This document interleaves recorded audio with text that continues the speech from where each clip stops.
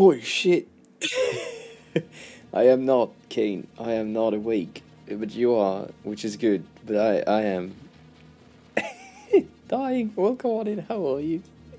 Ah, ah. Yeah, I've been good for the whole day, and then I stopped working, and then I pressed go live, and I am like yawning. I've been yawning for the past 5 minutes. Not good. Feels. Hi, how are you? All that. Sorry for the ads. I know you don't have them because you both are subs. Thanks a lot. Yeah. Yeah, no ads for you. You got a sub. Oh, fuck.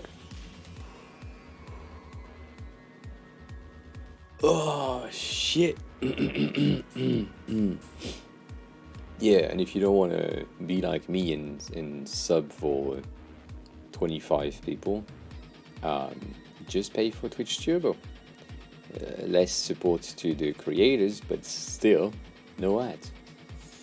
I have both. I have Twitch Turbo and subs, which I get subs for emotes.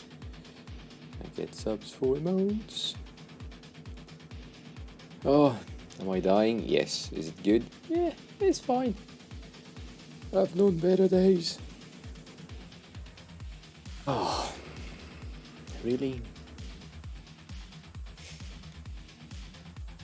So we have a lot of things to shit about, to talk about.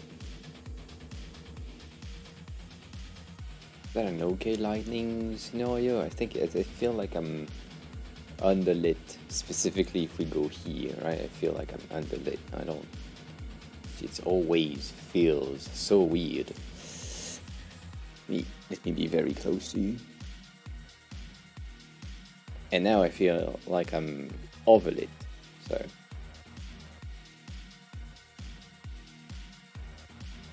Better? I don't know. Yeah, we have a lot of things to talk about today. Specifically, this thing right here. So, because I wasn't live yesterday, I couldn't cover the thing as we usually do, because I was tired. So, couldn't. Anyways, that's the thing. This Apple event was pretty limited in the benefits and the thing that was interesting. I feel like we have more. Lokesh, hi. Oh, come on in. We have new watches as expected, new iPhones as expected, new AirPods as expected. Nothing unexpected other than the new notch on the iPhone, which the Dynamic Island. I kill people for that name. But yeah, that shit right there, right? This is the best thing that they announced, basically. I am sad to see that it's only on the Pro models. I feel like it should have been on all models, just because they have the software. Why not put that everywhere? I don't know. Nana, hi. Well, go on in. How are you? How was your day? Lokesh, same question. How was your day? But yeah, it's the only interesting thing that they... I mean, interesting thing, no, not really. They announced a lot of shit, but... Suda, welcome on in, hi. How are you? Who are you? How did you find the stream? I kind of want to know. But we do design, help, OBS, stream overlays, all that. Currently it's chatting about Apple... thingy. not a lot of announcement, right? Like, as I said, they announced same watch but better, same AirPods but better, and same iPhones but better, and that's it, right? Like, this one is huge. I'm sad that they removed the small one. I feel like the iPhone mini was a very good size for people who have small hands, like my mom, for example, and my partner also. I feel like one of these would be too big for them, so I don't know. And as for yes, I am not the only one, but we are not a lot of UI UX designers in here. So yeah, very small amount of people. But welcome on. I appreciate you being here. You just play a game instead of doing project. That's good. That means it's a good day spent. So the 6.1 is the current iPhone's highs, like regular. But I wish they kept the mini. Anyways, the thing of the iPhone 14 Plus is they give you the size of the Pro Max with the specs of the regular, which is a good thing. So basically the last 2 years they said we want to go smaller with the mini, and then this year they said we want to go bigger, and so I guess next year they will go bigger again, and then maybe they go to something different after that. I don't know, but the improvement that they have made here are so insignificant compared to the improvement that they've made here, which seems very weird.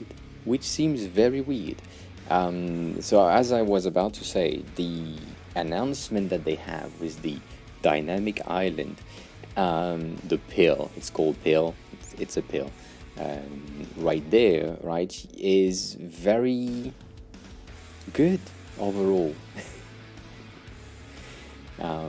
And I wish, I mean, it's an island, it's surrounded by pixels, so it's an island, but right, the animation that we have here now, all of these things that are dynamic, is the best thing that they announced.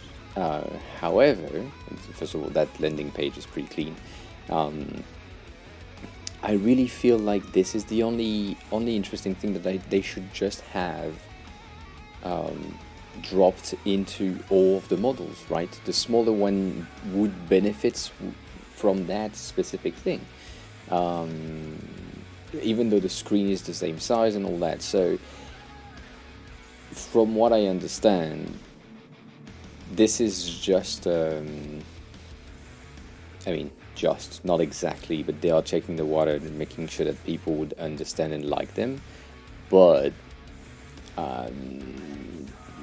Aiden, hi, welcome on in. I don't know, it's just weird. Anyways, these things, right, these tiny animations are what makes the dynamic island pill thing interesting. There is a lot of jiggles all over, so I'm not exactly sure if I like this, the fact that things are just moving. I will reload right after look at, but it's just, I don't know, I love what they created with it, but I'm thinking you want to reload this, right?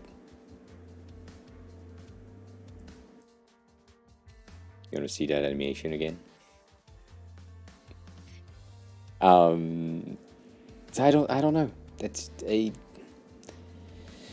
It feels like a missed opportunity on their end to not have implemented it in the other things. However, Nana, as you said, right, and I also agree with you, I would hope that this behavior of notification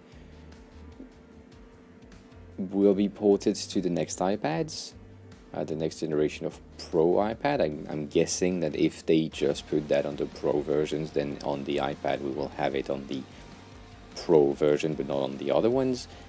Maybe on the Air, because the Air is like their most valuable one. Sassy, hi, welcome on in. You're not late, you're on time. Always on time, on your time. So, right, I hope,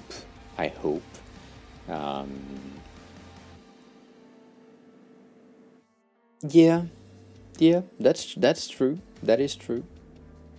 I haven't thought about it like this, but that does make you a wizard, yes.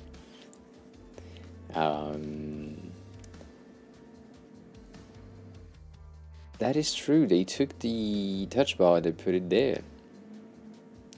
But now you can expand, so that's the benefits, right? You can now have access to a thing that notify you of things that makes more sense. Which personally, I think that the execution is magnificently done, right? The fact that you just have that fucking thing right here, where I'm guessing in about, I don't know, a day, we will have this company say, "Oh, that's our logo. Why did you do that? That's us. Why?" You know, American things, right? Because that's the same shit. It's just extended stuff. Makes no sense. And then if they do that for real, we'll end up with I will end up with a lawsuit because I have the same thing with my logo. Thank you. Oh shit, I forgot to refill that.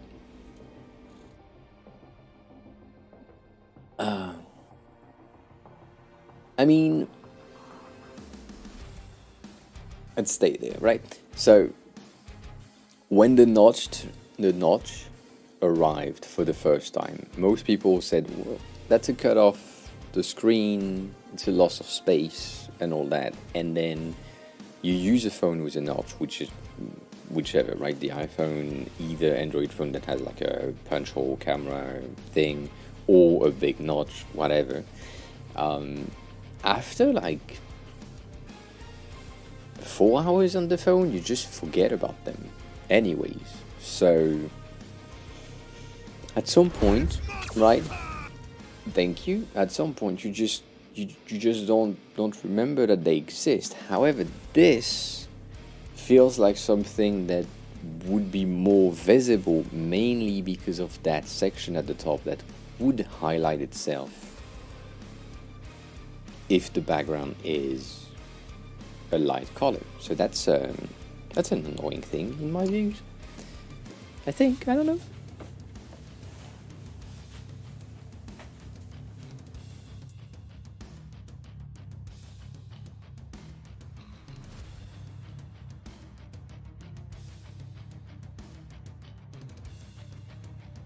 You got 3. 1 for free.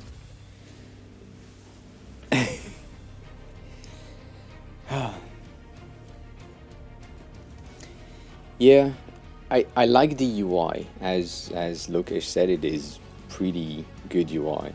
Oh,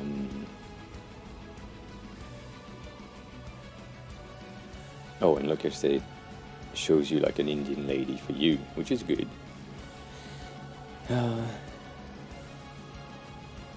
But I'm trying to.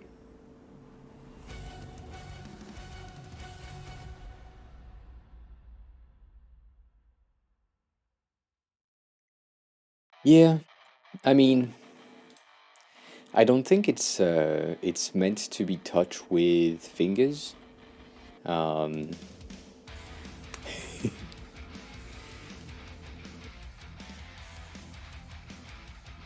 I, I feel like it's more infomercial, like info based rather than action based.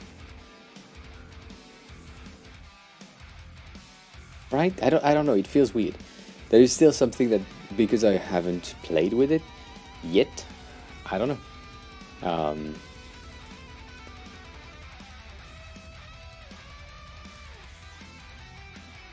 What do you mean? What do you mean see more and then I can't click on that? Because it's an ad?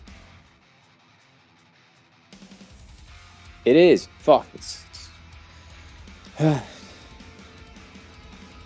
They think it's an ad.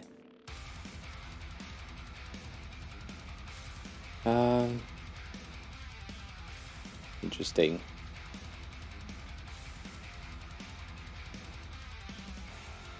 That's it? That's not a lot.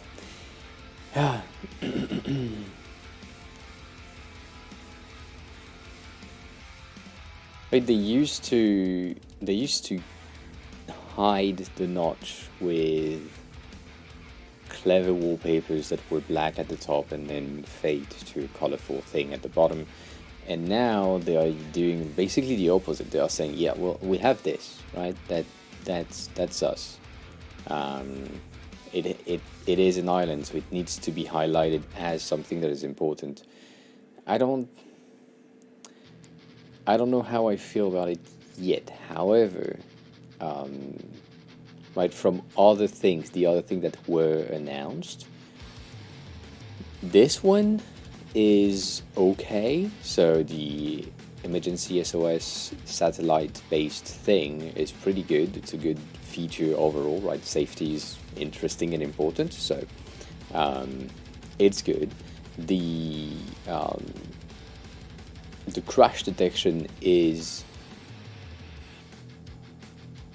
very good, and I really loved how they ended the explanation of crash detection, as in, so when they presented the phone, right, the video that was playing, they ended on the new features with crash detection, and they said, I mean, at least the video said, marketing is good.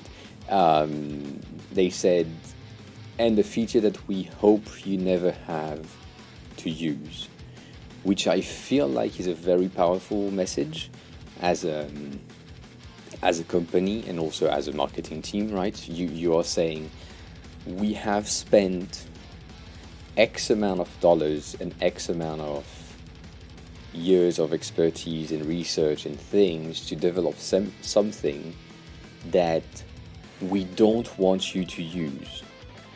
But if you have to, it's there. Which I feel is extremely powerful. Jet, thanks a lot for the log. Enjoy your day. I mean, enjoy your night. Go sleep. Go sleep. But yeah, thanks a lot for the log. I appreciate it. So yeah, I feel like it's I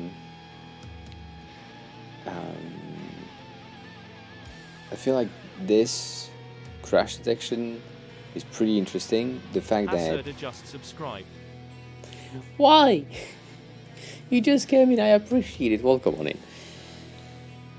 Thanks a lot for the sub. With your Prime, you get just one of these, so I appreciate you wasting it on my stream. We don't need the subs, but I appreciate it so much. Thanks a lot.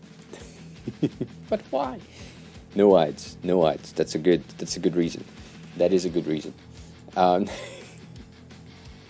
So yeah, crash detection feels very, very good. And then the satellite things, the only thing that they mean with a clear view of the sky is that you are not in a building, right?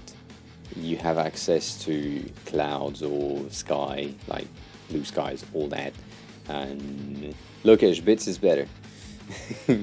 As a streamer, bits is better. As a viewer, sub is better. You get more stuff with the subs. Get the emotes, by the way. Suda. you have access to all of these emotes now. I mean, not all of them, but almost all of them. So yeah, this is pretty interesting. The feature itself, I mean, I have some very specific views on some of the features that Apple is developing and putting in the new hardware that they have. In my head, and probably I'm wrong, and I hope I am, but in my head, some of the features that they announce as groundbreaking and only available on a certain type of device could be implemented in the older versions, like the satellite emergency service. I am 85% that it can be implemented because we already have the GPS thing that is basically triangulation from cell towers, but also satellite based sometimes. So, right, could be less effective, but still good. Everything that is from the crash detection, the thing that they use, right, the accelerometer being more sensitive than the previous one, meaning that they can detect a specific amount of G-force going through the person. Yes, but I'm sure that the previous one can detect, like, when it's at its highest capacity of accelerometer things, then we just detect it just in case. And I'm sure that that could be implemented in the previous generation. They also say that they use the mics and the A16 Bionics inside to make sure that the situation seems like a good situation to, like, detect a crash or something. But if you have used machine learning with sounds, then you can, like, recognize sounds as a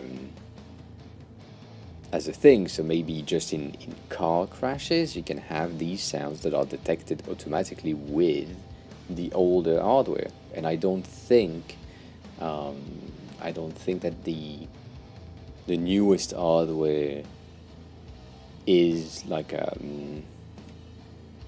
how can I say that?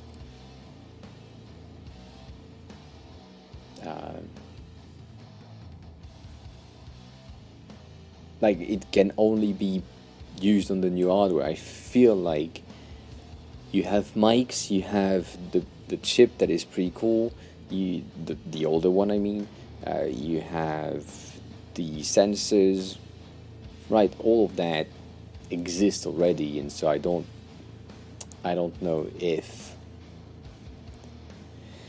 it couldn't just be pushed through the software update as just a base or a basic crash detection, potentially, right? Which meme, Lokesh? Maybe.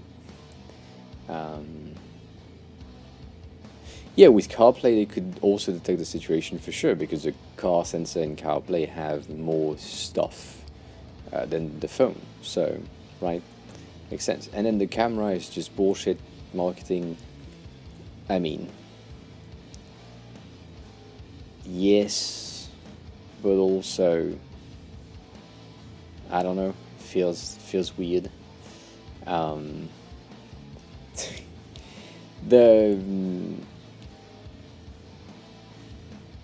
The 48 megapixels thing is, to me, at this point, with the amount of time that I spend on Android, the 48 megapixel is like, we've been at 108 since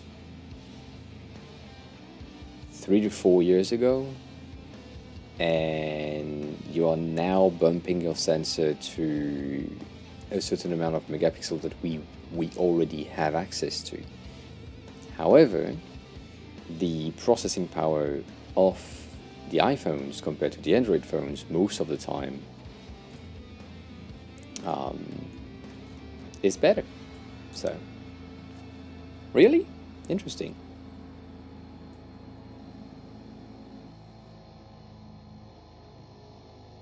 Maybe they counted 2.8 on this one, 178 on this one. Interesting. Yeah. It would affect the sensitivity for sure. If you change the f-stop. That's a detail that I haven't picked up. Interesting. Good job. And then yeah, as always, right? They just tell you, well, we now have the A16 Bionic, which is better than the A15 Bionic. But I mean, if next year they come out with the A17 Bionic and they say it's the same as the A15, I would be like, fuck you. Not paying more. So it's like you're telling me things that I know. And I don't know if you have seen all of these tiny things along the page. So let me just refresh that page. There is a teeny tiny icon that has been visible on that landing page throughout your scroll experience. I will use the trackpad to have a smoother scroll experience. But this tiny icon right here,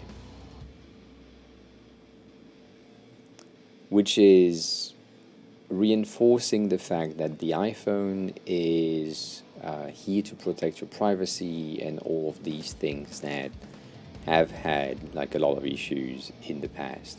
And if you look at it on the page, this is the first one. We have one here. Then you scroll, you end up on the next section. You have a second. You have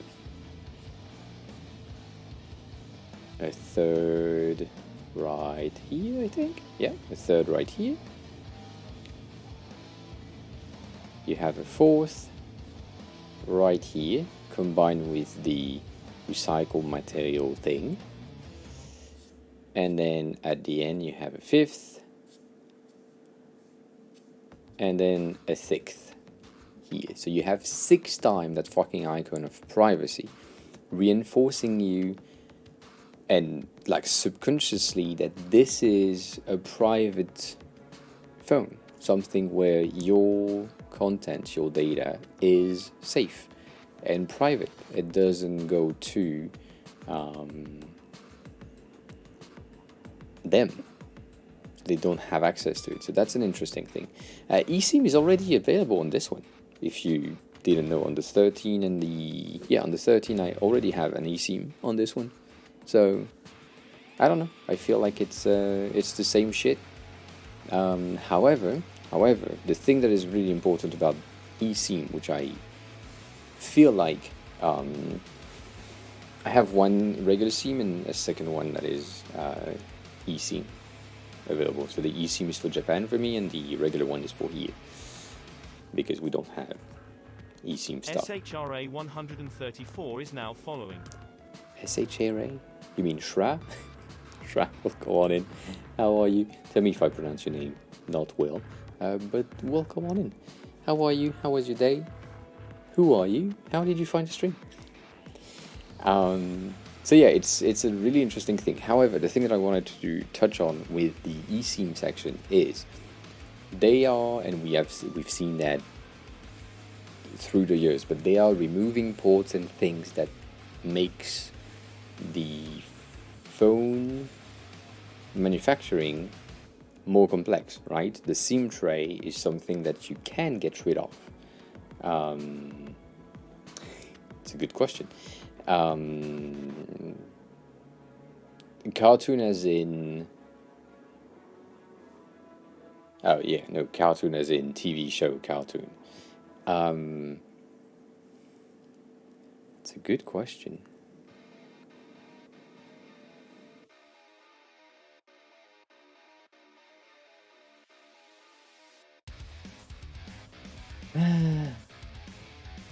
If you are from the US, you probably know the Looney Tunes.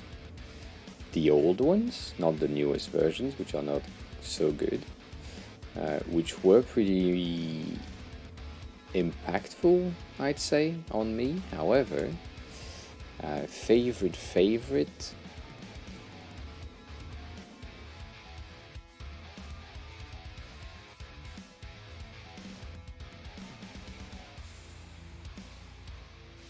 I don't know. I didn't really watch cartoon as a kid. Didn't have, wasn't allowed to, for real. So, not really. Tom and Jerry, yeah, but also because I'm French, the cartoon that we had were translated first of all, and also different. So the one that I know, probably not known on your end. But good question, interesting. So yeah, so going back there, this bitch ass thing, current song.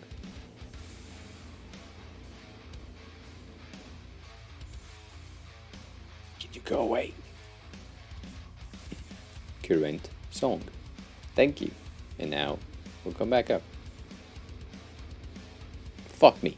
Anyways. The thing that I was about to say is the Apple is getting rid of things, right? The headphone jacks, the eSIM SIM tray will go away probably. The charging port is supposed to go away at some point because we have MagSafe now, so it's better. The power puff were good.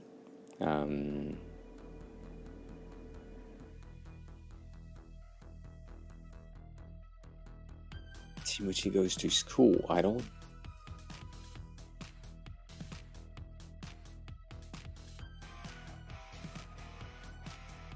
Timothy goes to school. What is the premise of that? Because maybe it's another name here. It's interesting. But it seems like something that I know for some reason, even though on my side it wasn't called Timothy. It was called Martin Matin. So very weird. Pokemon, yes, but not exactly as much as we didn't have as much. I mean, personally, at least, I didn't have as much impact with Pokemon. So I don't know. I don't really know. All right then.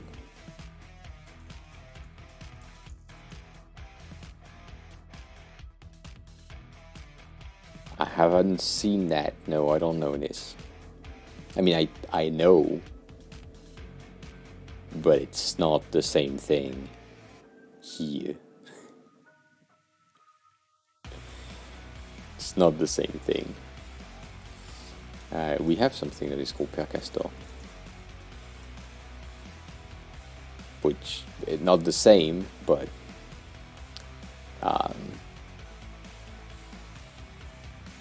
similar. Not really. Not really Mr. Bean animated. I don't think it's a French knockoff. I think that's a different thing. So this one is just the premise of this is you have the children's that goes to the father or grandfather basically, and just the grandfather is reading a bedtime story. So it's a short-ish things to read the stories to children, and it was pretty interesting. I mean, it was pretty interesting.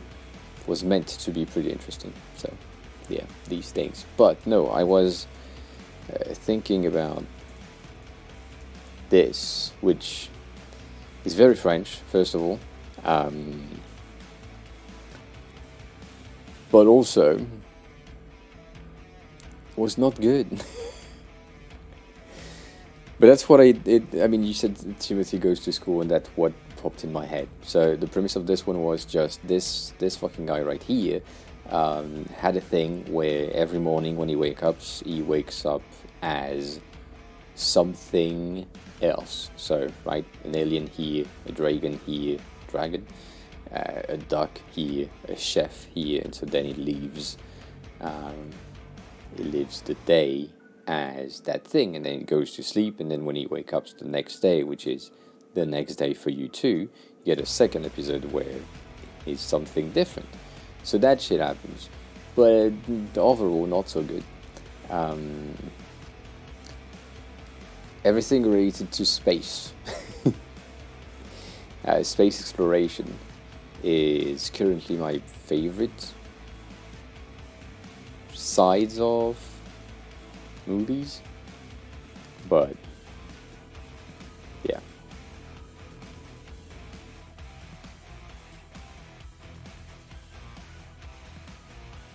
So, still want to finish this one. So they remove ports right here, and they also remove the phone. If you haven't picked that up as a trend, they are slowly removing the phone from your hands. Not yet. It will not be there until, like, I guess 5 years. Maybe 6. Specifically 6 to be on the iPhone 20. But the trend that we are seeing is they are removing as many things as they can and adding features as to replace things that they get rid of. So better Bluetooth, AirPods, better no charging port, MagSafe in the back, SIM tray, eSIM, all of these things. But then the thing that is the most important thing that some people on TikTok pointed out is the watch. The newest watch and the newest generation of watch are very interesting for some very specific reasons. Like this watch right here as phone capabilities right off the bat. You cannot decide if you want the one with the phone capability, the GSM capability, or not. It's built in, so you will basically move through from your phone to just take your watch out, and if someone calls you, you can just pick it up and it's fine. And if you have your AirPods, it's connected, so you can have a conversation with it with no issues. And so they are removing your phone slowly. It's not, as I said, it won't happen in a day, but I guess it's one of their main goals. If you haven't also picked that up, this amazingly presented marketing thing right here is, how can I explain that? This is a subconscious thing that they did with that image of the presentation of the watch. We already cyborgs Kane, so don't worry about it. The thing that we have here, can you see the hidden message on that specific image? Because there is a very, very specific subconscious message that is present here. Yeah, there is a hidden message. If I put it basically centered.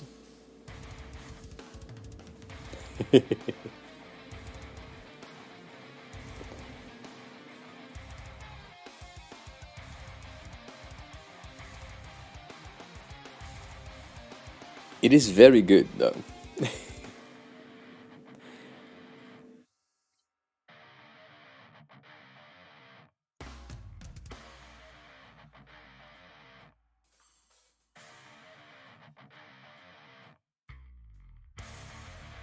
It is very good. Not exactly. Not exactly. So, let me unveil the hidden message right there. This is a very, as I said, unconscious thing, and This specific watch is made for adventurers, right? It is made to be robust, to like survive a lot of time. Like, I don't know, something that is infinite. So if you look at the way that they have the bands and the watch faces, the needles as they are called, they are creating a figurehead of infinity, which is subconsciously showing you this is an infinite piece of tech that will unlikely die, unlikely break, and it's just there. It's not presented as an infinite symbol, right? But it's still, I can see it very, very much when I enter on that image. I was like, yeah, this is Stacks, welcome on in. How are you in here? How was your day? So this is a very, like, as I said, subconscious thing that just tells you it's a sustainable-ish type of watch that will be with you for infinity, even though next year you will just change it because there is a new model. But that's a tiny thing, and I saw that like directly when I loaded that page earlier. A bow tie would have been more flat here. Stacks, good job, congratulations on that.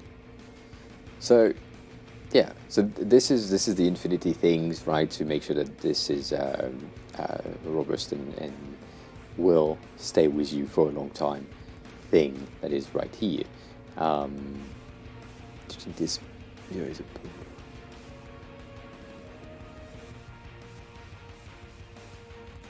Yeah, I mean, I don't have like a watch, so I was thinking potentially buying one of these. However,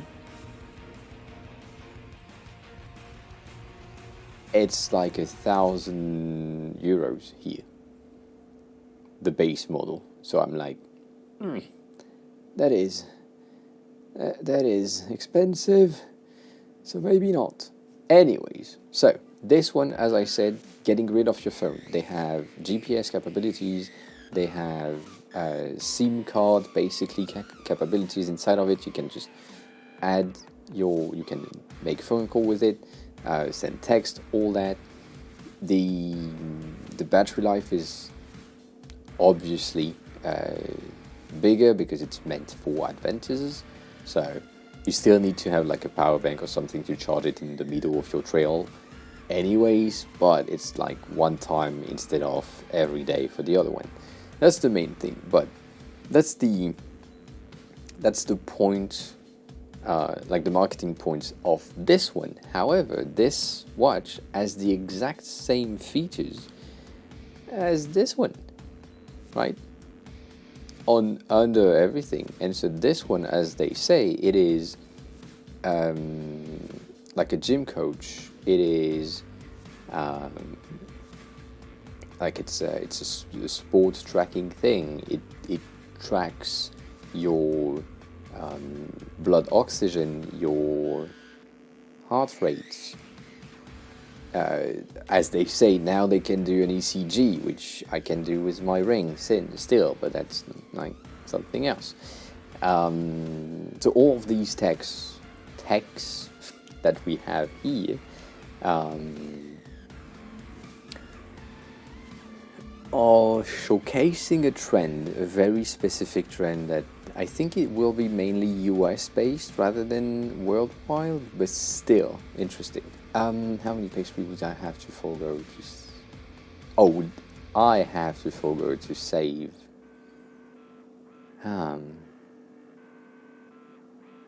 I don't do daily cake, even though today I ate 3.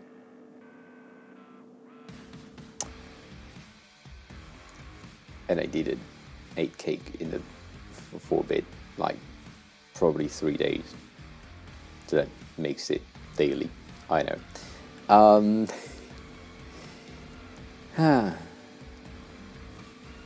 Well,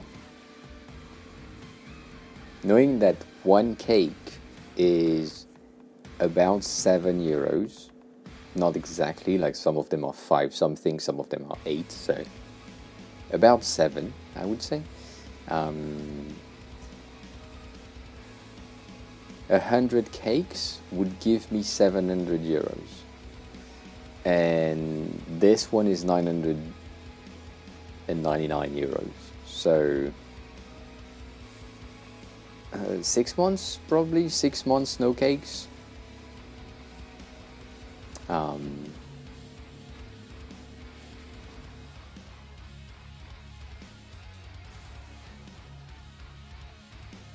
Yeah. So I don't. Long time no cakes, indeed, indeed. Uh, so it is a pretty interesting piece of tech. Anyways, I've been looking at the Watch Series 7, the previous one, that was interesting to me, but now like the version that has like a better battery looks interesting. However, it's way too big for my wrist. Remember that this is the watch that I have, and this smartwatch right here does most of the basic things that the Apple Watch can do. So I have sports tracking gym session in there. I can look at my heart rates, the distance that I walk through. It's not as accurate as the stride, as it's called, right? The distance in between your feet touching the ground and your feet touching the ground again. But still, it has the basic features are very similar, and I like this one. It looks like a watch. It doesn't look like an Apple Watch, so that's one of the things. But the main point that I want to say is most of the new features that they announced on the iPhone, the Apple Watch, and probably later on some other tech that we haven't seen yet is health related. So making sure that your health, overall health, is in a good state, that you sleep enough, that you exercise enough, that you eat enough, that you are not in an accident, that you are not stranded somewhere, and all of these things. The person that said that on TikTok, so I forgot their name. If I find back the TikTok itself, I will post it on Discord. But they are like an AI researcher, so I trust them with that. They say that their belief is that Apple will become a health provider, and specifically, and so I'm saying that specifically mainly in America rather than in the rest of the world, but probably in the rest of the world as well, meaning that as soon as you have an Apple certified health clinic or ER, whatever, you enter the building, they are notified that you, with your medical ID that is logged on your iPhone or your watch or whatever other thing that we will have later, is sent to them. They have all your information at a glance. You don't need to say anything. So if you are like in a car accident and you need blood transfusion, they don't need to ask you. They don't need to test your blood. They don't need to do anything. Everything is already stored. So in terms of convenience, this is great. In terms of privacy, going back to the thing that we talked about before, this is complicated, right? Because it's extremely sensitive information about yourself, your inner self, and that can be accessed by anyone that has the credential to say, I'm from an hospital, so you have access. I give you access by default. So I have like a bit of a dilemma in there, but I think for me personally, convenience is better than inconvenient things. So it's no, we have eSIMs, as I said earlier. This one, the 13, as eSIM is eSIM ready. The US one is eSIM only, which is different. And so eSIM is just getting rid of one port. That's it. So you don't have the SIM card tray on the side. The thing that is pretty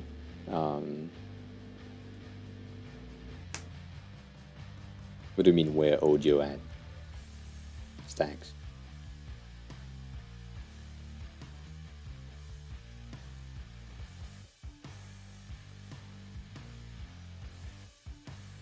So eSIM is a bit different. Let me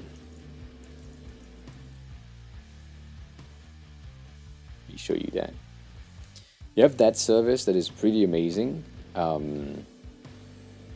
You have like an app and an account on Get Contact, and you can say I need a SIM for friends, and I need that specific amount of data.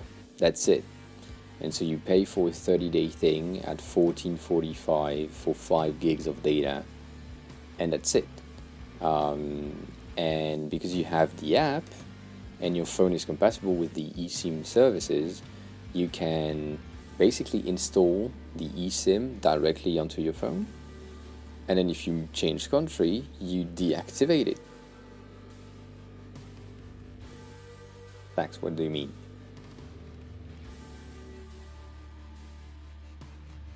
It's muted on your side.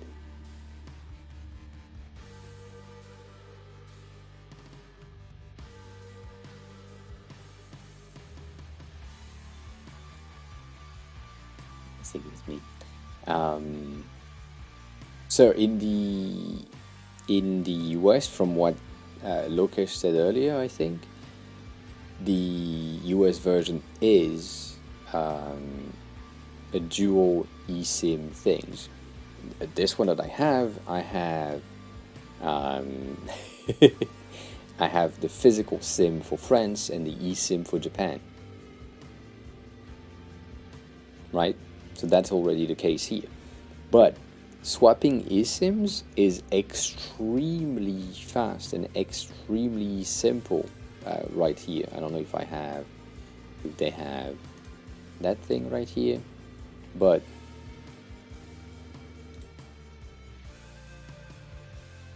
you can easily say, well, I need like a SIM for something else or for a certain country, and you can just swap your country in no time. So for me, for example, I have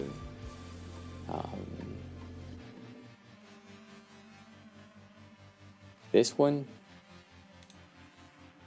and that's it. Can't do that right now, but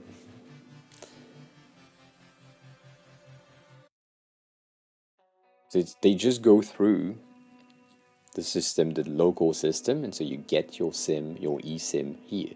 And if you want something that works globally, if you just want to move from country to country, you can just get this one with a 5 gig per month, which is not a lot, but still, for 23 it's okay. And yeah, you're good. Like for 46 with a global thing, so you don't even have to think about it. You change country, it's just changed for you. It still works. You still have data.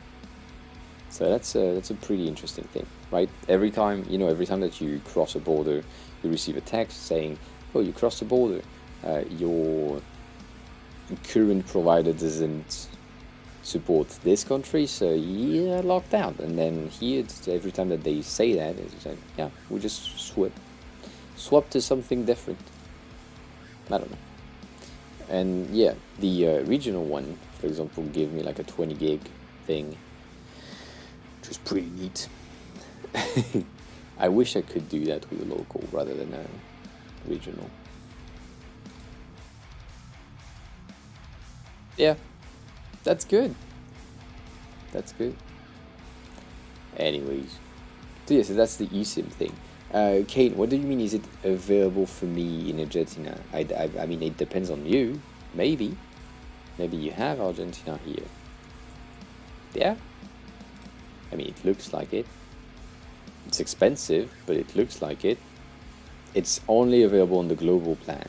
It's not available on the on countries thing. But maybe that's all you need. What do you mean you don't get it?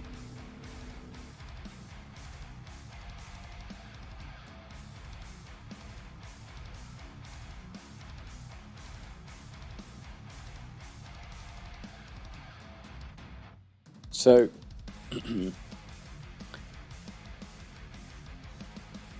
an eSIM is the exact same thing as a physical SIM. However, it can be swapped without the physical. That's it. So some provider, like my provider in France, has the ability to give me an eSIM version of my current physical SIM. And so I can, if I wanted to, switch my physical for a non-physical one, an NFT per se. And so how it works is just the internals of your phone already have everything that it needs to say, how can I say that? The SIM is just the receptor of the antenna. So the antenna is saying, well, the phone is saying, well, I have that ID, that ID as in ID, ID number linked to my SIM card, and I need to go through the network. The network is saying, well, with your ID you can go through. So that's what the physical thing is doing.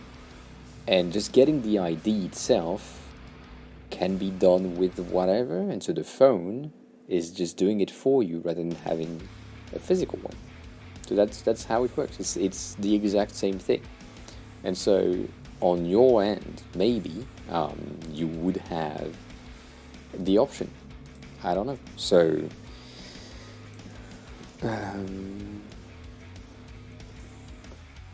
right, for me, it is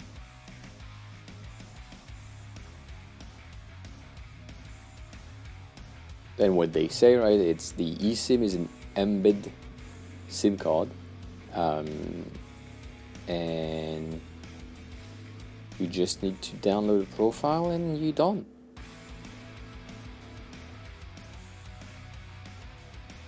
The only thing that is annoying is they fucking make you pay for it because they are French.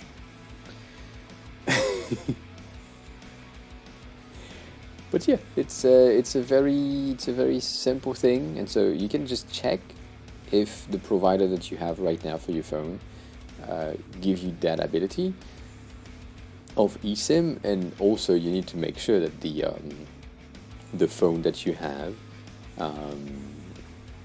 is also provided. Nishis, welcome back. Please share the problem. How are you, by the way? How was your day? How was your weeks since last time? All that. But yeah, send the problems. We need IDs. So, right, you can just check if your phone is available, and if your provider has the option, and if it's not the case. The first thing first, make sure that your phone can have that before you ask anyone if you can have an eSIM. But yeah, how good is expensive tech? You mean the Apple stuff? Well. The watch is good. The new features are good. It's too expensive, but also for the convenience that you get, it's fairly priced. So, debatable. Debatable, right? Debatable. I still feel like this one is way too expensive. I mean, $900 for something, so it's basically this is the same price as the MacBook Air here.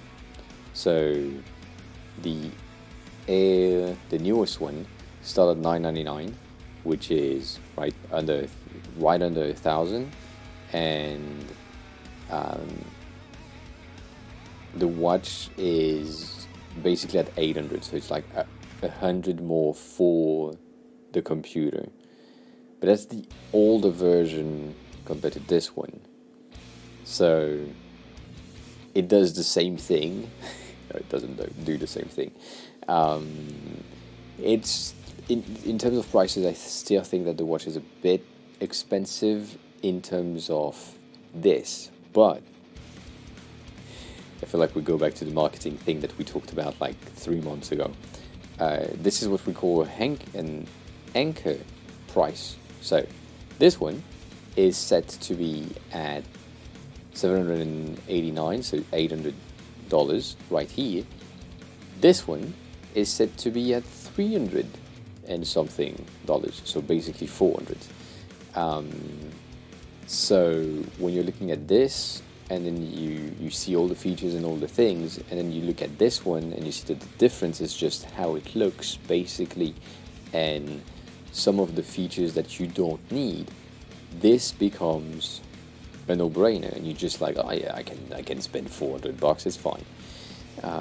So right, and then you have this one which is even cheaper, and you're like, oh, let's do that. I needed a watch. Let's do that. So, right, complicated. Right, look at that. The SE is like $300. Damn it. And this one is 800. Like 250, 400, 500. But yeah, it looks neat. I like this one. I like this design more than this design, but it's too big for me. Probably won't buy one. I'll probably buy the iPhone 14 though. Probably. Also because I mean, it's sad, but they make it basically 50% off. Because I have the 13. Because I have the 13 Pro in a very specific model, they give me back like a lot of cash back for just not exchanging, but like getting the new one. And so, yeah, I don't know, feels weird. I don't know yet, we'll see. But yeah, to answer your question initially, it is, the iPhone is good. The iPhone Pro is the best thing that they created specifically for that top section, that top section at the top, yes, that section at the top, right here, and that's it. The rest of the phones are the same as the 13 with a better chip, and the rest of the watches are the same as the previous one with better specs. The AirPods are the same thing. Oh, the AirPod Pro, to be honest, the AirPod Pros, the newest one, have better battery, which I feel like is or was the down points, still is, of these ones, right? The regular Pros, current first generation Pros. They have like a battery that stays or lasts 4 hours, and they said that this one is 6 hours right in the tiny package that they have. So that's a very interesting thing. That's a neat transition right here. Yeah, they spoke a lot about shit that makes no sense. But yeah, they have a lot of things that seems interesting overall. I really like the fact that they broke an entire case manufacturer business with that thing right here. So they have the case, right? Regular case, all that. Currently we can't add a lanyard, and so a lot of companies are creating like silicone cases that you can put around your regular case to get a lanyard. And right now they just say, you know what, let's put that in as a starter. It makes sense. And then they have a speaker so that they can behave as AirTags, and wireless charging, all that regular thing. The only stuff that I love about the newest one is the noise cancelling in non-noise cancelling mode. I don't know if you picked that up. It was really interesting. So in the transparency mode, health shower. Hi, welcome on in. In the transparency mode that they talked about,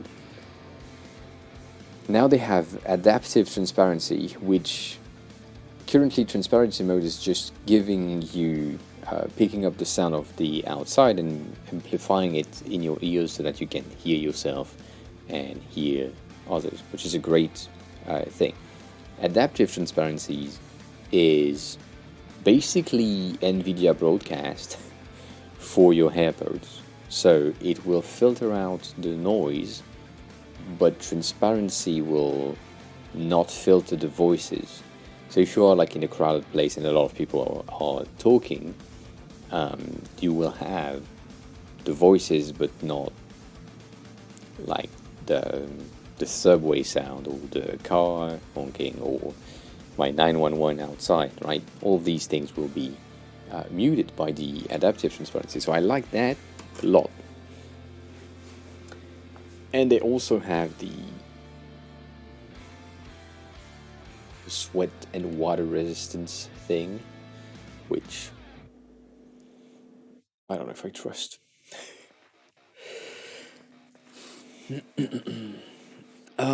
So the problem, I have a project where there is a concept where you can create a workspace, you can add new data, models, but that can also be done separately via left navigation while adding data and model. The form has 5 fields with 1 upload file section. Yes.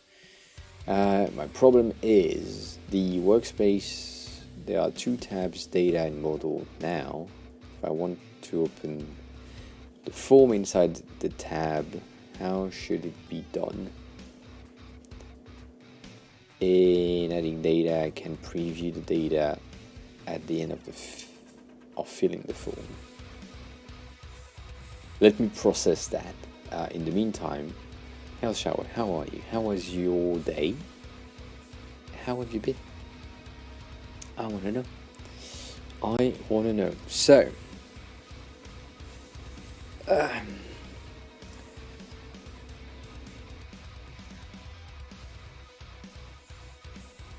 what do you call model?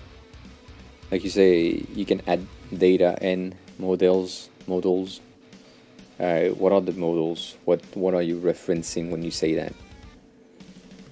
Because that might means different things to me.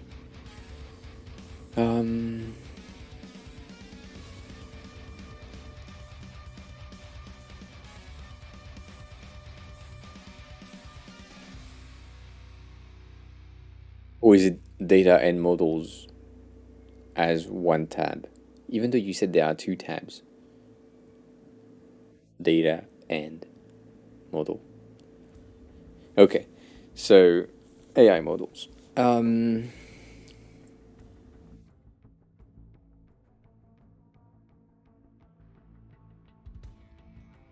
Does the 5 fields form apply to the model and the data, or do you have different forms for data and a different form for model? That sounds weird. Yeah, is it multiple forms? That's the question. I'm guessing the answer is yes,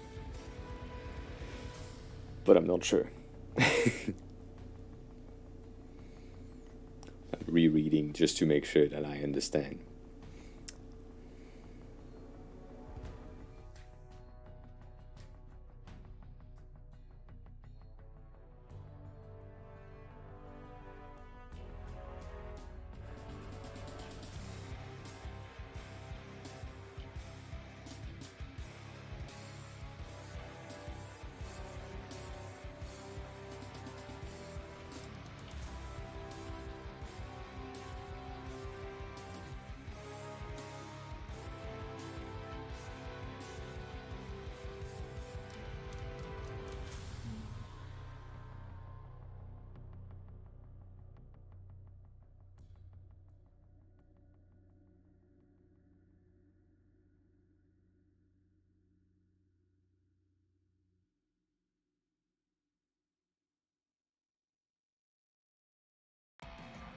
it will go on YouTube if it goes on my stream, so let's not do that. You can send me a screenshot on Discord if you want to, that I can just look at without sharing it on my stream, but I don't want to have like a Figma file open and then talk about it and no one can see it.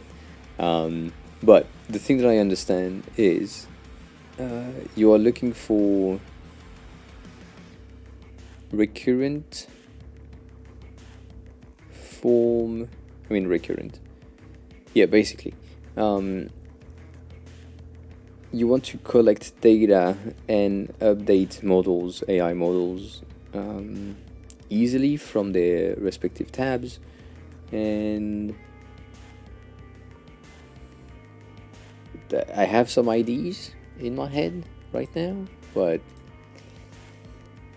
I don't know if that will make sense. Oh, and Lokesh, thank you for the screenshot. I haven't seen that. Interesting. But yeah, image is very location based, so that's good. I mean, that's good. That's the dynamic island in India. So we have an Indian person right there. Where on my side I had like I think she was Filipina, but I don't know.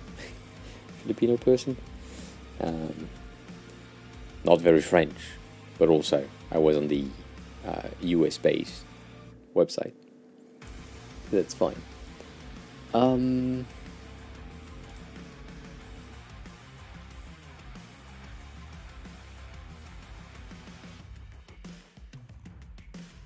That's a lot of things, and also I recognize these icons again. It makes sense to me. However, you will have like a lot of issues. I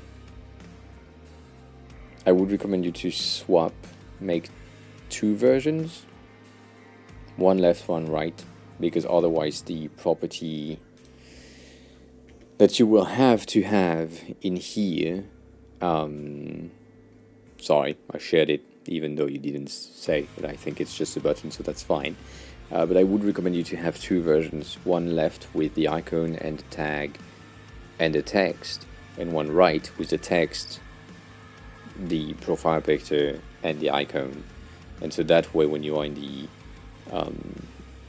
the property, you will have the ability to just say, is it like a right oriented, is it a center, or is it like a left oriented, and then you have specific variation. So that, yeah, something like this, much better, as separated elements. That way you will get like a better, easier in the long run to manage specifically with the Figma properties. That's the only thing. Otherwise, yeah.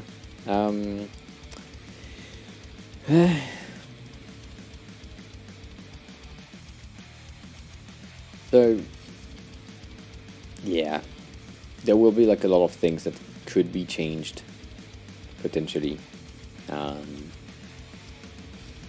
Yeah, so that's the thing. If you get this one, you get as an equal padding on each side and top and bottom, and so that's okay.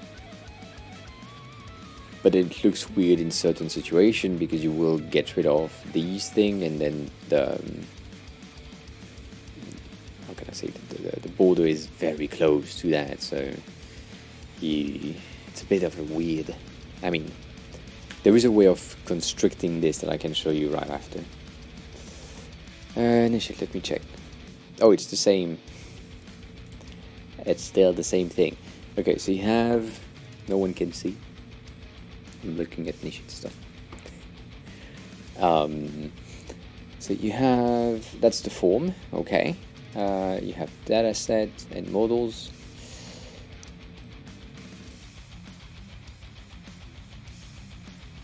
Yes.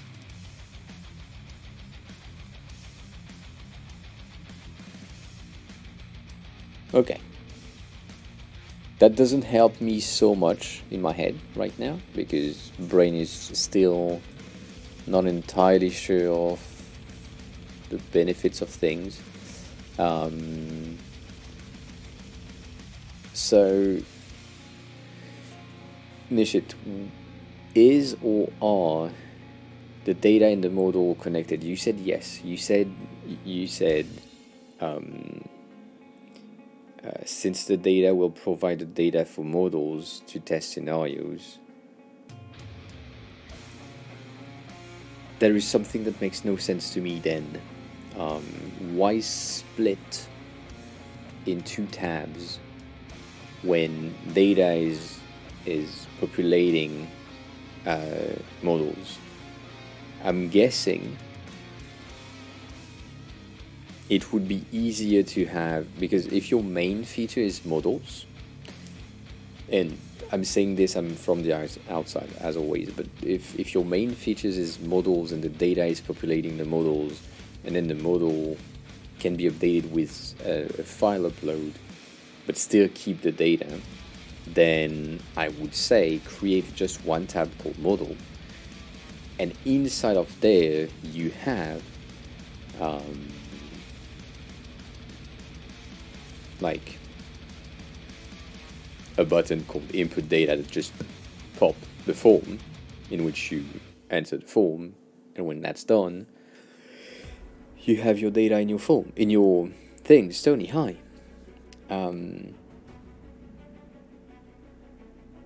What do you mean, into an alien? How are you today, Stony?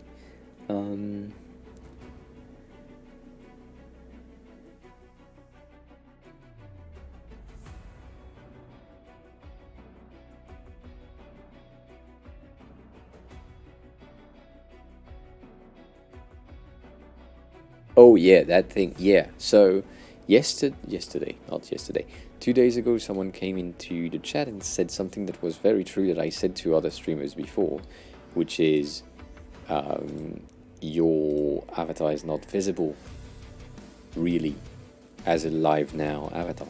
So we changed it with a bright green thing. That way it makes sense. That way it makes sense to me. So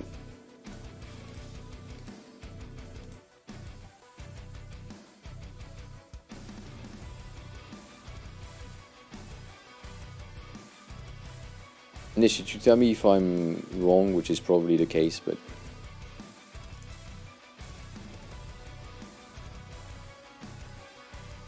shit.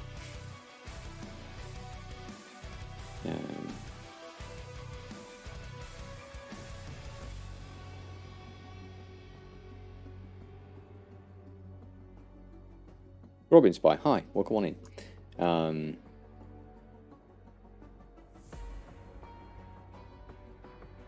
I'm okay. I'm tired, but I'm okay. Which news, Robin Spy? Maybe not. Maybe not. Really?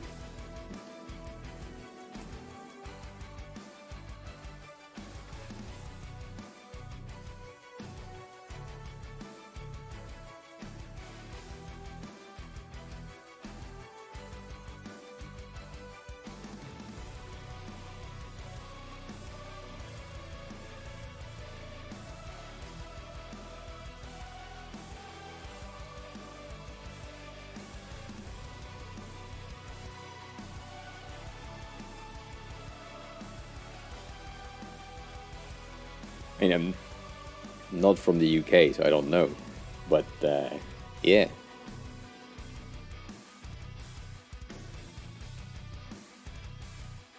She was younger than my grandma. Sorry. Grandma beat her by 2 years. Not even 2, almost 3. Bad, Ayo, bad.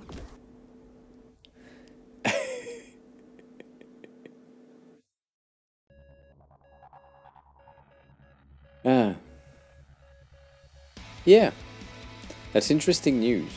Thank you for telling me. Wouldn't have known.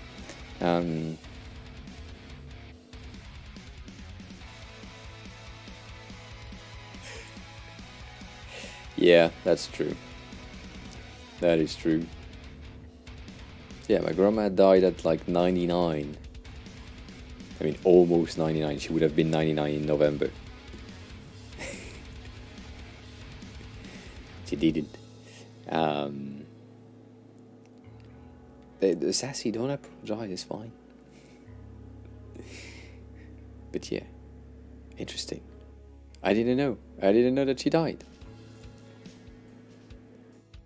But that's a good. I mean, that's a good thing in a way. Yeah, Stony, this just happened. If you want to apologize, you can, but it's no use. Don't have to apologize for that. Yeah, I don't know. I feel like it's an okay thing to happen. Something that should have happened at some point, and 96 is not that young, anyways. So life happened. I always say that. I always say that.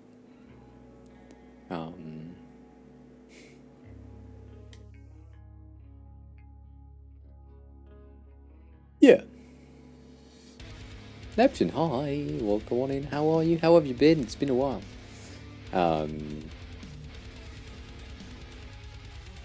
Yeah, take all the time you need. Always fine. And yeah, she made it through the pandemic, and then now that it's kind of finished, then did. Neat.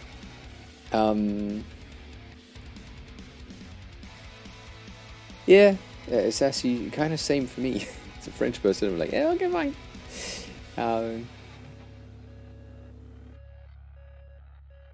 I'm good. I'm tired, Neptune, as always. That never changes. But yeah, we are. I mean, I'm trying to help niche it, but also it's complicated without having the ability to see, no, not see, but share things on stream. It's a bit complicated. But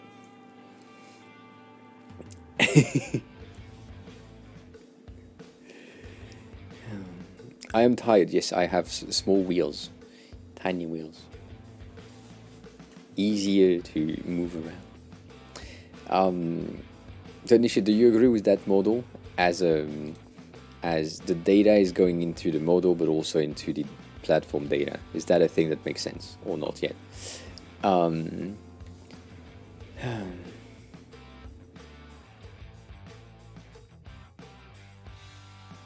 I mean, Stony, is it like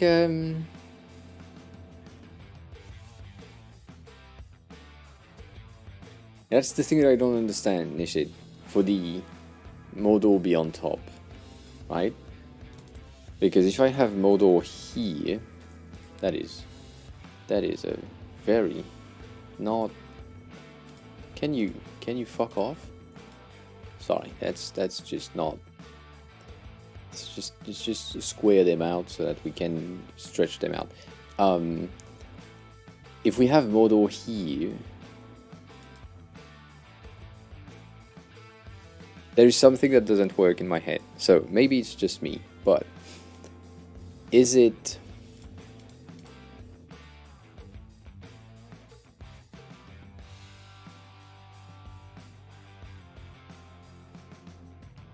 Is it this?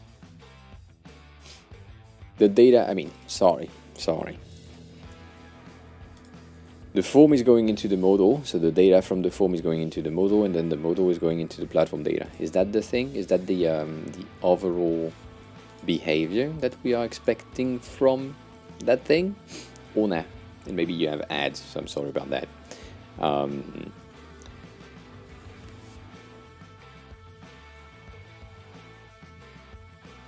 What is MVC? I don't know what MVC is.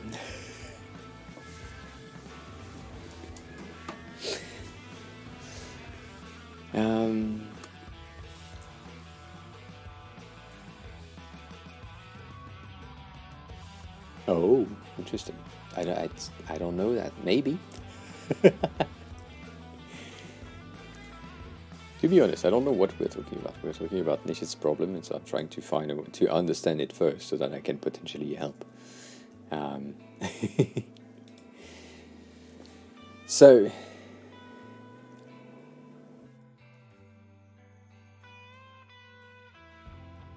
interesting. We are working currently on a data collection system on my side, so that's why I'm like, maybe I can help, but also maybe I can't, as always. So I don't. There is a thing in the flow that I don't understand entirely.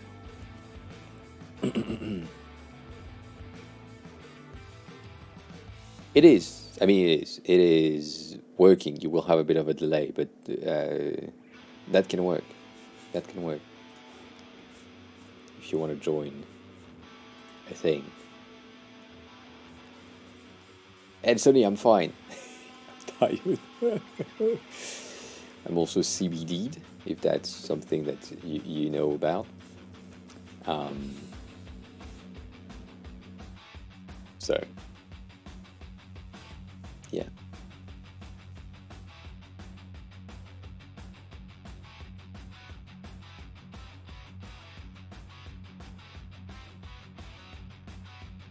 That makes sense, right? That kid Neptune just resubscribed for 3 months. Yay sub, now I can avoid the ads. I was about to say we might have lost sound.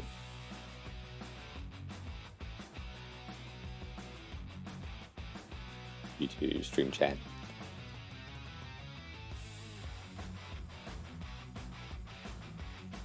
Do you have sound at the same time?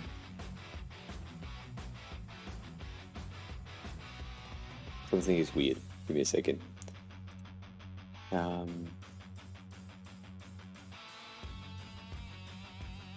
can hear myself.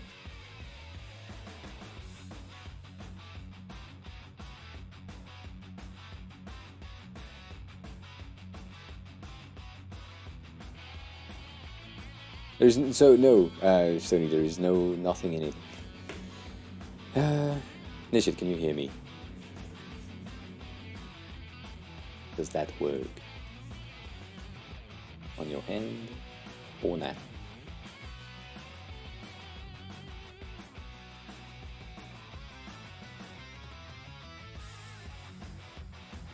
Did we lose sound?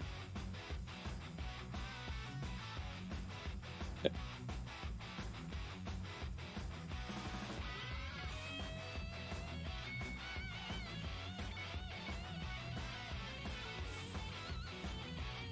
I can hear you. I don't know if streamers can hear you.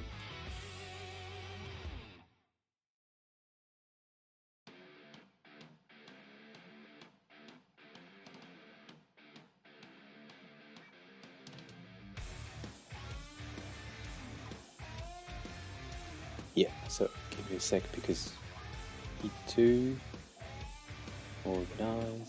Can you say something just so I know where you are coming from?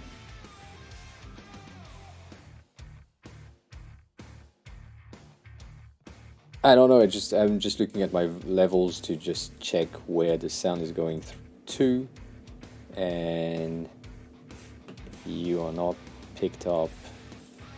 You should be heard now. You're on the stream now.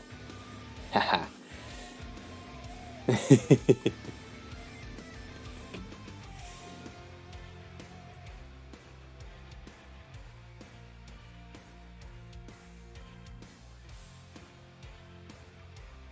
Yeah.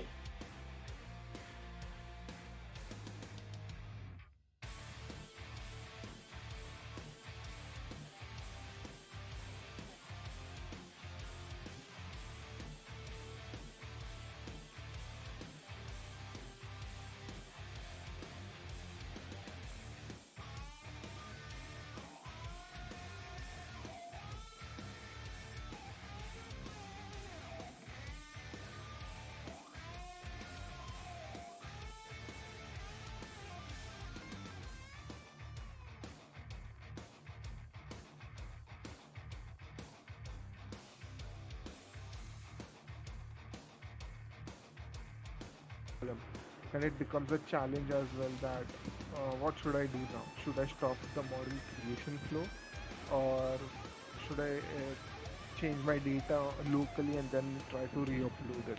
I mean, there are a lot of other scenarios which come into picture, but the general trend which everybody follows it is, and all the competitors as well, that you upload a data set first or a file first, and then you create your model.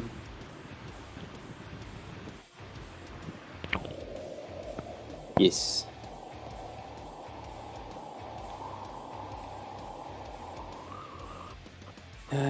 Okay, that's a bit of a. Yeah, I mean, it's it's a the thing bit that of I a, don't really know about.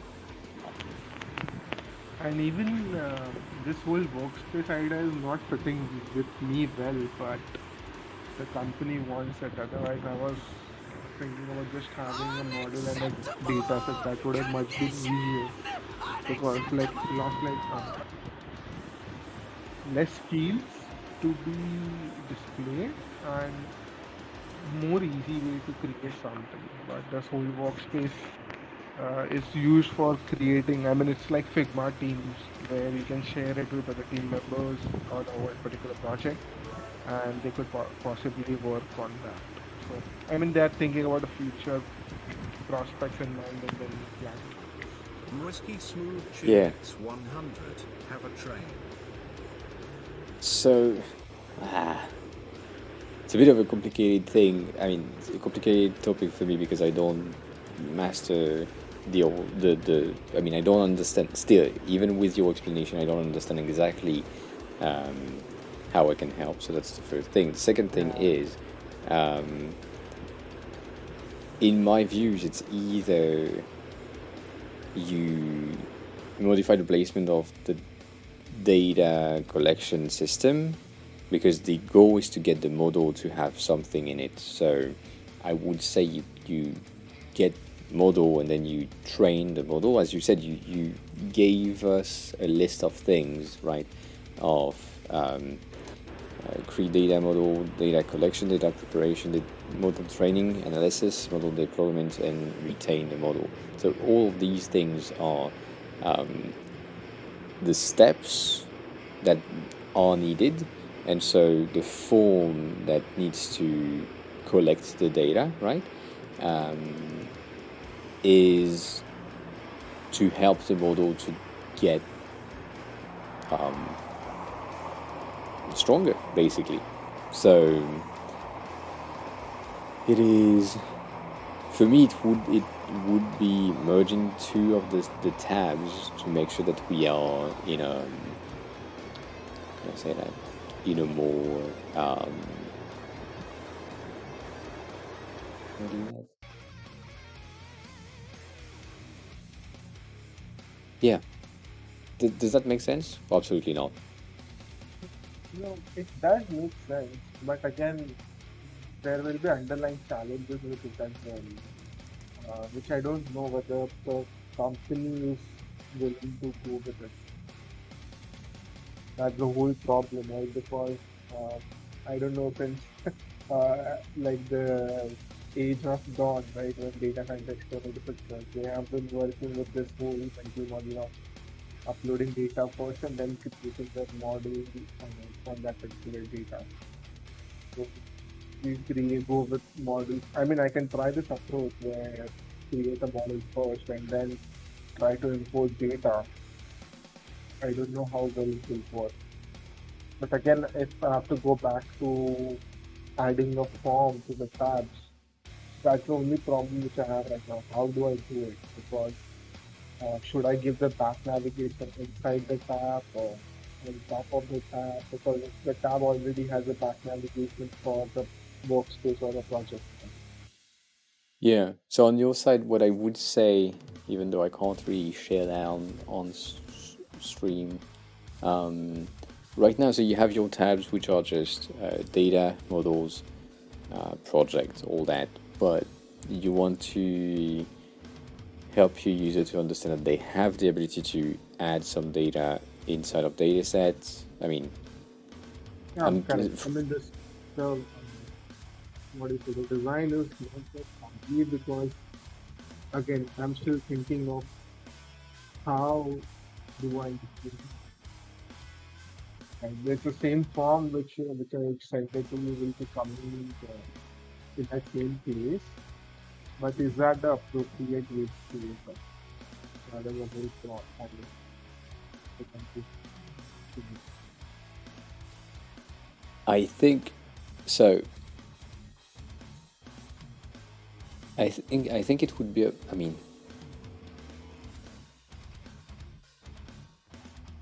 I think it would work to have like a button on the top of the dataset section saying that you can import data from here, so get the form from there. And then on the tab themselves, on the sidebar, you could have like a more button or a plus on the side, like the far left section, just to like push the people to get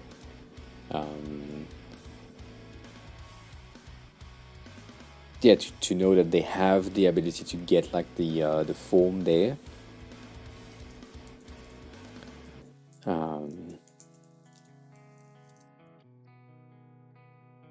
I don't know, does that make sense to you?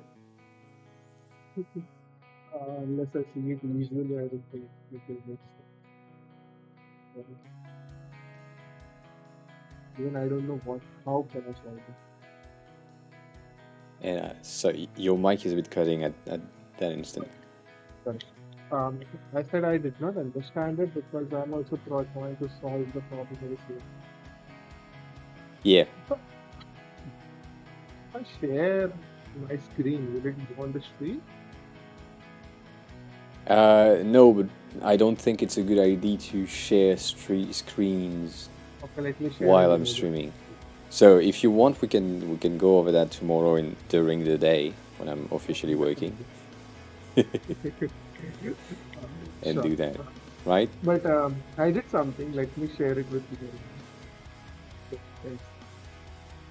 Tell me if, I mean, I know that is a wrong approach, but that is the only thing which is coming to my mind. Yeah, there's no wrong approach, it's just a different approach. Yeah, correct. But it's just that I do not want to complicate things which are already done.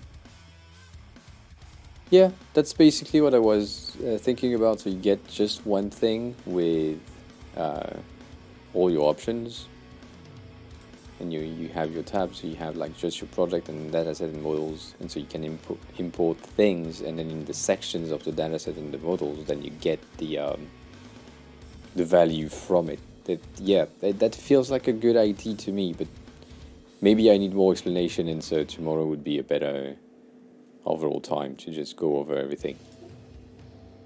Okay. I mean, you can just tell me what time you're free. Maybe before stream if you are, or just your free time. And then let's go. I mean, we can discuss that. Because I have another project also, which I need some thoughts or second opinions on how should I do it. Okay. Yeah. So send me a message on Slack, as always, or on Discord, whichever. Tomorrow. What time should I join this? Do you have a preference? Not really, just whenever, and then if I'm free, I will tell you. Okay. Good. See you tomorrow. Good. I'll see you in chat.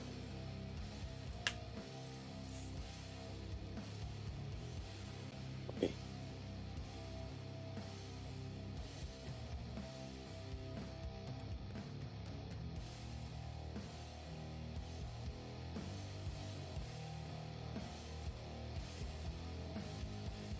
Good. Sound is okay. Sound is fine. Are we good? Music is fine. Was a bit complicated with the Discord thing at the same time. So I missed the hype train. Mr. Whiskey Smith, welcome on in, and also thank you for the 100 bits. I appreciate it. And yes, this is the month's theme. That bitch ass thing that doesn't want to go away. Current song. I do. I do sell things on Gumroad, Mr. Whiskey Smooth. How? Why? Why?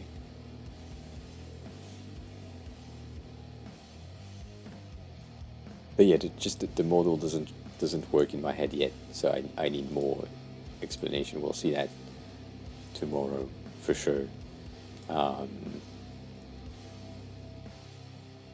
Do I have the research in here? No.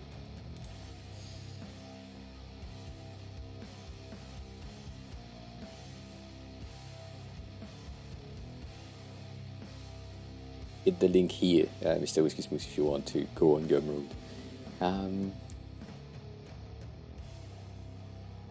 Study, you said you've been moving over to local data bit by bit. What do you mean by that? You just like change your server to local things? Weird.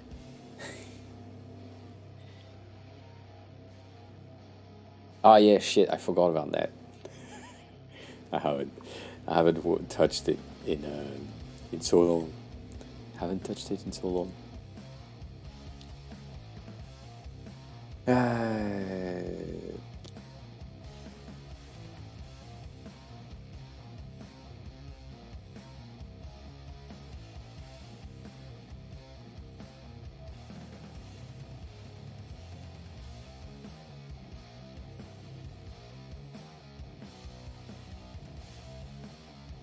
Aiden, I don't know what Stream Elements OBS backup thing is.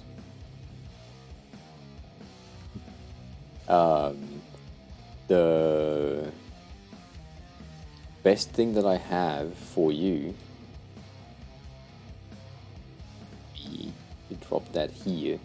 The best thing that I have for you is, let me go, let just drop a file.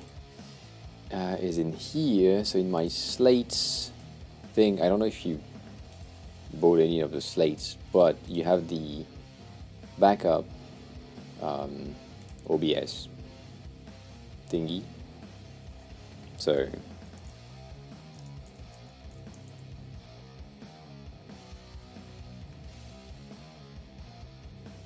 right there. So that's a bat file, and if you just launch that, you have a backup.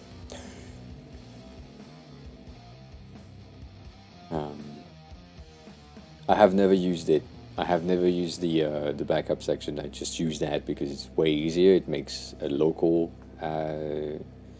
save, but also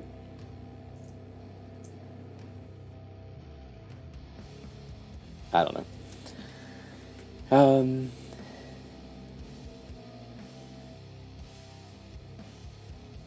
So, Mr. Whiskey Smooth, she said, I put some on yesterday and made my first sale. Good job. But I like putting helpful stuff for others out there, but I don't want it to make big bangs. That makes sense. I like putting out helpful stuff for others out there. I don't want it to make big bangs. You want to help other people, but you don't want it to be as successful as your things? Is that what you're saying? What could be better? Bundle. Oh no, you mean you don't want to.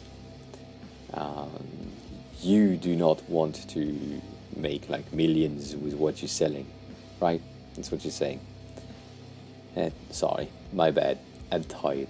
What would be better? Bundles, everything, sell big bundles for a decent price, or sell dozens of little packs for little money.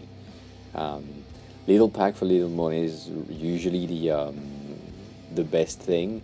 The reason why people are doing this, let me just go in there, is, for example, my Clean Slate Zero is like $2. If you are part of the Discord, it's $1. If you are a subscriber, it's free. So, right, it's very little money. And the reason why I'm doing this is I want it to be as accessible as possible. And I believe, like you, I don't give a shit about like making a lot of money from there. However, the 07 that was like built on stream in a timely manner and with a different purpose is like 15, but it's still very inexpensive compared to the other platform that are selling you templates for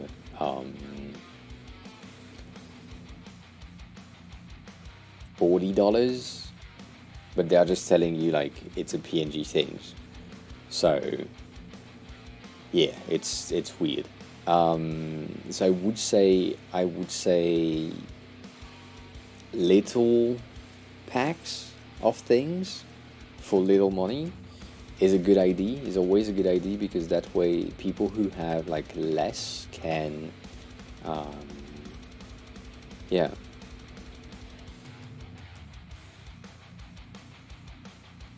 Yes, exactly.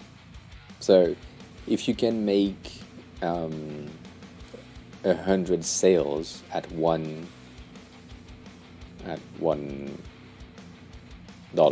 €1, then you get 100 euros. If you put it at 10 because you think that, well, it's $10, €10, and you have 100 people that buys it, then it's 1,000 for you. So, right, you just need to value it as much or as little as you think it's worth, and then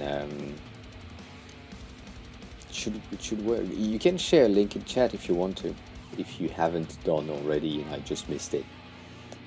I mean, I kind of want you to put a link in chat so that I can see what you're selling. And so you said, so I should get $1 from you if I get it? No. It's $2 if you're not part of the Discord. If you're part of the Discord, you get a discount code. And if you are a sub, you get it for free. It's basically getting another discount code. You get access to a very specific channel on the Discord, and you and it's free in there. So it's a texture pack.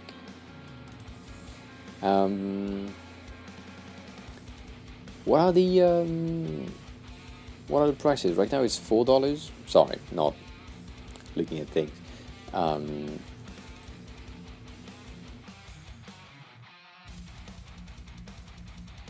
This was dust. Makes sense. So right now it's $4, right? That's the price that you have. I like that. I really like that. That section right there. Yes, sir. Like that.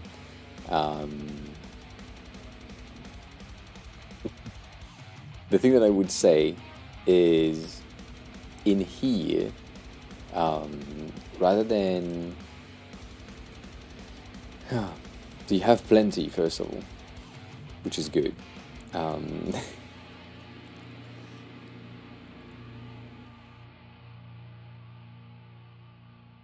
I mean, rather than thinking about what's the fucking price and all that,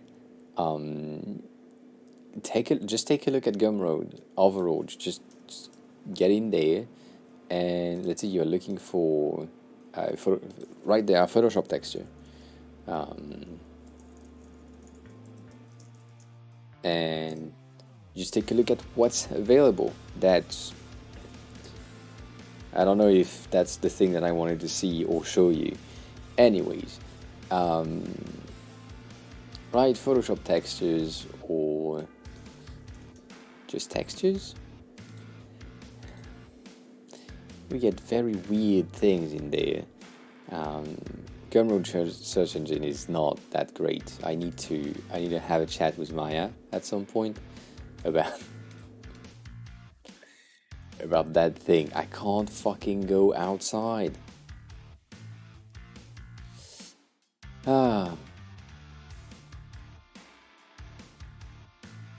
Drawing and painting.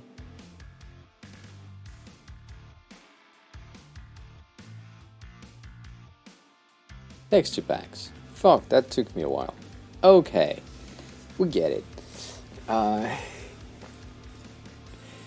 So, right, going in there and finding something that is similar or that you feel like would be in the same realms, right? And looking at their prices, so you have 14, 20, 0, 18, 14, 60, right? That's the basic thing that I can see. And then I have like 140 paper texture for £5, all of that. And so you need to be in the range at which the market on that platform is. At least, I mean, unless you want to be above it, and in which case you need to be way above it, as the 140, 150 that we've seen right here, right? That's a way above thing. Or you go way under and you are at 0, right? So I really think that your €4, your current €4 pricing is good. You could even go like to 10, as I said, but if you don't want to go to 10, don't go to 10. Just stay at 4. 4 is fine. And what else can I say?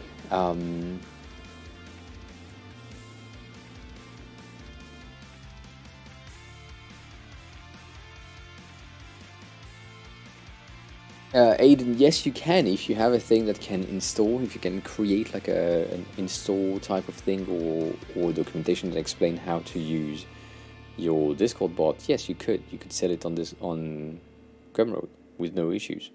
Similarly to how I sell my clean slate, right? It's just a zip which contain documentation on how to use it, and yeah, that's it. So. It's pretty easy, but yeah,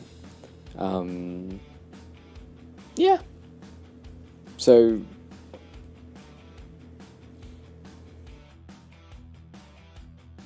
I mean, Aiden, yes, if you want it to be a money-making stream that is like thank you, that makes money, you need a lot of work.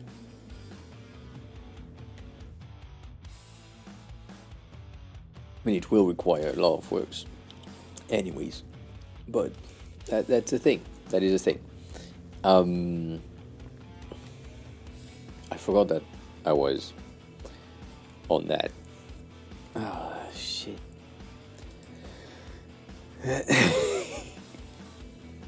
Already dying.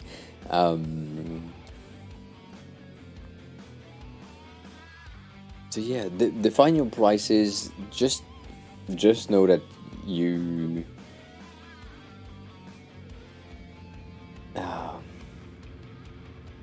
will always have an issue with raising your prices in the future if you start extremely low. So if you start at, like me, if you start at 2, the prices that you do later, let's say your business blow up and you make a lot in the first, I don't know, the first week or the first months, then raising the prices is a bit complicated. But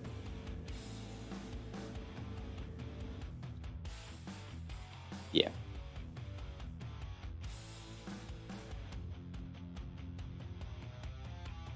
I mean, raising the prices on the same product, right? If something was at 2 at some point and then it goes to 4 and then it goes to 6 and then it goes to 20, people are a bit like not so fond of it. However, if you do something like I did, right, I have one that is at 2 and one that is at 15, meaning that the range in between the two, I can put everything at like 7 or 30, it would be fine-ish. So right now you have things at 0 and things at 4. I would recommend you to put some things at like 10 to 15. Potentially you said like vector texture packs for €2. I would potentially tell you to do something like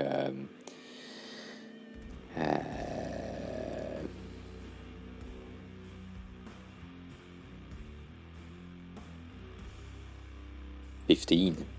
Like you do a huge pack of textures for 15 rather than just 1 or 2.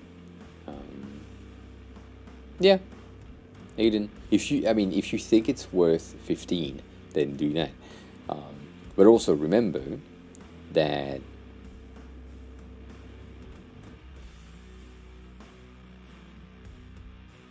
for me, the difference between the two slates, the first one is the first one, so it's basically free. The second one is just oriented to someone who has a different way of working on stream. So it's made for builders. It has been made with a builder in mind, with a top-down camera that just look at keyboard building and also gaming. But yeah.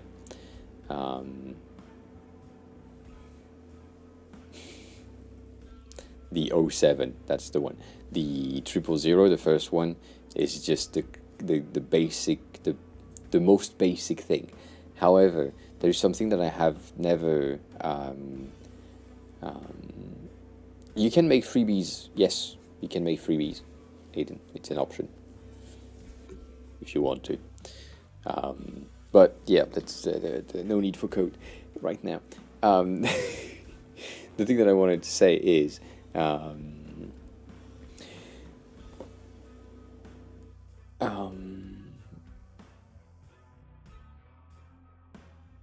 Yeah, that's it. That's the thing, Stacks, that we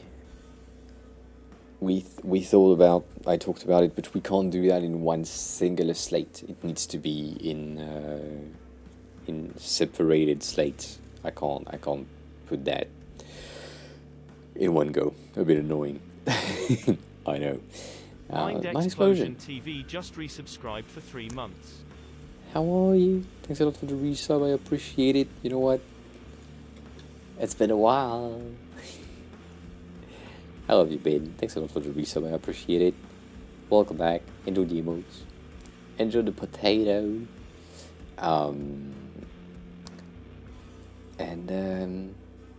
Yeah, nah. What the fuck was I saying? I forgot. Damn, my brain is just like. Oh yeah, that's the thing. So for the slates, even though I'm a potato right now, I will kill that fucking thing. Give me a sec.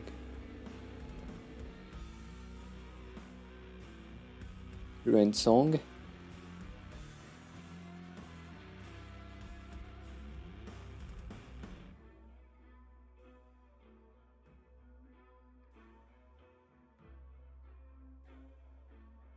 All right. Let's hope. There wasn't. I mean, officially there wasn't. I'm just tired. I've been tired. There is not.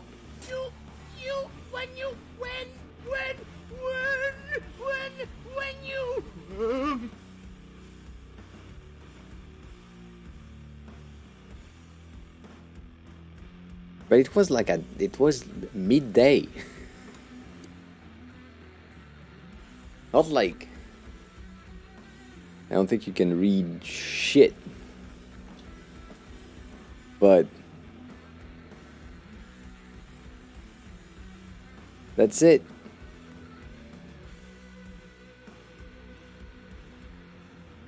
Nothing really. Like, it's even CBD infused. It's not even like a. I don't know. Can't be stoned from 8 hours ago with a 15 milligram of CBD thing. It's just tired. Anyways, I need to finish that fucking sentence. The thing that I wanted to say is the slates are not meant to be edited. That's the most annoying part of them. They are meant to help you jumpstart everything and have something that just works as a starter, right? But getting in and then defining that you want to edit some alignment, some like camera sizes, radius, all that.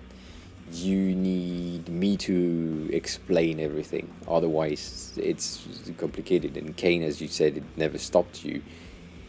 Yes, never stopped you, but we still needed to have like a call for me to explain to you how it works. So it is editable. You can edit the thing, but you just need to have some knowledge of how OBS works rather than just go in and make the thing work. That's the only thing that I'm saying.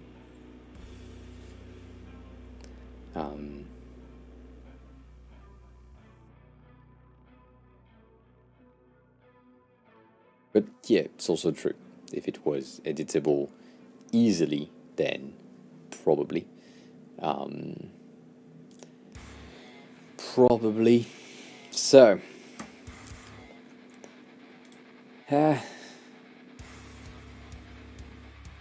Stoney. That's where we at. On that thing. We have the fucking logo that just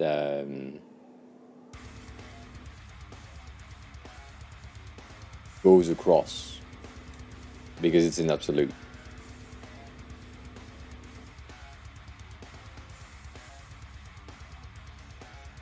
So I think the info card needs to have a bit of padding. Not even. It already has padding. So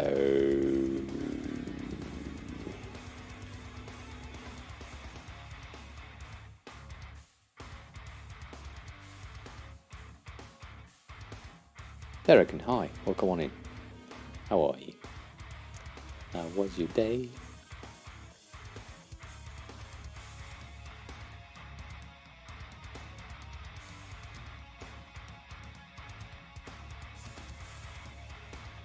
Yeah, I mean, Nutties is the best thing that you can have.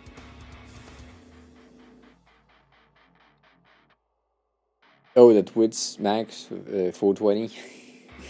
This is not a good idea. This is the thing that we did last time, and we said it could potentially work for that section right here, but then right now with the way that I built it, it just doesn't. It doesn't work because it's basically a clamp. If I, Stoney, you tell me if I'm making a mistake. But right, I mean, in my head, it's just basically a type of clamp thing. When you say, well, it's between this value and this value, but it just means that if I resize that window, it right. Under 420, it just doesn't go through, and then above 420, it goes up, and then stop at 8 something. So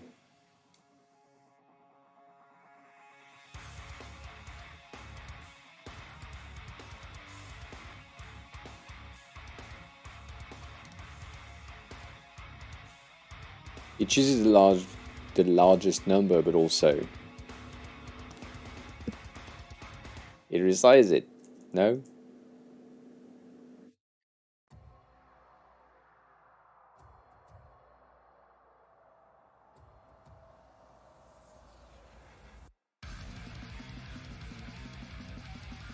Right, that's better already. I mean,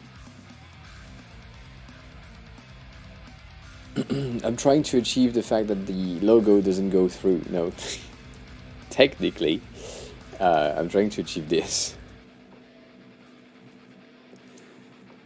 I'm trying to have something that does this. So, right, I have that just, the logo is just disappearing when you're not in there. And then under mobile, it just loads in tiny. So. Still like the little circles? Yeah, me too. I'm thinking that I should have used like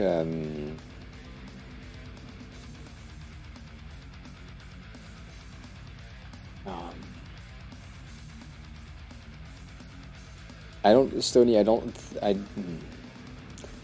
think it's the right idea to use VH and VW for the logo itself,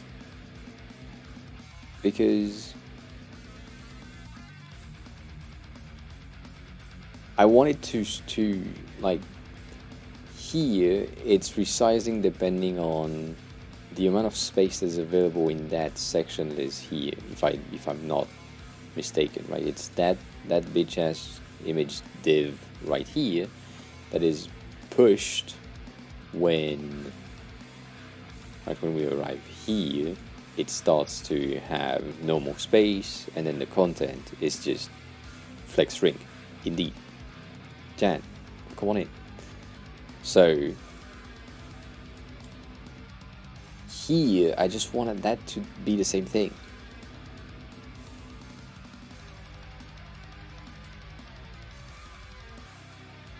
I mean, the info card right here, because it's this section on the, which is underneath my camera, not very helpful, is currently set to 33 VW. So the card itself would be at 33% of the viewport width, and then it stops at 420, which basically I should make it stop at 320, which is the minimal iPhone screen sizes that we use as a base. So it will just like resize until 320, and then we're good. But I know that if I load that website on mobile, right here we have my logo that goes on underneath everything, which I don't really mind, but also I do. I don't know yet about media queries, so I can't do that. I agree.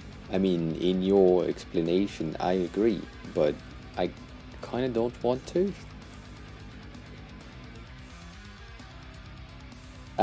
I also kind of want to have... Sorry. Right here, you can probably see I have like one line that goes from here to the other side. I kind of want the logo to stop and have the same amount of spacing, top and bottom, similar to what I did here, even though this one has more. So on that section we have like 40 at the top, and then here we have like something like 80, and then same thing at the bottom. But I kind of don't want to have this here, but I want it to have more stuff.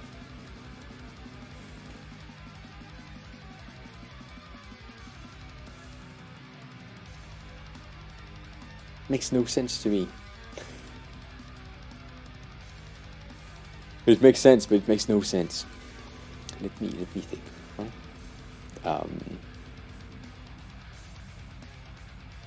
You can't give me too much stuff. So it's on my white space class, basically. Is that something that needs to happen at the end, or does it happen at the top? Should it?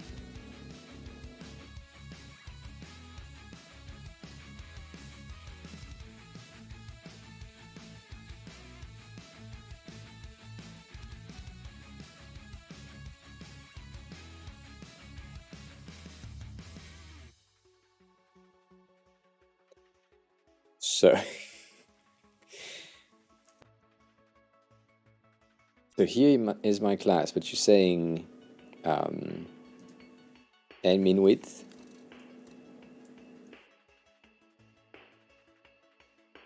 What is in your in the class whatever thingy that you said?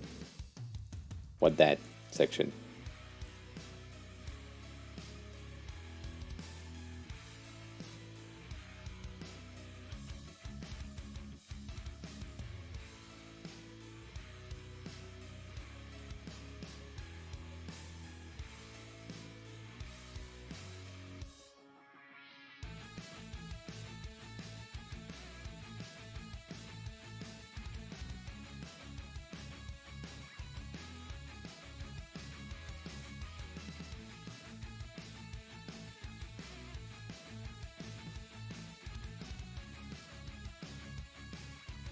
680, I guess. And Kane, you say the name of the class you want to rewrite to the specific screen size. I don't get it. I don't get that.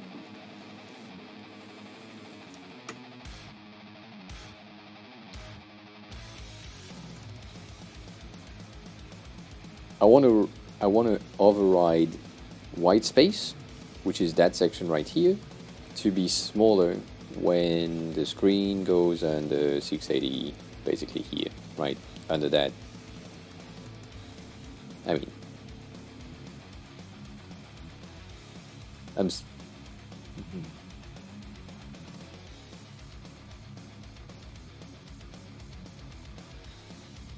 sorry, I'm a dumbass. I think I get it now. So the section that is white space here in the curly bracket is the value that you want to change, as in CSS, basic CSS thing, right? So if I say I want to display none here in order for it to be hidden, right? That makes sense. So that should mean that if you have a value, okay, so right now it's reversed, but I want it to be, instead of a min width, I basically think it's max width, right? I think that works. So that means it's hidden here and then it pops in. So if someone loads that fucking thing in a tablet, then it just doesn't have this. However, right, okay, that makes sense now. Thank you.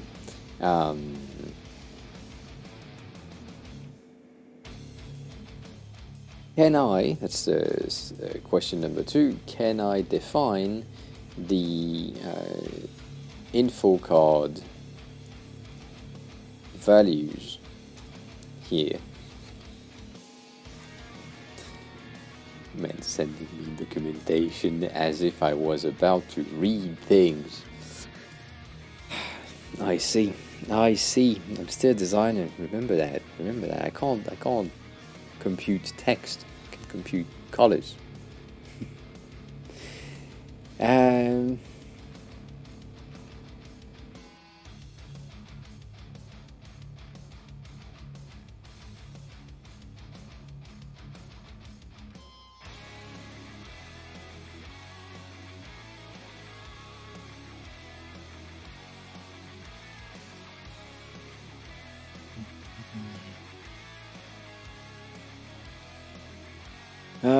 One day I'll read the documentation in its entirety, but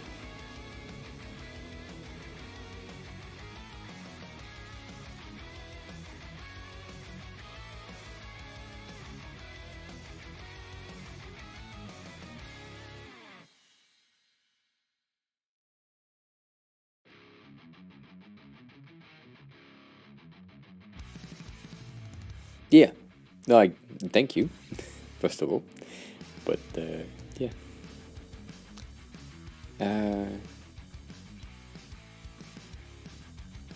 So basically, right now I have my width right here, and let's say on my info card I want to have my max thingy, and I want it to be 90%. I mean, you know what?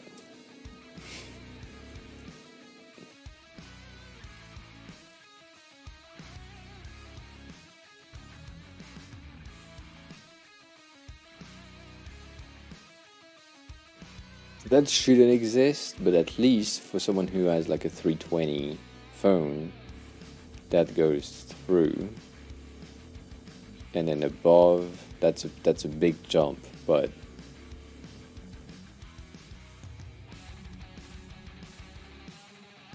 technically, tablet until here and then iPad Pro right there, so it's fine. And then there. I do like what I did here, to be honest, with like a fixed thing, but it's, I don't know.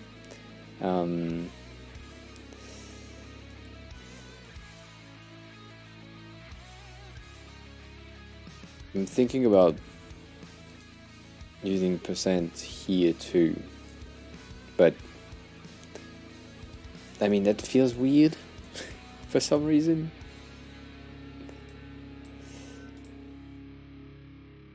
Isn't it the same?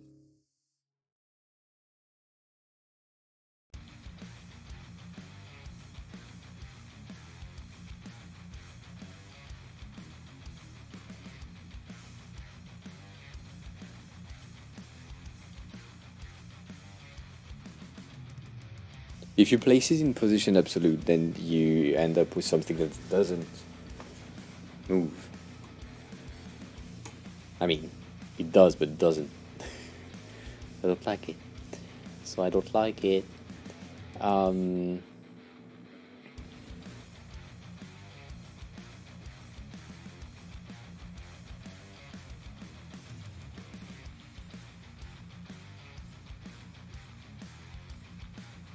And that doesn't work, and I don't know why. Rudis, hi. Why are you not sleeping? Percentage of the box is inside of. Yeah, but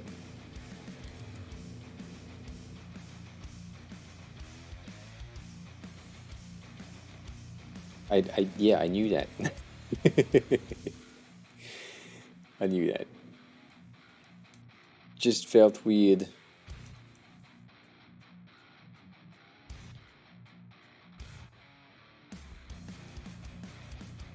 Yeah, my question still stands.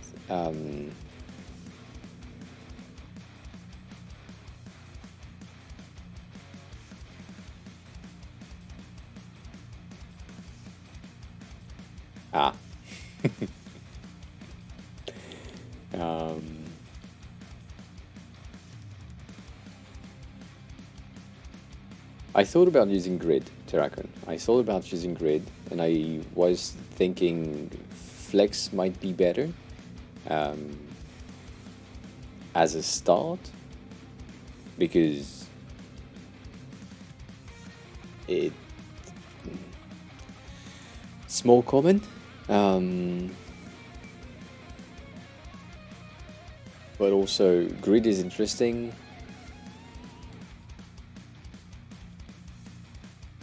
Oh shit.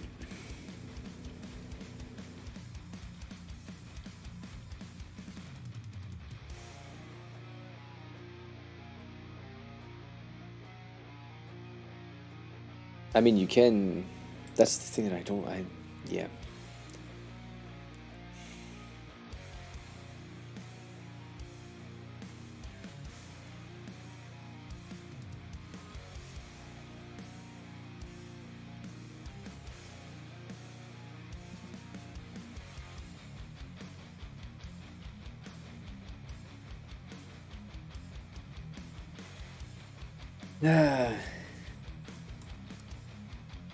Something doesn't work in my head. Alright, so I'm staying far away. Alright, that's something to wake me up. That's a good idea. But before that, thanks a lot for this.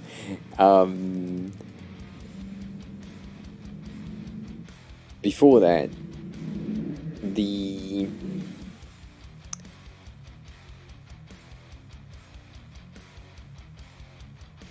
I don't know if I want to achieve it with media blocks. I think what I kind of want to get is a flexible thing that flexes without having to define pixel sizes. Because if I'm defining pixel sizes right now, I am stuck with these pixel sizes. I don't like that.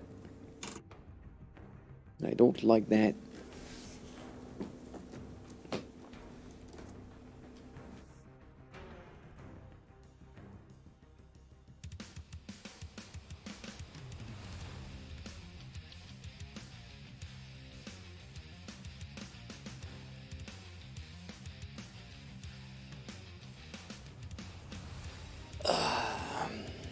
I don't know why that there is something doesn't.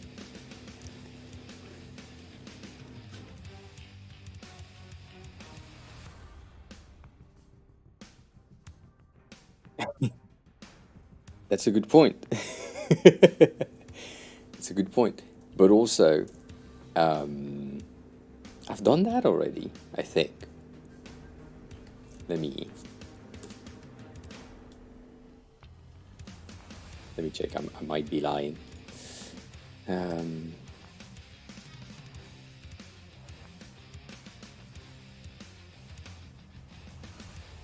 have done that already, yeah.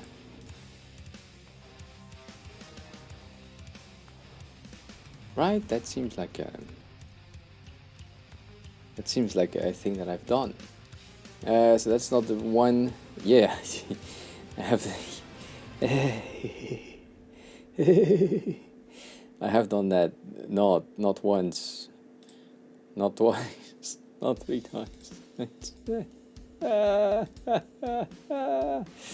Yeah, I've made so many variation. So this is the one that I wanted to have, right? And I wanted to create that thing that have this variable sizing thing. That was the goal. And so the section that is here has been made in a very, very div manner and web-based thinking. Because the goal of that stream, which happened like a long time ago, was to recreate it inside of Webflow, which required me to get something that has basically the right values and the right classes.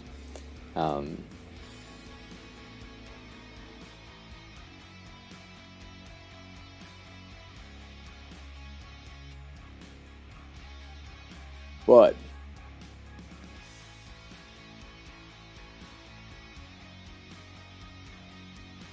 whether this worked, I think I just exported this, which explain why we have some misalignment on the Webflow version. But yeah, it is.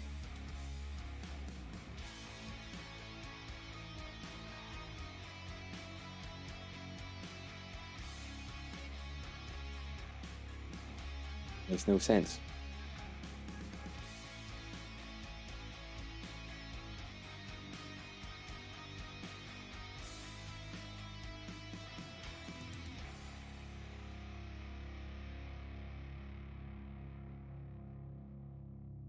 That's basically what I did. I mean, basically what I did. First of all, yes, of course not, but interesting. But yeah, I have like one div which is the info card, which is that section right here, and then one div with the white space, I mean that I call the white space, which is basically the logo. And there's the side thingy that just doesn't, oh.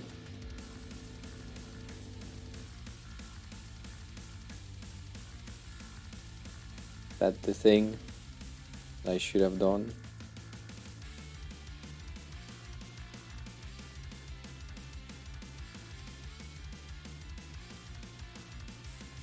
That is the thing that I should have done. Okay. Right, and then there is all of these media stuff that we added at the bottom that I don't want to touch right now. I just want to check. That makes sense to me. But then this thing with the max width is where things are annoying. I wanted to start resizing when the logo is touching it, basically, which I feel like the width in auto would work, but also if you do that, it will just stretch to anything.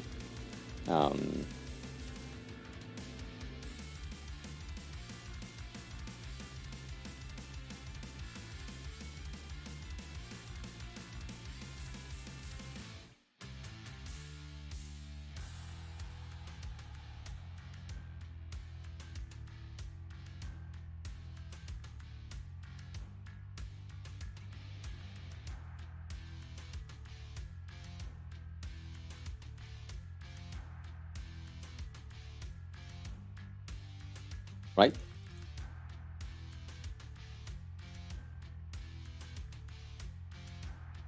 So that kind of works. The thing that I don't understand is why did that shit goes over? Is it because it's in position absolute and so that just goes over everything? Whatever.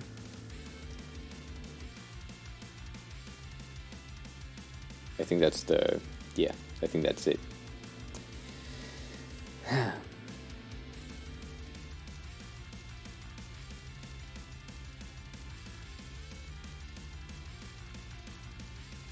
When... okay, that wouldn't change anything. That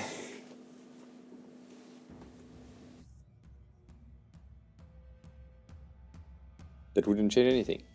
It's already under. It goes under. The logo is under everything. The thing that I'm trying to do is starting here, or I mean, basically starting here, to get the card to resize itself.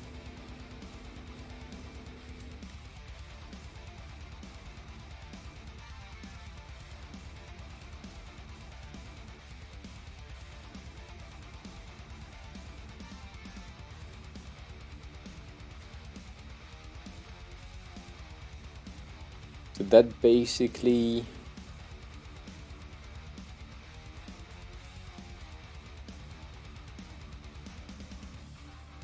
okay, so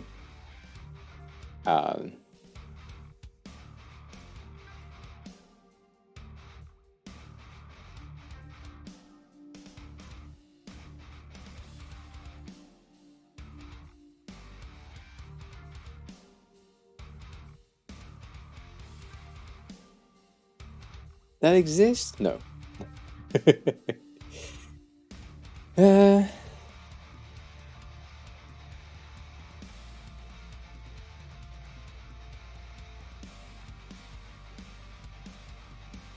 Yeah, so if I define the min width on the logo itself, and the min width is like, I don't know, what's the size here? That size is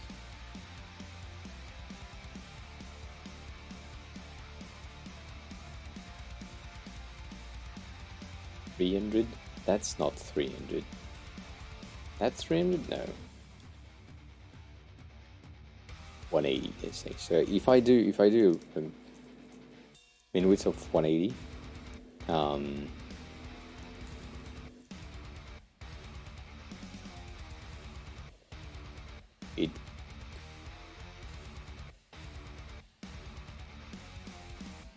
it's weird.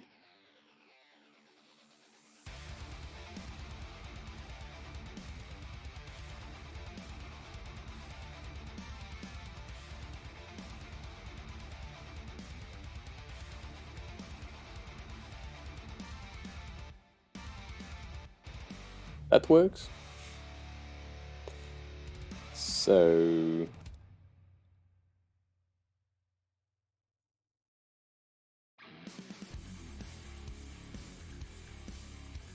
yeah, can work with that. Can work with that. Right. Let me read stuff.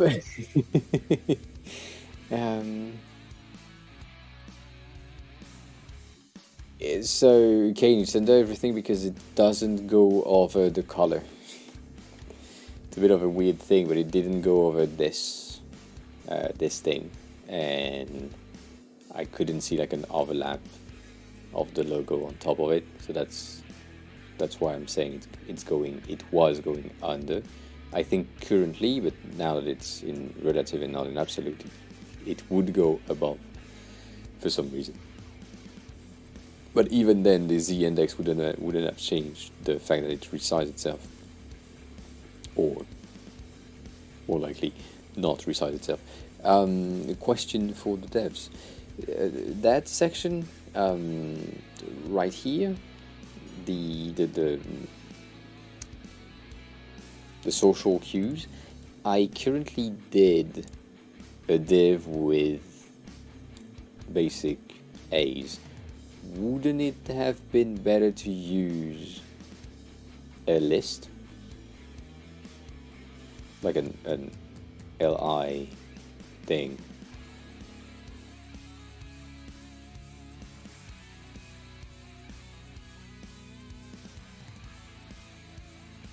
I don't think I have, Stony. I have watched Web Design Simplified today, but Kane, you did that on mobile?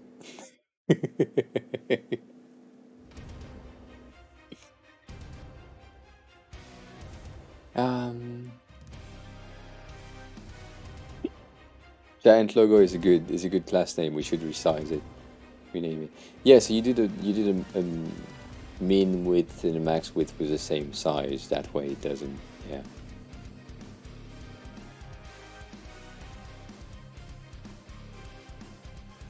Okay. I have it. I'll have it.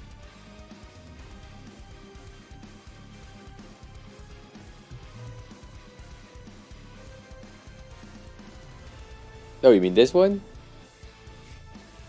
I watched it today. Or do you mean the short that is here? But I watched this one today. I think I forgot everything already.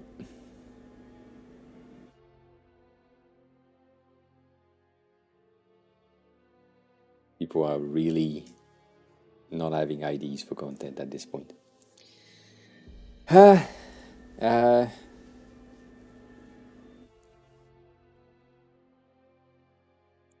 Isn't there a property that does min max? Like, can I do a min dash max? Is that a thing? Does that exist? Or a min max like this? Or max min? Is that a thing that exists?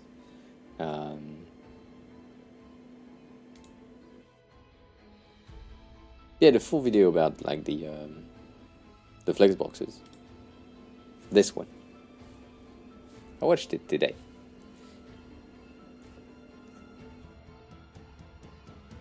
I watched all the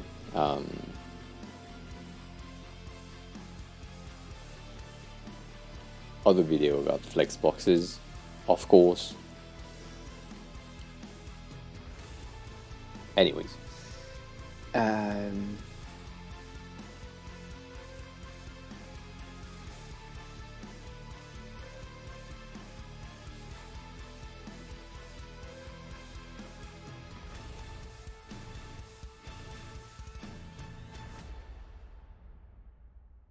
yeah, we did it. We did the. I did Daniel the. Bullman is now following. Thanks a lot for the follow, Daniel. Welcome in. How are you? Who are you? How did you find the stream? I want to know. That's a long ass copy pasta. With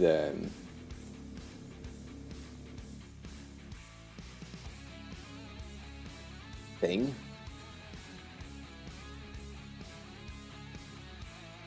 Weird.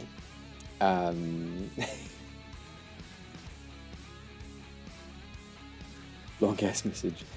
Anyways, what the fuck was I about to say?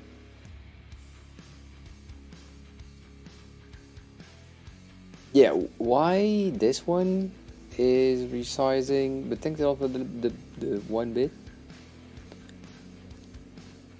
Why does it do that?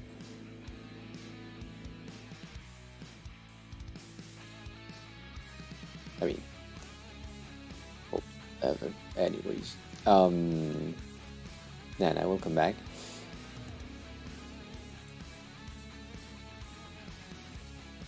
What was I about to say?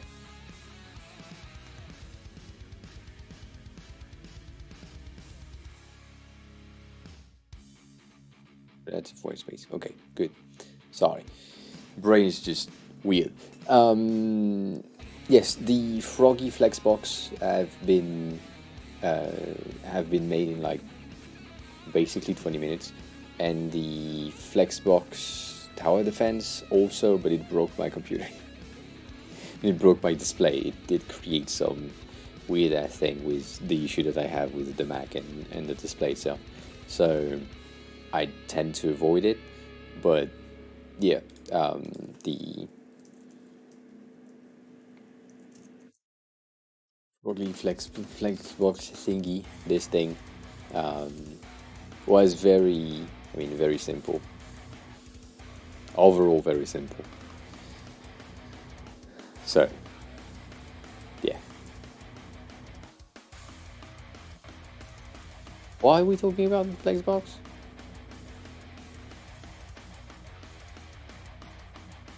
Did you share a link? Hey?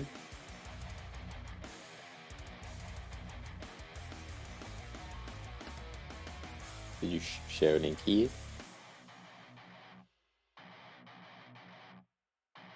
What do you mean, can I see this? I mean, you sent me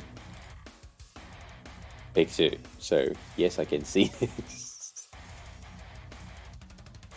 You don't send me a link, I can't join it. That's better. Yes.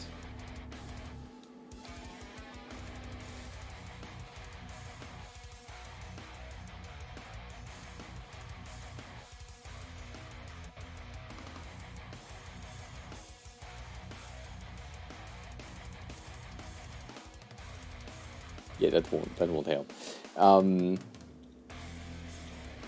So you just have two bases, right? You have your two thingy.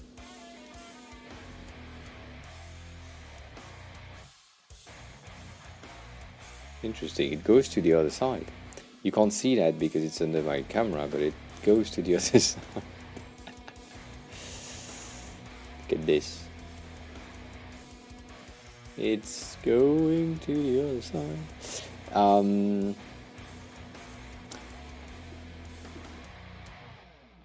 That's a weird ass movement. Anyways,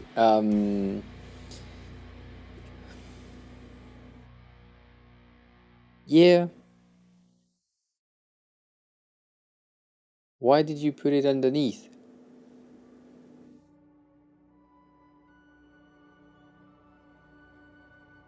Oh, because you put it in z index -1, which is not what we want to have. Okay. Yeah.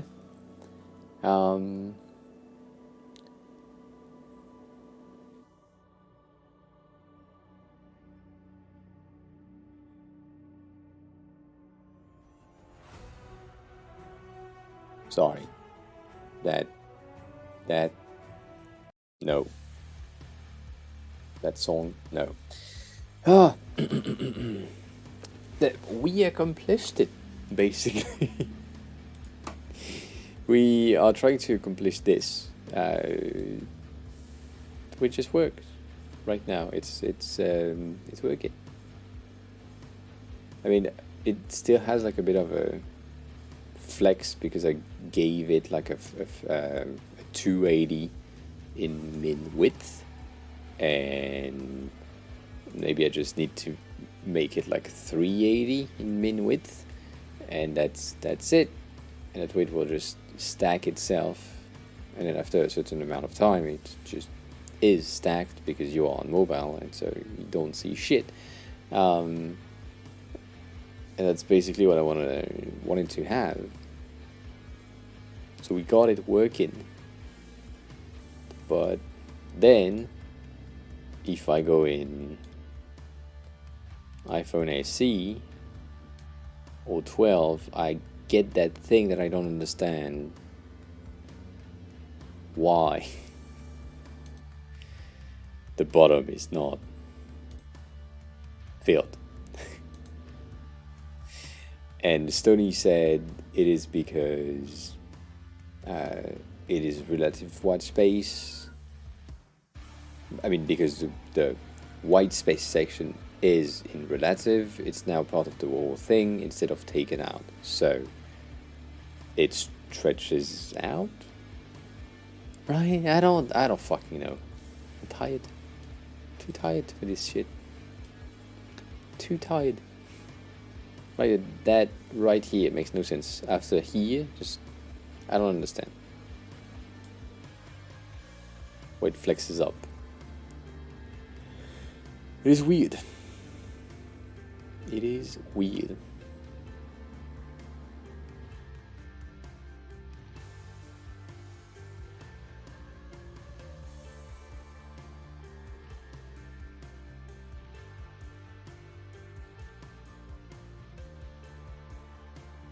Yeah, I mean, Sassy, you can go for it.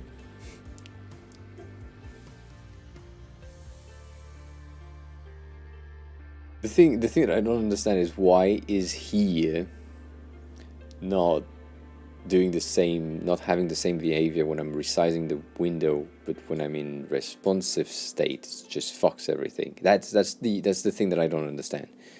The fact that it resizes itself properly is fine, but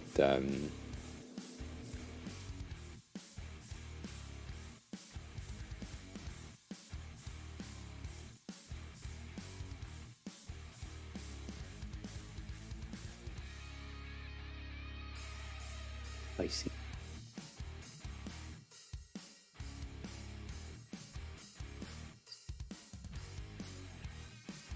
Face right here. That's good.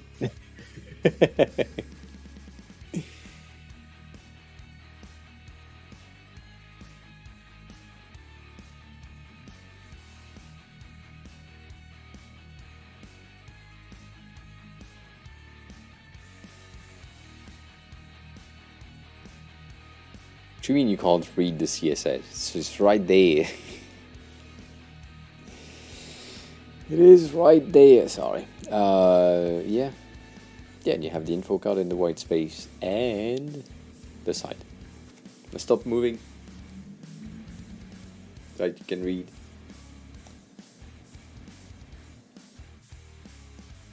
I mean, we don't give a shit about the CSS as here, right? Do we? Oh shit. Yeah, I didn't.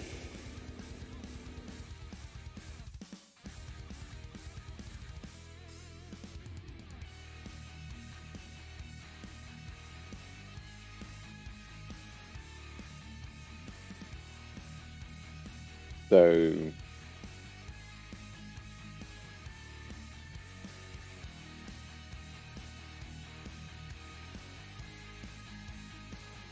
is that a media thing again? Right?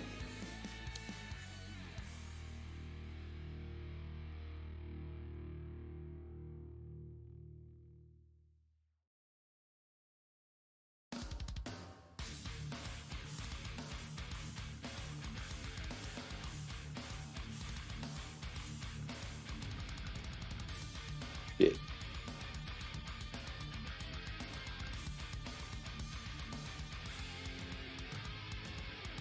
What? Sorry, that.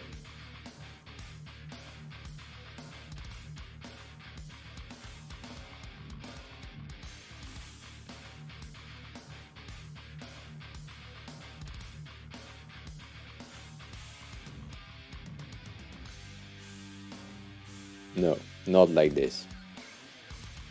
Yeah. And still, not even here, right? It's not exactly I mean, I need to add the, oh, fuck me.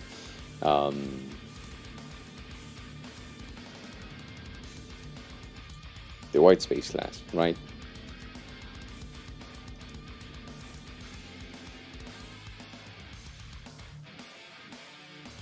All right.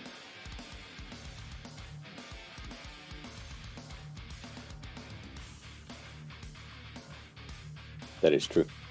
That makes sense. So on screen that are under, that have a max width of basically 680, right? We want to have this under 680 pixel, then my white space thing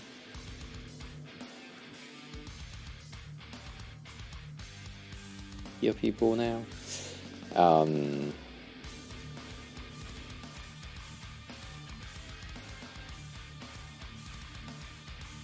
I need to change the min width of my, that's the thing.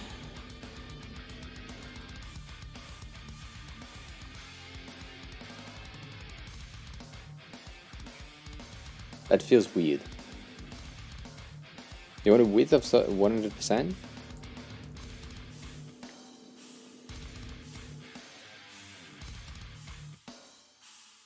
Sorry.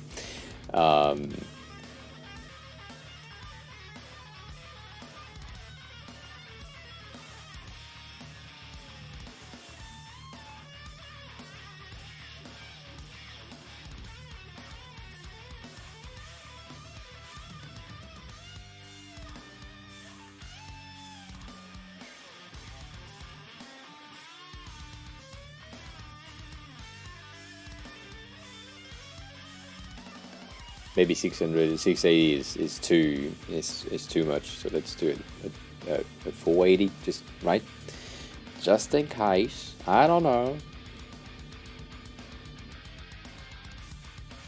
I don't understand. I don't understand the bottom thingy. That's triggering me so hard.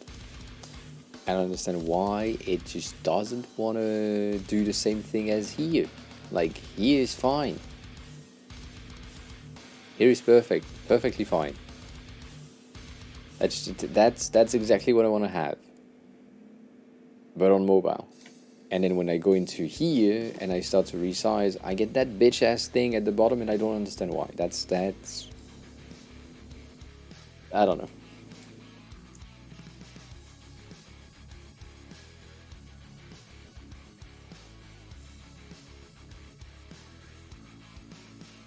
So, right here.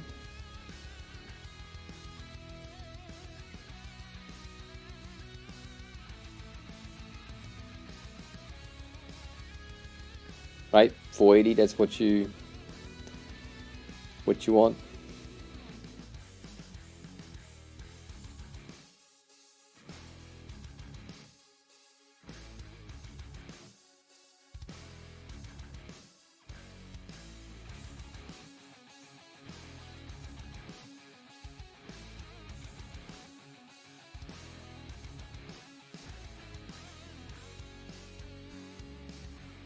I don't think that would, I was about to say, I don't think that would change anything, but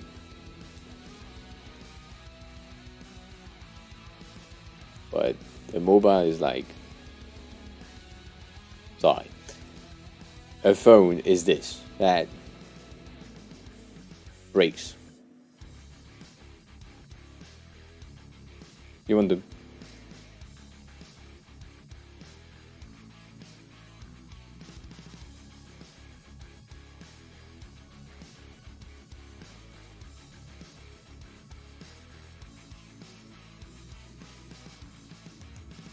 yeah, I can't type.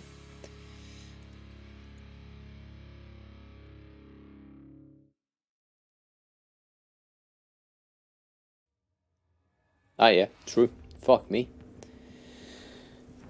See that? Yeah, I'm too tired. Like right now, can't think. I can't think.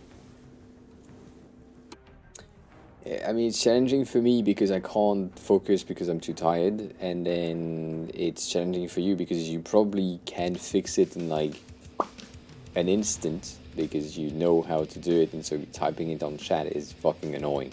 That's why I don't code on the stream most of the time. It's just because it's fucking annoying for everyone. It's not a good experience for me, not a good experience for you, and so as a viewer you can see that I'm frustrated, which is never good. Never good. The height is 100 VH on the white space. The logo inside is 100 VH as well, which, I mean, we don't really give a shit. This one could be 100% for that matter. The min width is set, which fine, but I don't know if Twitch really love to watch people suffer. I would. That makes all the sense in the world right now. That's the thing. The white space isn't relative, so that's okay, I guess. I don't really know why we have it in display flex, but it is in the display flex anyways.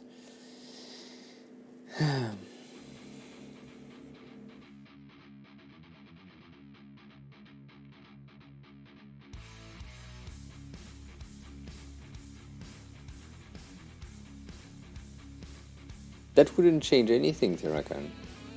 Like, I mean, in my views at least, it wouldn't help with the bottom thing. It wouldn't. I just want this. This is fine, because when you're on mobile, right? If you're on mobile at a very small display, you just get that, right? Just get this as 320, so you get just a gray thing and you can scroll. If you're on mobile, something that is a bit bigger, you get a hint of the logo right there. And if you're on mobile or on tablet, you get a thing that is a bit flexible. So tablet is about here, basically, officially. And then if you're on desktop, you get the white space. So that's basically what I wanted to have. However, the thing that makes no sense to me is this. Why, when I go then to a phone size thing, it doesn't do the thing that I asked it to do? That's...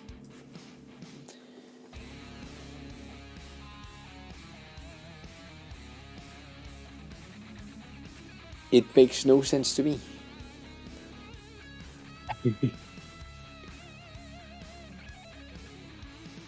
Like, that bitch ass space, white space at the bottom, just makes absolutely no sense. It shouldn't exist. And so that's why the media screen earlier, right? If you just add the the display none here, I think now it's good, because now it takes the value that it needed to have, right? I mean, values, sizes. And then if I go to the iPad Air, then I have my logo that pops in. So that makes sense, but also it's just weird.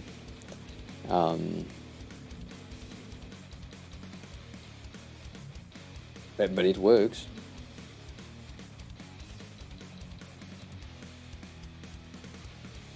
Pretty well, I might say.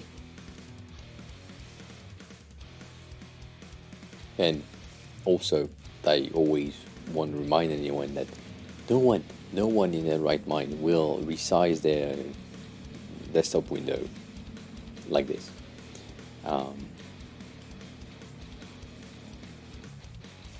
Me in there. You want me to send you an invite?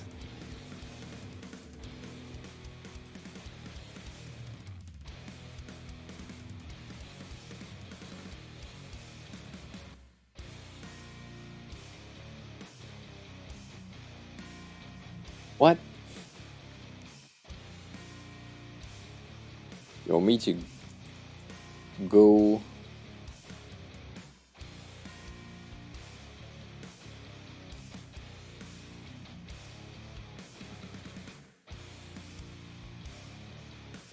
Yeah.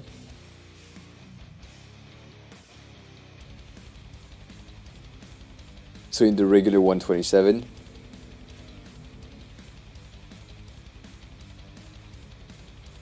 that's the thing that you want me to change, right?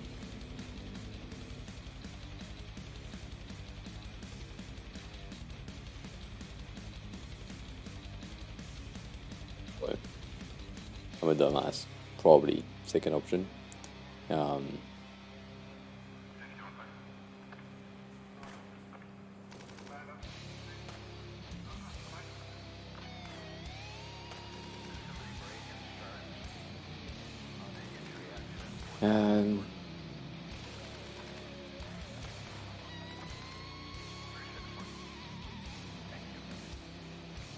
Just one values, right?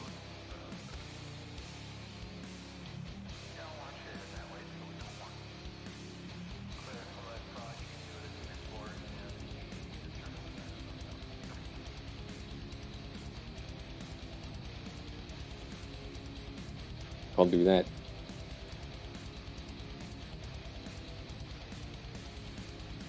You're asking too much of me right now.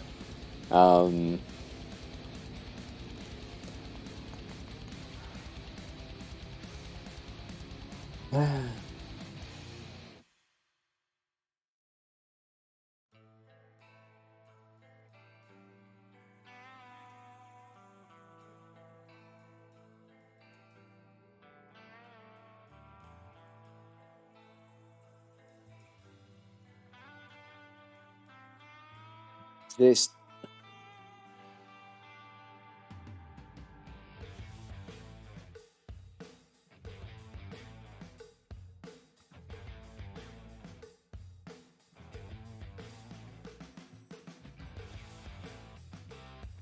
I'm on a Mac, Stony.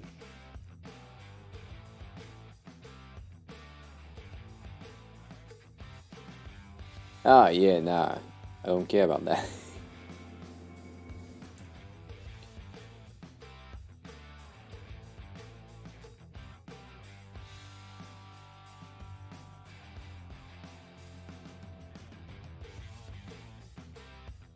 That's fine.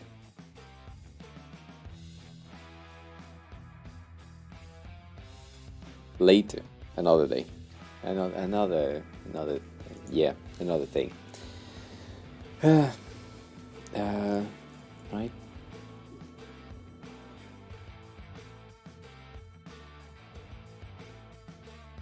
Yeah, no, that makes sense, but still.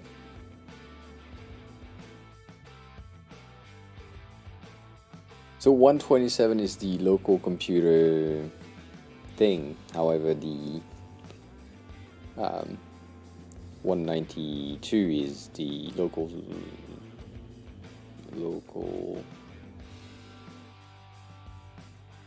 network. Damn it. But it works. It works. It does the thing that I wanted it to be. And it works similarly in responsive. So we get the thing right here. It just doesn't exist, right? But that's what I wanted.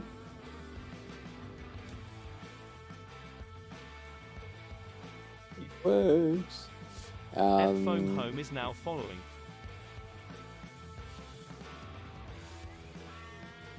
Foam Home? Well, come on in. How are you? Who are you? How did you find the stream? Thanks a lot for following. I appreciate it.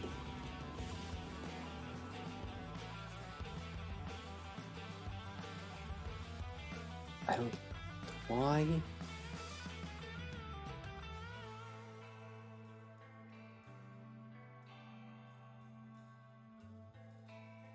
I guess it is. I guess it is, specifically because of the profile picture. As EP form home.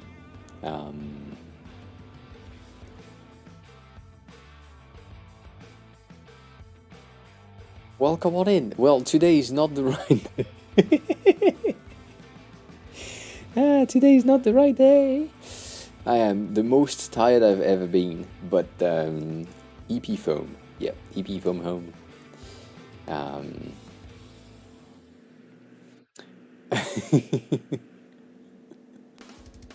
Specifically because I'm doing like some code stuff, which I can't do for the life of me. But sometimes it makes sense to me. Sometimes it doesn't. Right now, it absolutely doesn't. And I've been yawning since I started the stream for some reason. Like I was fine. That's the thing that I don't fucking understand. I was fine until like 6:20, which is the time I mean, I end work at 6-ish. At 6:30, I'm starting to stream. Until 6:20, it was fine.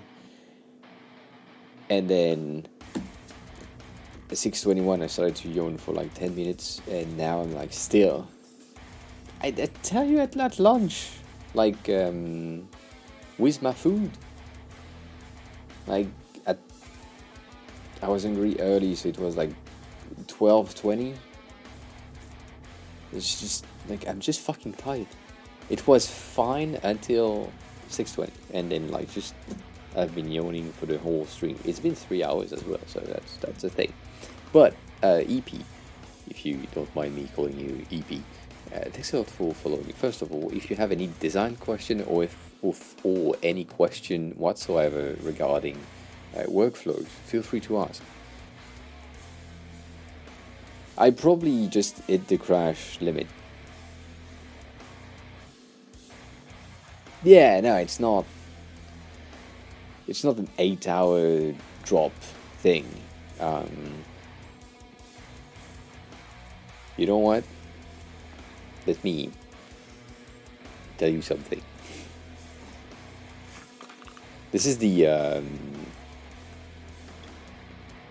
caffeine thing that I take. Caffeine in pills, right? Very simple. Very expensive. I like them. Better than coffee for me because I don't like coffee. However, in the past, 3 weeks, 2 weeks, let's say 2 weeks, I've been combining them with this, which, I mean, right now it's water, but right, it can also be Sneak, and Sneak is also caffeine, and so I haven't took the Sneak one today, so that also explains why I'm fucking tired, because I didn't have my secondary caffeine hit after 3. So, right, that can explain it. I don't know.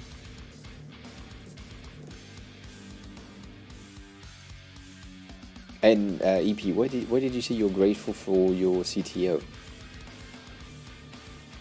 Because you end up your day not at 6. I had to be frank, I had so many shit lined up for us to talk about. Like we had the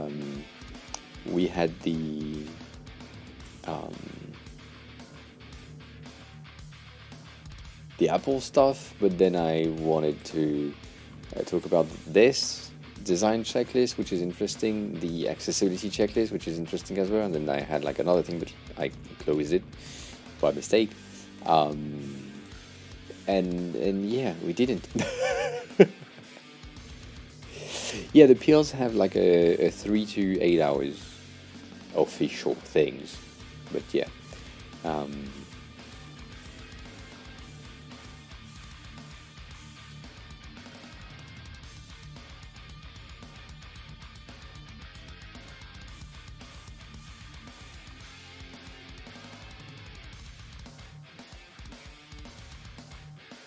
That is a very indeed in between in a weird spot. So hired as a product designer, but you have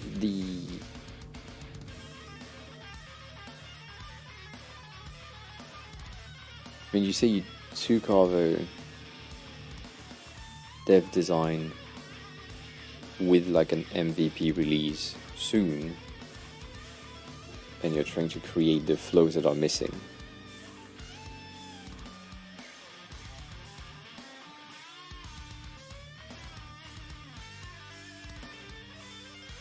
So the answer to the question of producing versus exploring is bound to budget and deadline, right? So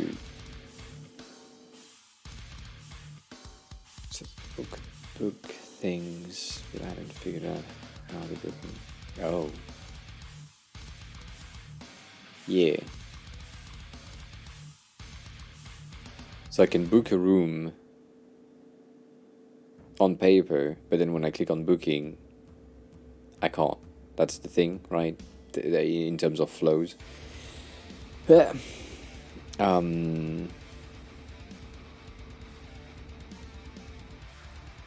Okay, so I will give you my best advice of the lazy person that I can be sometimes. Best advice that I've ever received and followed.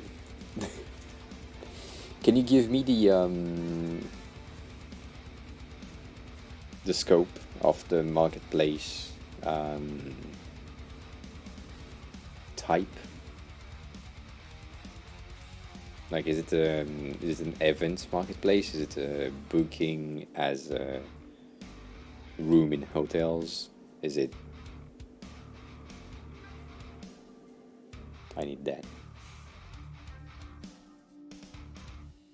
Booking services from experts. That is very. Booking services.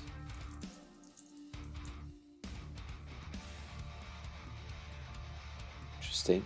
So, the best advice that I have, you go on Behance and you look for a case study on the exact topic that you're looking for. So I just look for booking services, and in there, the thing that you have, and that's why I love this fucking thing, you just get in, you will find someone that has a similar, not identical, but a similar product, because no one creates new products at this point in time. And then in there, they have done all the research for you. So you may need to look at a lot of things, but you may have someone that already have done some flows for the booking process or for something else, and so you just pick it up. You just pick it up. That's it. That's the thing that saved my life so many times when I was in agencies, because first of all, you don't have access to the client at all times. If you just arrive, you need to like release the MVP soon. Do that. It's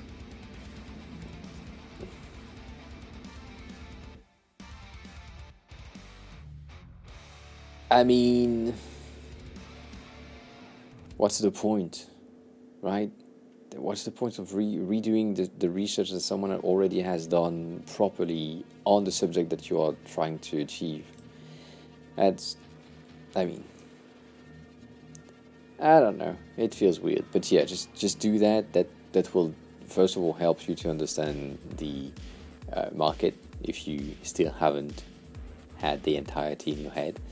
But it's just, it helps so much. Just go through, find the thing that works or a thing that is close, and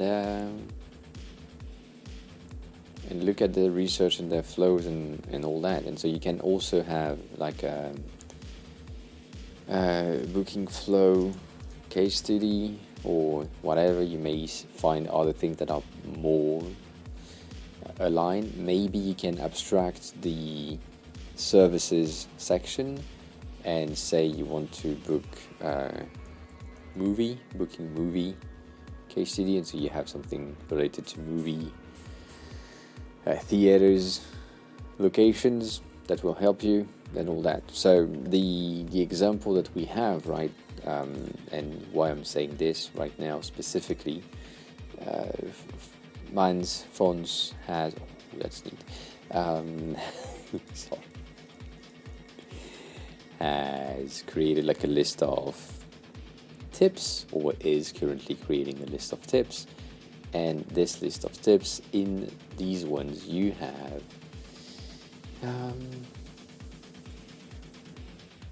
this, and there is one specific one that I'm looking for, which is from, I think, today. Yeah, this one. So we need to have a chat. Good, Sony. Good. So, right, this one is the sorry, you can't see the start. Is the one that I give as an advice, or recreate everything that you see that you like, right? That gives you experience in how to build things.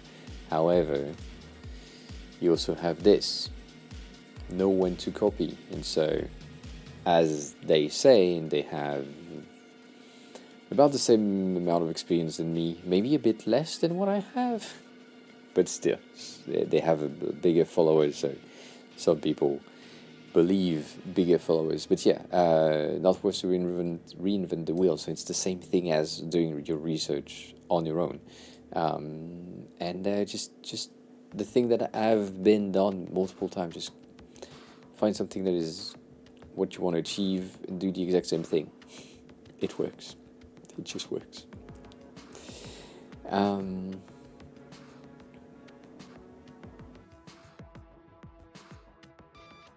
What do you mean? Why did I give you? What do you mean? Oh, you. Yeah.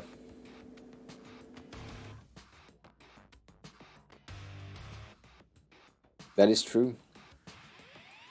That is true.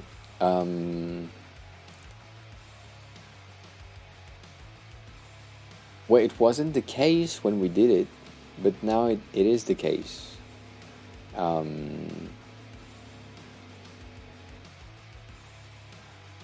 You can post link in chat, it's not an issue.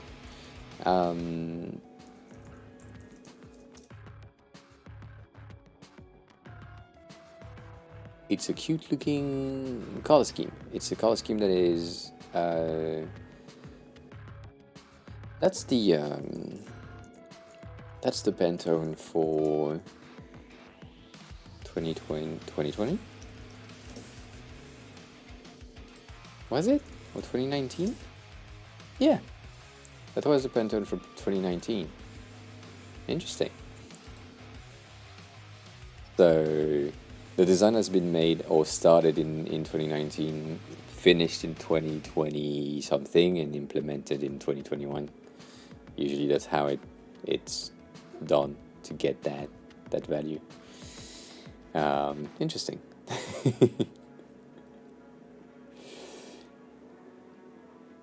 That's not a line. Yeah.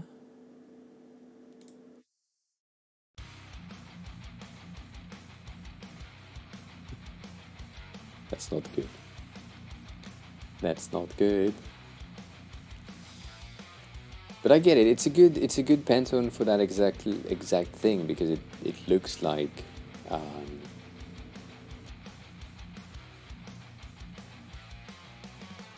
kid related. Yeah. I would say, rather than saying varies, what the fuck was it? Sorry. Instead of saying that it varies, I would say it depends on the expert, but then depend on the expert is a fucking long ass text, so I get it. Right, that's not.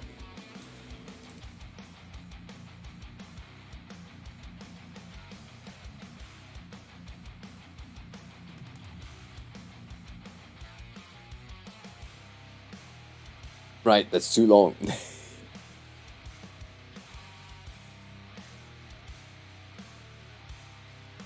in it, it's neat.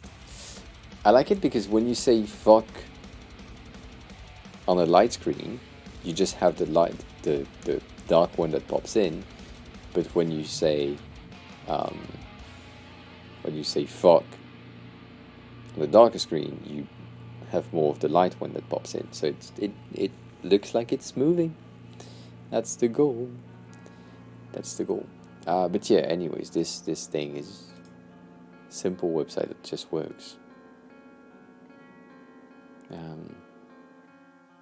They are missing pixels. Specifically here, I think it will like fuck. Yeah, right there, missing pixel on the screen. I get it.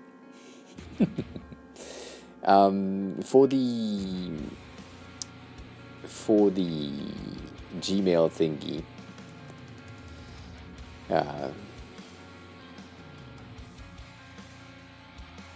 yeah.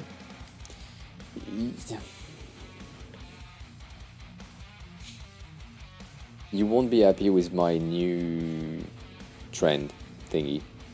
It's similar, but maybe that will make you change it if you wanted to. But we didn't talk about it.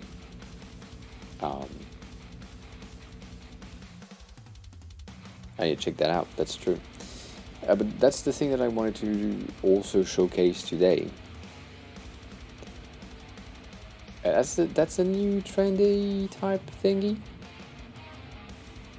and this is interesting as well.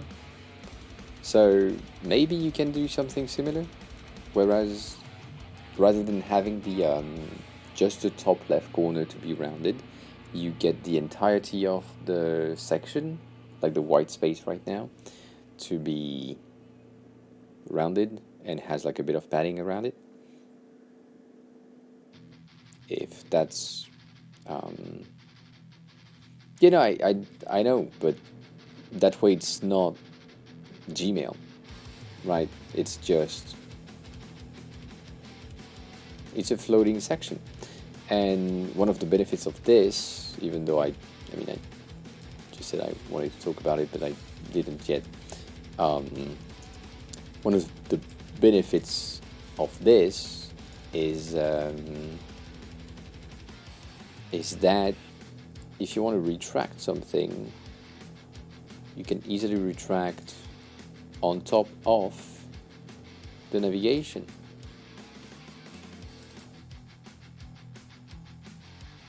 So let me just do that real quickly.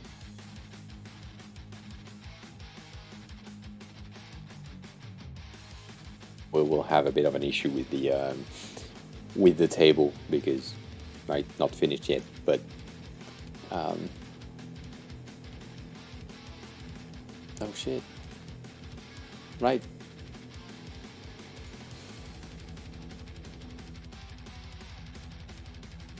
Shit. Right, so it's just slide out officially. That's how it is. But right now it's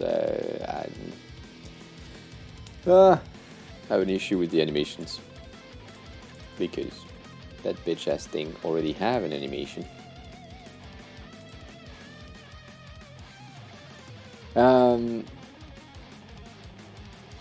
What do you mean that require too much layout?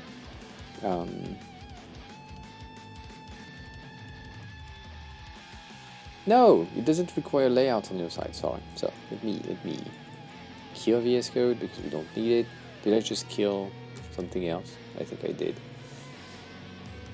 I killed Figma. Good.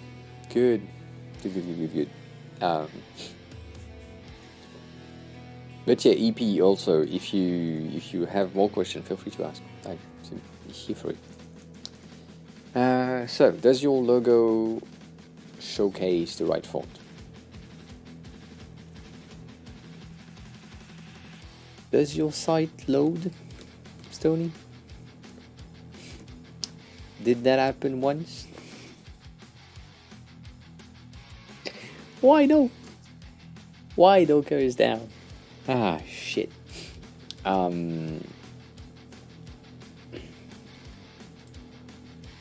can you send me this?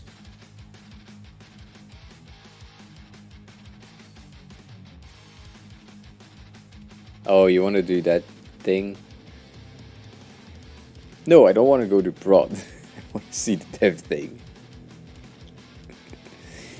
I want to show you how things could be made. Ah, fuck me.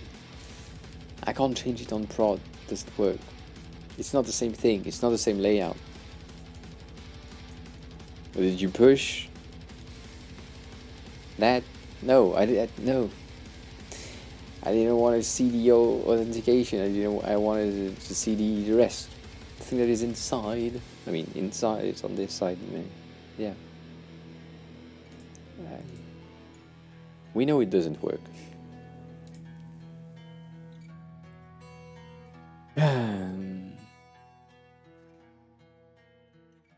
It's not me.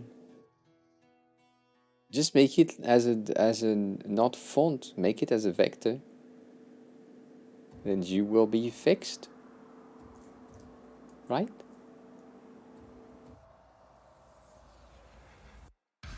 I have the fonts that you are looking for installed. As far as I know, you said that you're using OpenSong, right? That's the font that you're using. And so OpenSong is here. It is installed. It is loaded. This computer has been restarted so many times, so it has reloaded itself. The cache on Chrome has been like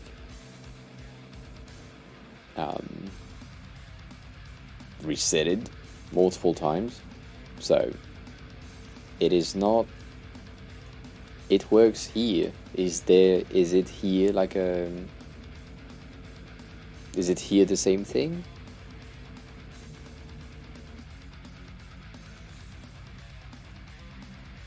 I agree. It makes no sense.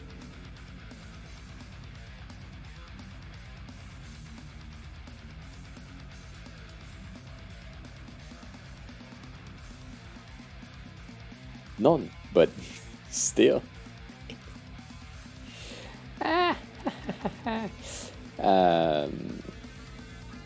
What's that bitch as? SVG. Right there. So here it's loading properly, which is pretty interesting.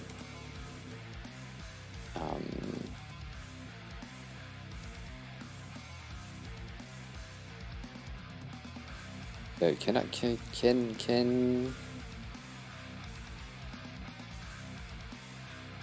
oh yeah, that works. So here it loads properly. The thing is, on the sign up it doesn't. So I would say you probably have something like the loading of the fonts or the way that it's applied that just doesn't go through and isn't applied to the right thing, or the thing that we did on the CSS file last time, just did an override on that specific thing that is loaded later, because it's taking over something else. I don't know.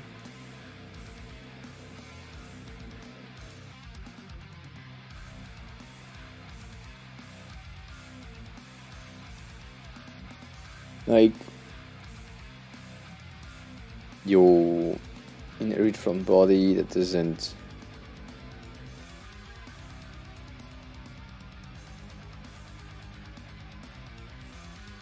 That's for the body things. It is correct for me as well, but not in the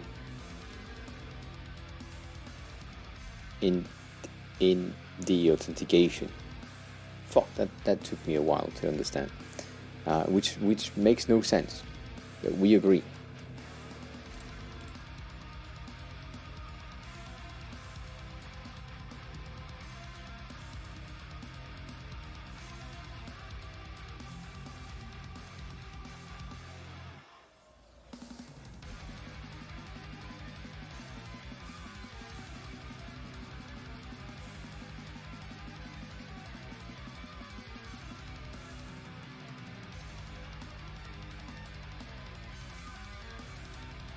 Yeah, it makes absolutely no sense that you don't have anything related to font other than the font sizes that are here in the KCedo wrapper. So potentially it's the font size that just breaks it because it needs to be swapped, but that makes absolutely no sense to me.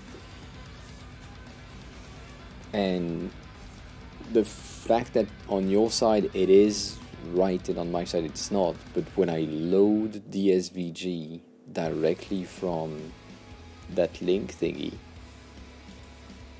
it just loads perfectly with the right font. So I think that's the authentication thingy here that just doesn't like that SVG, which makes no sense. I agree with you there.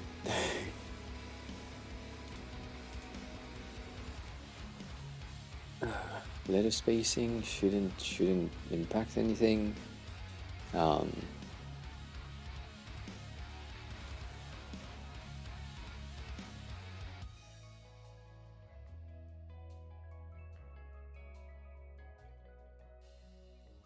Kane, we don't want to expand the type because we need to have the ability to change the text, if I remember correctly. That's why we need it in text.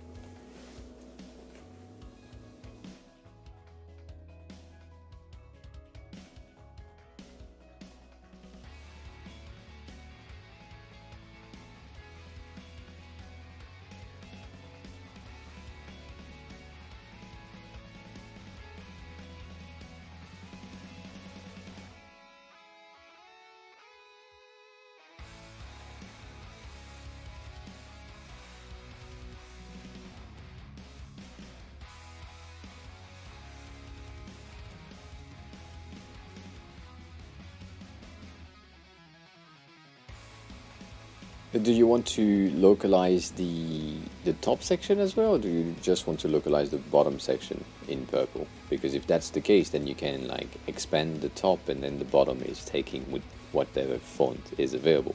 Even though it won't be the exact same as here, it would be better than destructing. Yeah, doing something bad here.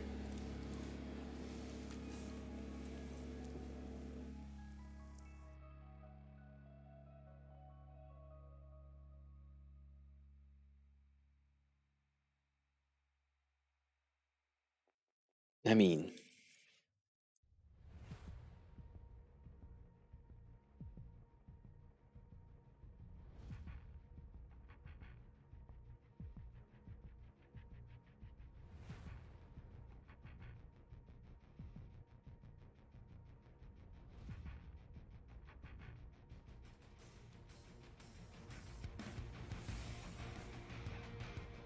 I don't think that's a good idea what I'm doing, but you know what? If one of them is just overriding something for some reason, then which makes no sense. Huh? I agree.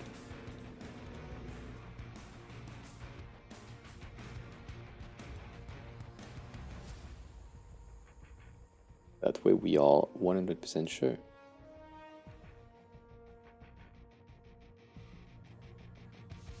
So everything that is related to font has been deactivated, at least as far as I know. Maybe some of them has been reactivated.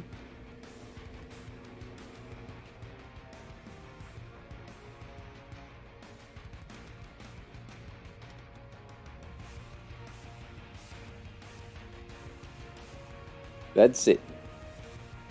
If I go here,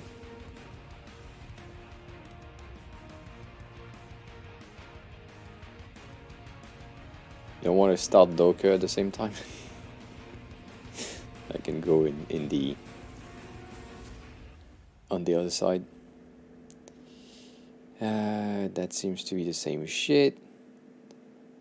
Right, there is no override either on this one. I don't think that here there will be anything different. Mainly because, right, and then body doesn't, or shouldn't at least, override anything. Have anything. Right, that makes no sense to me.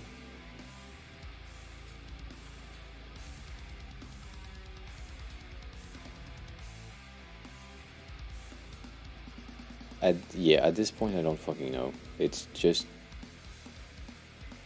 not making sense at all. You can't.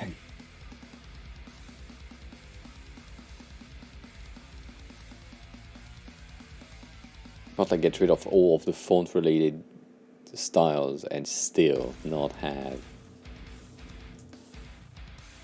it loads the rest. Thank you.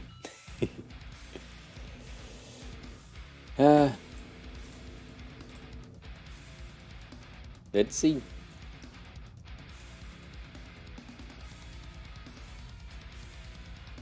Yeah, nah, it doesn't. That is weird. It's.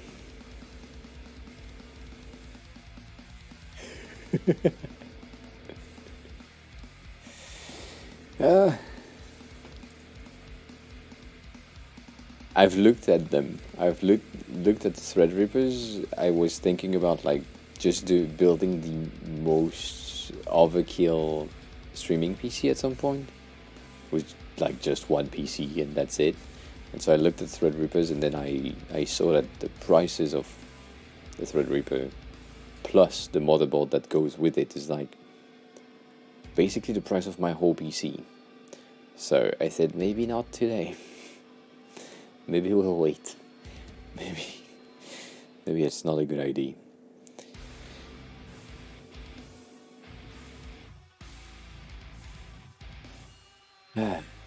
In the meantime, let me go pee and refill my water bottle so that I can go pee more.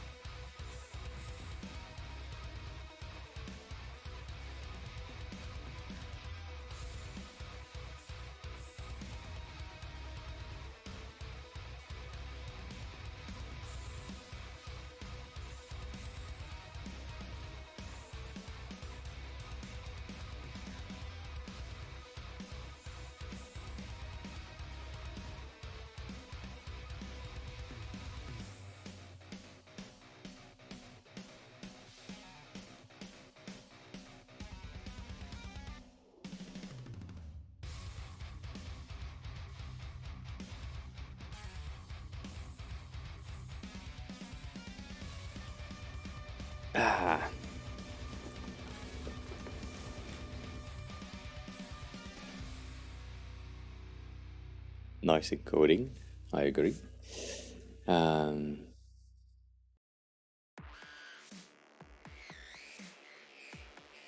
Jolie, hi, welcome in. How are you? How was your day? Kane, why are you sad?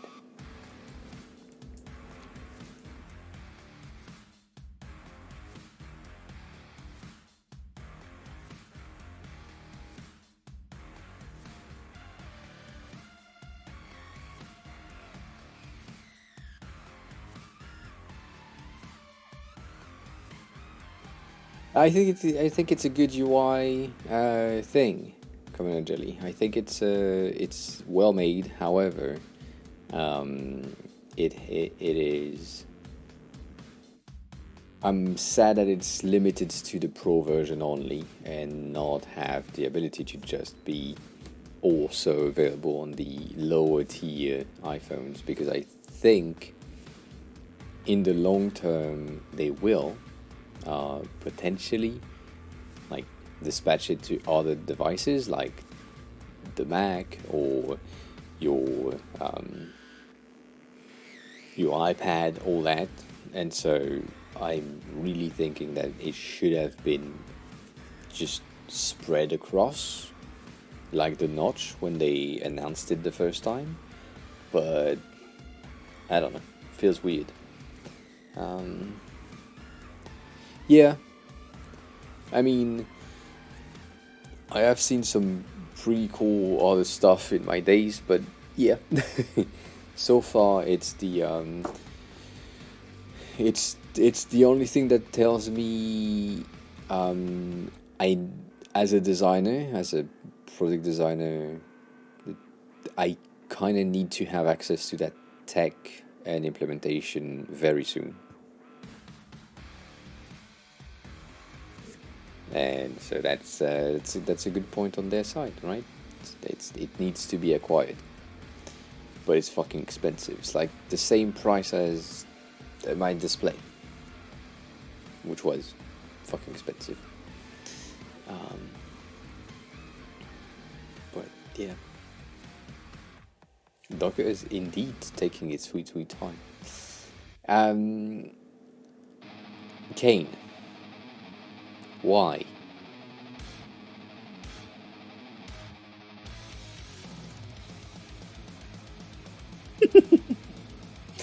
It's fine. It's fine. I get it. Man's already did that. Fuck me. That man is a beast. Gradient.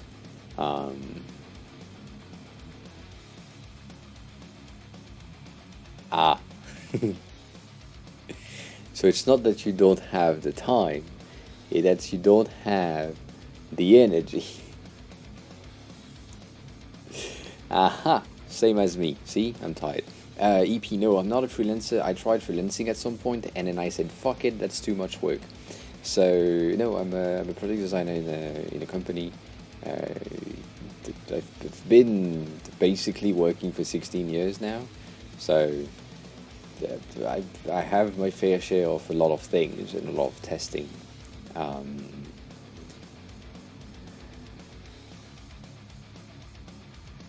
You can tell me how much you hate the encoder progress thingy in Pro. I think it's. I mean the. What do you mean the encoder progress? That's not something that I know.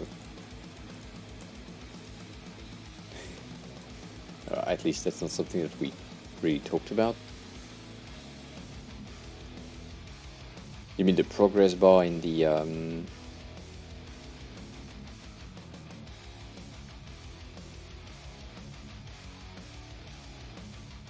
does the search does the search work?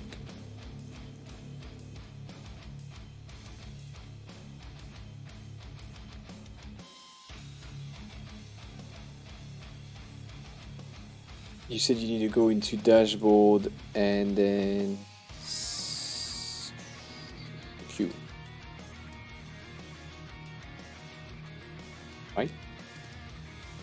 Got nothing. I got nothing.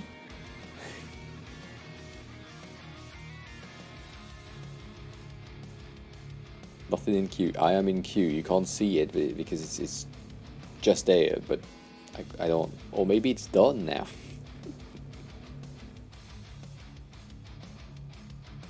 I don't know. But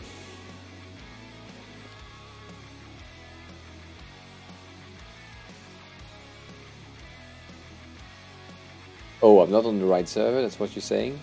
Should I? Yeah, no, I can't switch because I don't have anything else. I don't have anything else. But yeah, Command and Jelly. I really think that the the, the island. I forgot the fucking word that goes on top, in front. The island of the iPhone is great. Great design overall. I also like. I mean, I've liked a lot of shit lately, specifically here on Twitter. I can't show you because pairs of cheeks that Twitch doesn't like for some reason. I don't understand. Like pairs of cheeks right there that I would gladly show you, but Twitch just doesn't like it. There is a specific person that I've been following for a long time who is the dynamic island. That's the fucking word. That has been creating content for Android for the longest time and has a very good point on things, which is, as he explained it, it's the just show up UI, meaning that this, as they showcase it and present it, right, the track detection thing, they say you go to the place where it looks to be your track where you run, and we detect that it's the place. We tells you it looks like you are at a track, which lane are you in, and then you can start your thing. And so, as they say, the track detection, for example, which is coming soon, it's not yet here anyways, is the just show up type of UI, where you don't need to do anything, you just need to be there and the UI will do the job for you. And so that's a very, very good point. And also, talking about this tiny trackpads everywhere, which I feel like it's very funny for me because I have phone designs that I have made in 2009, 2012 about sliders on the side of phones with tiny trackpads, touch sensitive things where you slide it up or down to move the volume up and down. I've done that in 2009, 2012, something like this, and it's still not a thing. So, unlock, yes, welcome back, Sassy. Welcome back. So, for anyone who is interested by this person is amazing. So, we'll just share. We are not dunking on Apple, no, not yet. I mean, we could, but we are not.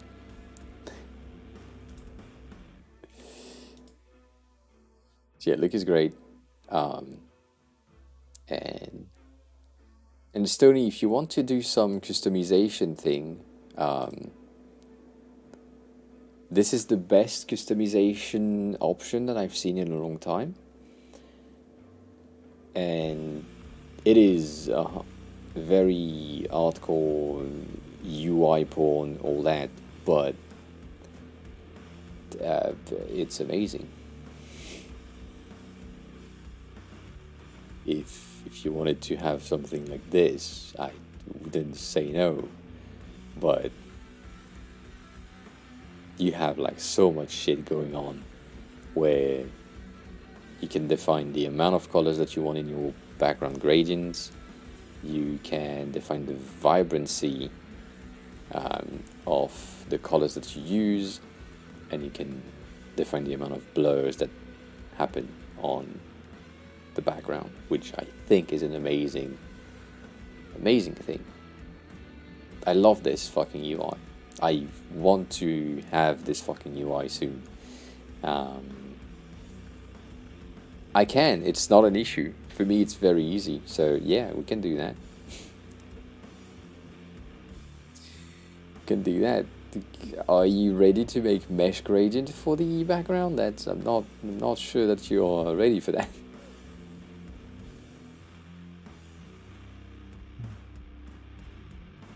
Anyways, it's still out.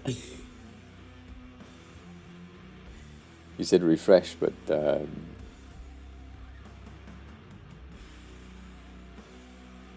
oh, you want me to design it in React? I don't know React yet.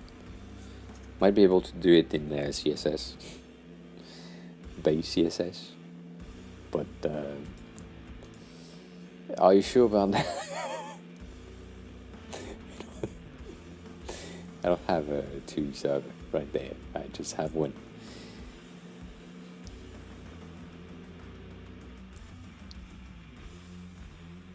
Yep, nope, just have 1. What's in queue? Quite a jolly you work. What are your thoughts on it? Do you think it's good? Do you think it's bad? Do you think it should have been something different? Do you have other point of views? Do you think it's a waste of money? I agree on that as well.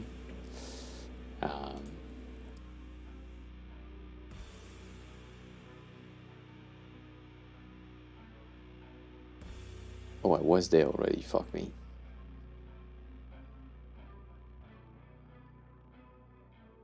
Also, someone noticed that the dynamic island is at 10 pixels from the top instead of 8, and so they are now crying, which I kind of like.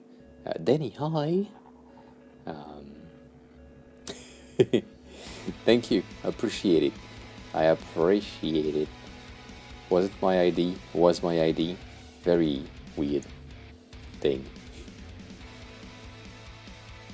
How are you? How have you been? What the fuck is the thing that I'm looking for? Right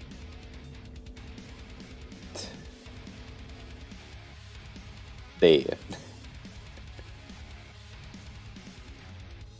So, first of all, we have this, right? We have this person that figured that it's at 10 pixel and not 8, and so difficult to understand. Secondly, this person, which I will absolutely share this fucking tweet because it's amazing. This person creating Super Palette, which we talked about last time, is creating or updating to 2.0, where they will have some new features in the way that this color scale happens. So if you haven't tried it already, just go to their Figma profile and test that fucking palette thing. It's amazing. As a preview, I was about to do a preview, but I can't because I closed Figma, dumbass that I am.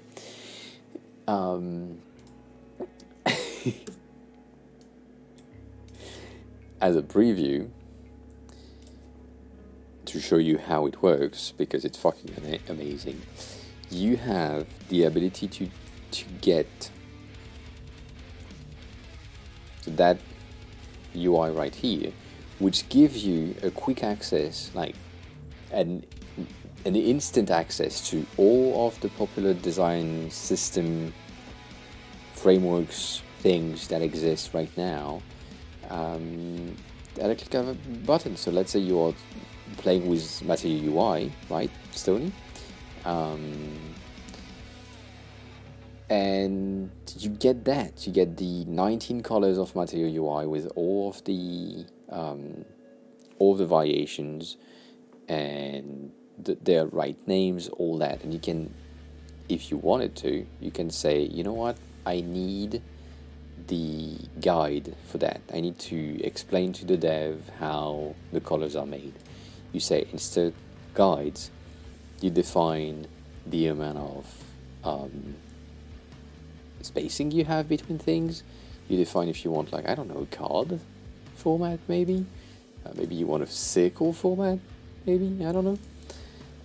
But let's say you want a card format, you want something like, I don't know, 16 in between every fucking card. And then you say,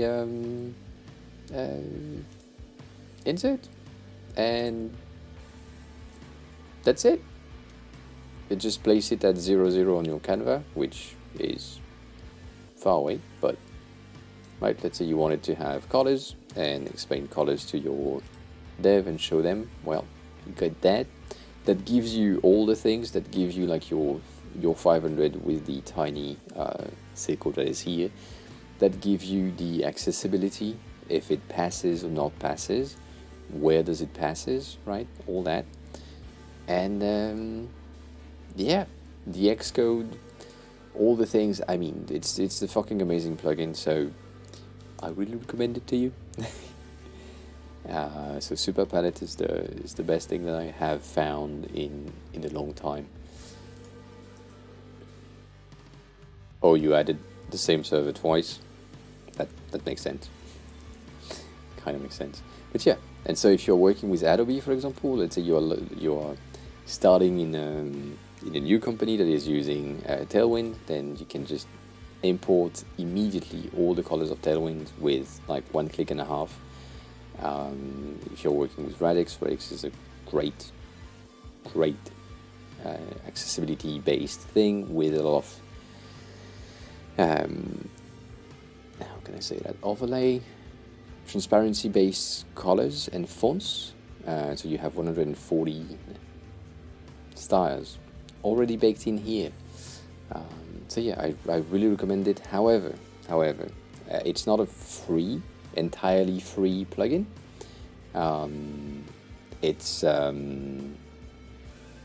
It has like a subscription based model, unless you have the ability to get the lifetime plan like me. I don't know, but I got the lifetime plan. I paid for it because it's so nice.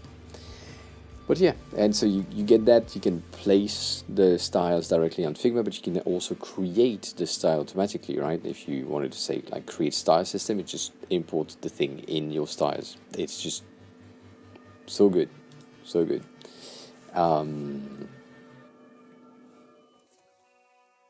And you say it's wine season down here. Is it? Where are you based, Denny? I forgot. Is it wine season?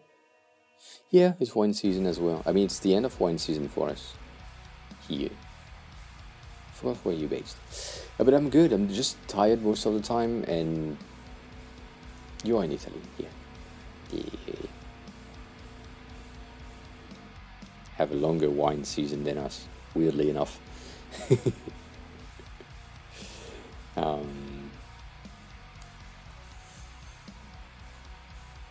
A lot of things are happening on my side. I've been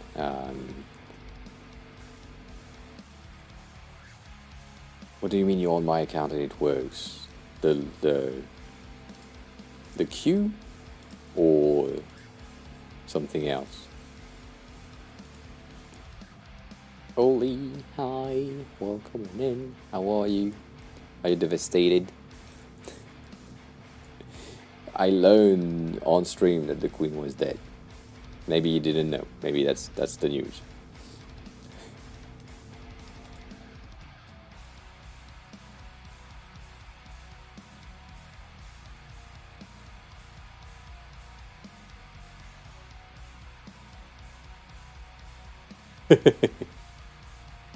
Good.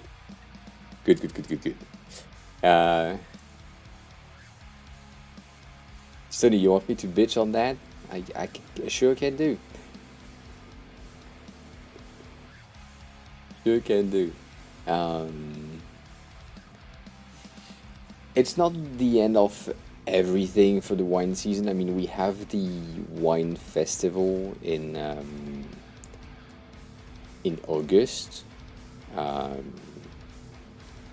At the mid-August, something like this. But then we'll still have more stuff. But we do the there is a lot of spoilers in there. They don't do that. Don't do that.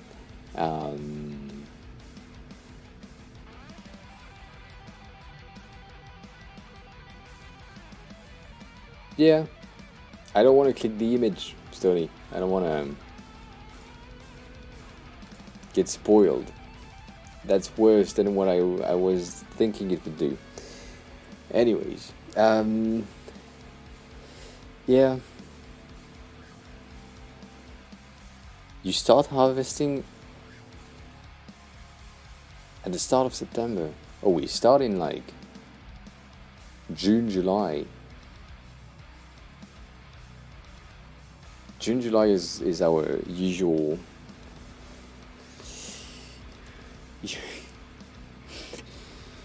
usual start of harvest, if I remember correctly.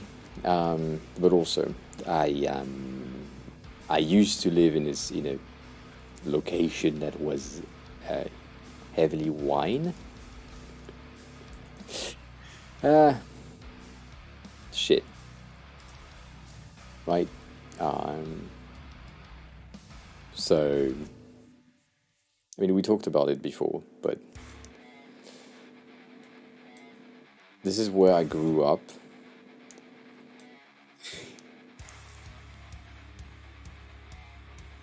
Basically, everything that is either beige or green is wine. Everything here is grapes. Like that's every fucking thing right there is grapes, grapes, grapes, grapes, grapes, grapes, grapes, grapes, grapes, grapes, grapes, grapes, grapes. It's just look at that shit. Look at that thing. It's just grapes everywhere. And then from time to time you have one guy that say, you know what, I will do olives right there. And that's it. And then grapes, grapes, grapes, grapes, grapes. It's fucking everywhere. So yes, that's where I was. That's where I grew up. Basically, all of that shit is just wine.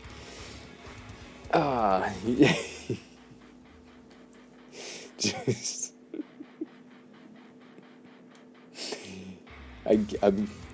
sorry. Yes, indeed. Very much grapes, very much wine, a lot of vin. Let me check. Let me see if I can find the reality of where I was, because that is a different, very different place, right? Yes. Look at yeah. So right there, right. A bit more greenery, but that's it. You can recognize grapes because of this, right? This is the tractor lanes. This is the tractor lanes, and then because the tractor lanes.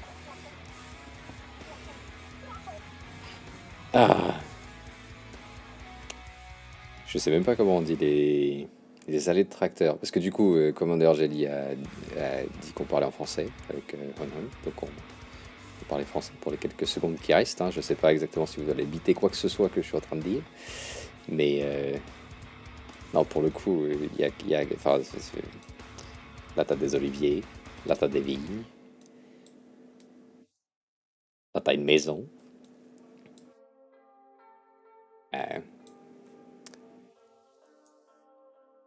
C'est pas la joie. Des oliviers encore, des vignes. Yeah.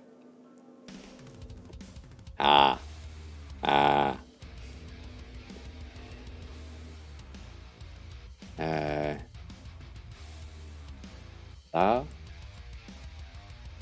on a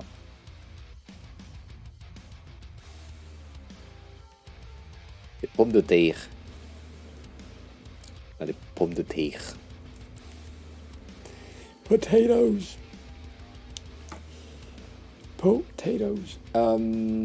I believe. Yeah, I think these ones are potatoes, carrots, all that.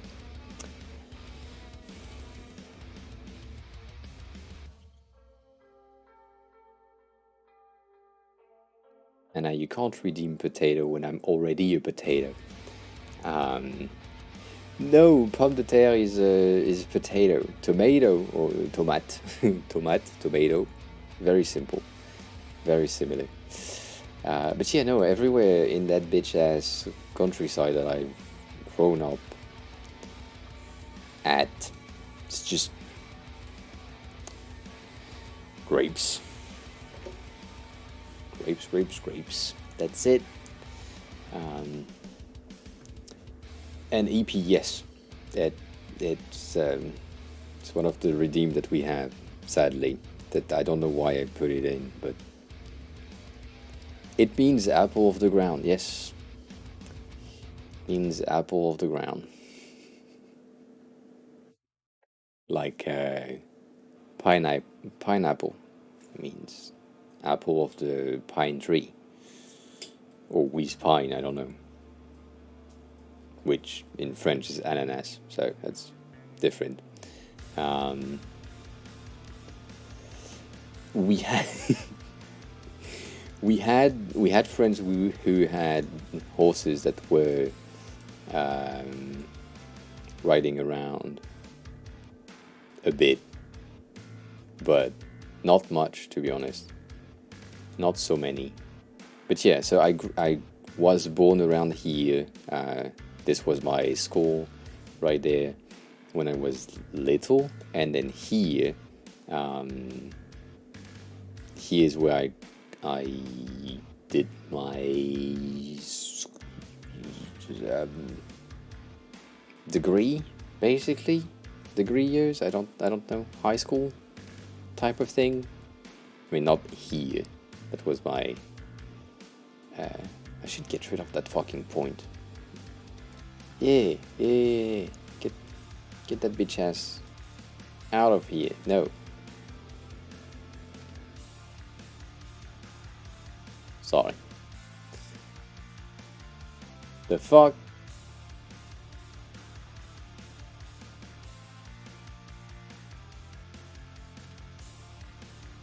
How can I remove that bitch?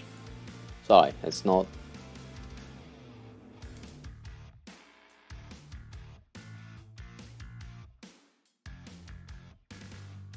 Anyway, still there.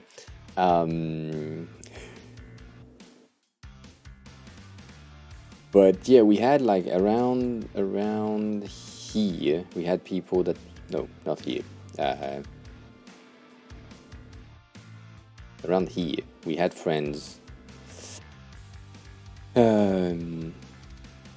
which, right, this is like a village. Right there, and we had friends that were, if I remember correctly, fuck, it's been a while. We had friends that were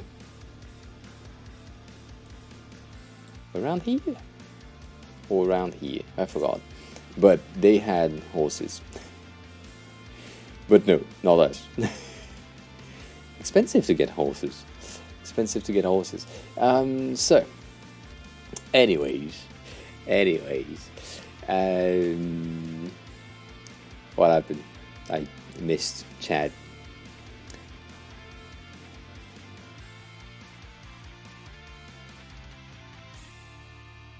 Why when I click on the image it just goes back up?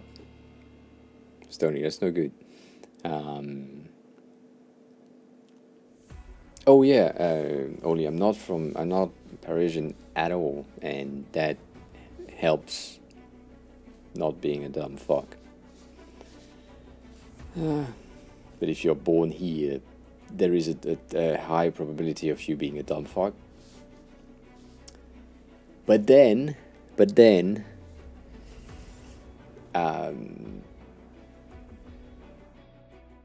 being born in the South makes me and the people around me at that time have a very, very, very, very, very, very, very high probability of being racist. Very strong statement right there. Very. They tried, but because they like half Algerian, that didn't work. But they tried.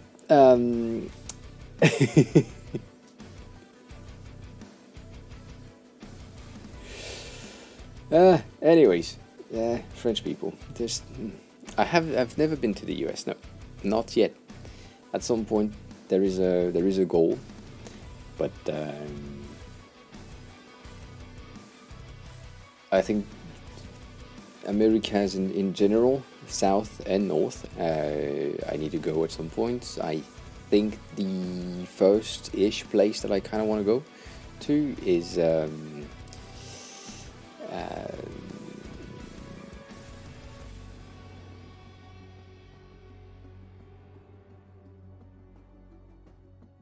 Canada, whichever sides. Yeah. Stoney, what do you mean I owe you 5 subs?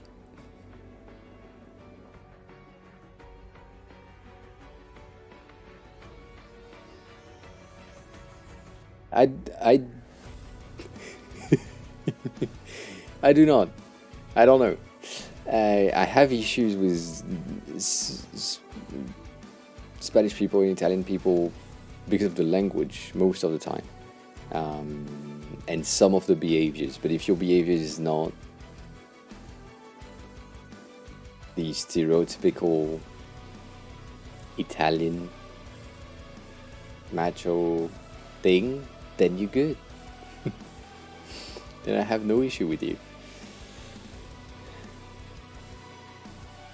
Oh, but Stoney, you didn't redeem it. You can, if you don't want to have any points anymore. It's an option. But yeah. What? No, you didn't. Oh, yes, you did. Fuck. You did it at the same time as Mind Explosion. That's why it didn't register in my brain. My bad. My bad. I'm sorry. Sorry. Make me waste my money. Sorry. My bad. My bad.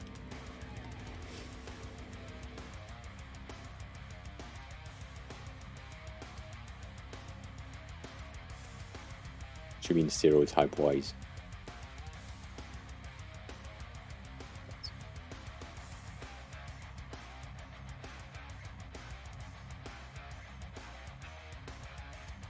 Very sad that the Subtember doesn't work with gifted subs. Epfoam Home just subscribed. You should have waited. Maybe you could have get one for free. You never know. Oh, strange. _ just So, gifted 5 subs. yeah, that's me.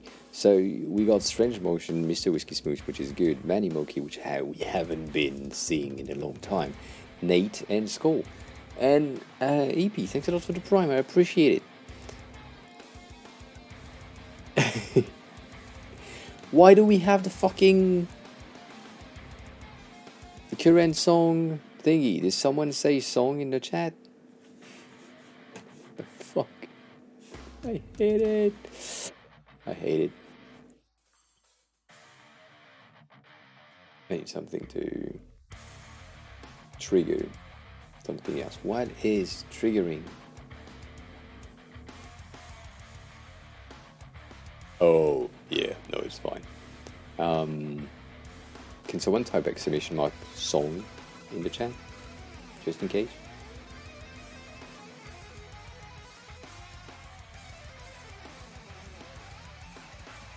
Thank you. This is broken. I don't know why. Not too many times, please. I don't know if it will. Just come back. Anyways, so now that I did that, I missed things.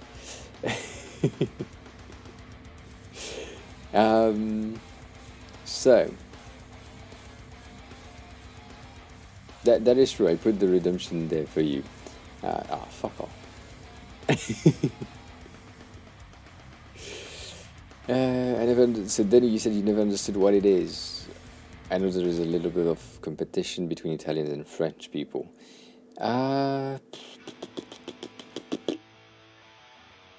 I would say yeah, probably. So,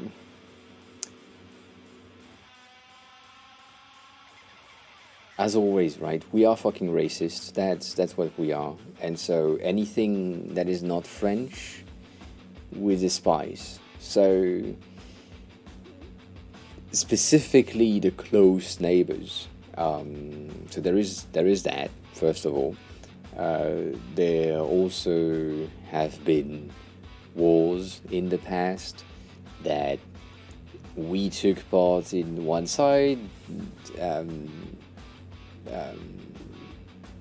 then Italians took part in the other side, and so not.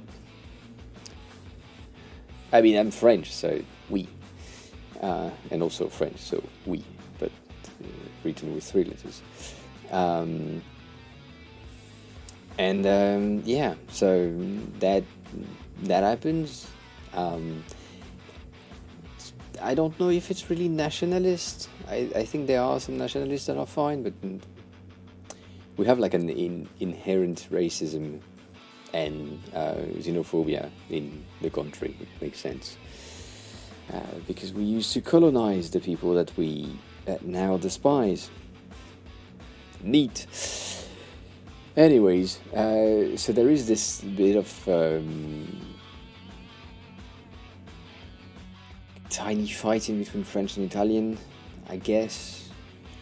But the stereotype of Italians for us is probably the same stereotype that you have for French as Italian, which is, I mean, not exactly, but still, right? We have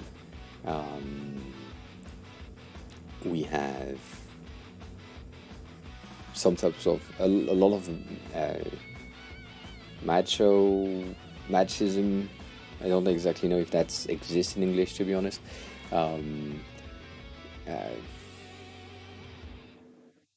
Yeah, behavior that is not exactly good and toward women. That's the Italian vision that we have, and I would say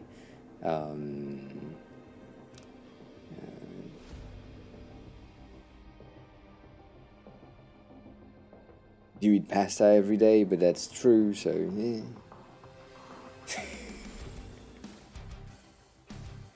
What else? What else do we have that makes us despise you? I don't know. At this point, I don't know. I'm tired.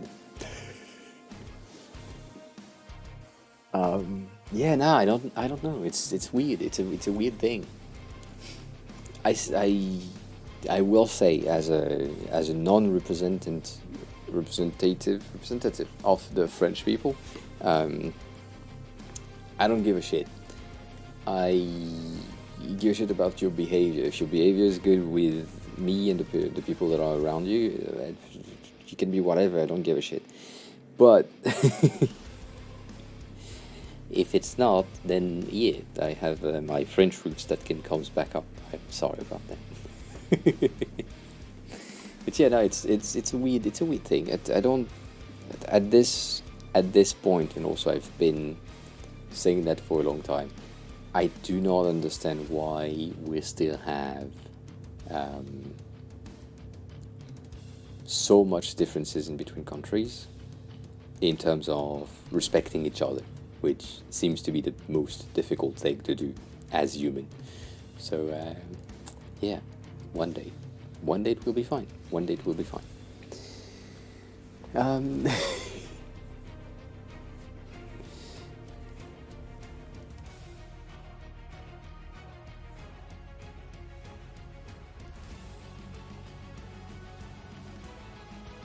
Yeah, that is Tony exactly. I mean, the skin color or doesn't even impact me. It's more of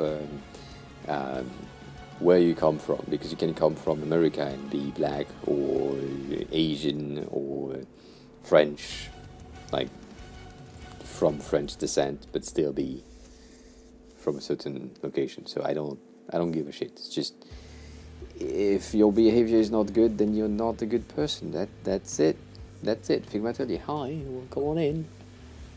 We are trashing the French right now, so you arrive at the right time. Figma is a French person. I mean, we are finishing trashing the French, but yeah, I don't know. It's just weird. But how are you finishing your meetings? Finishing your meetings? Sorry, what? What time is it for you? It's 23 for me. Also, this is it's 23. How do you have a meeting at 23? Damn it. Ah, yeah, that makes sense. That makes sense.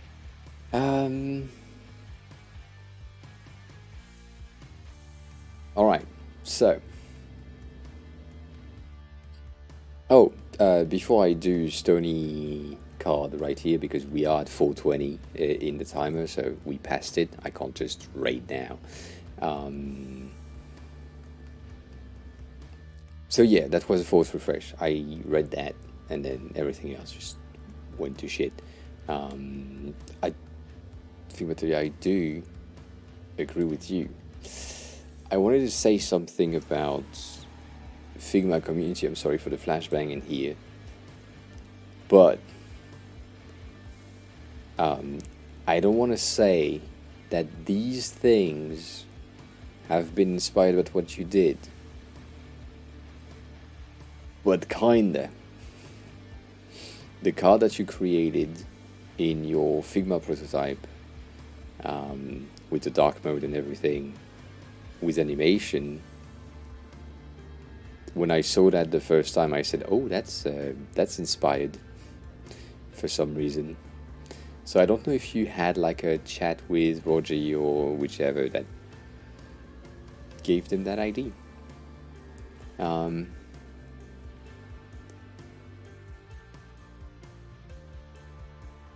No, it's fine. You can ask, Denny. You can ask. I need to help Stony as well, but we can do both depending on the question. We can do both at the same time. But yeah, that's it. I just thought about your prototype when I saw that the first time. I said, yeah, that's a copied thing. Anyways, oh, that was clean. Sorry. Yeah, nope. Going back there. It depends on how deep the question is, Danny.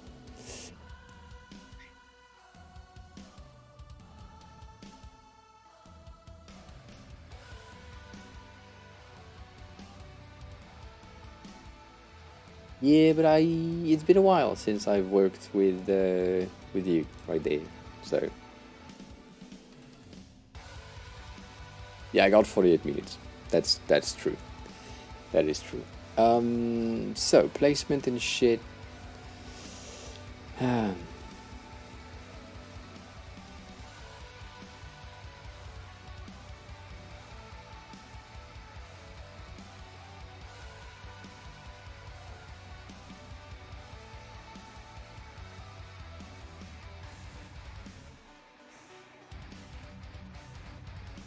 That could work.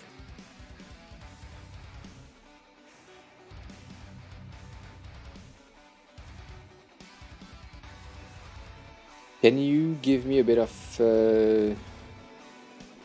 information about the information, Sony?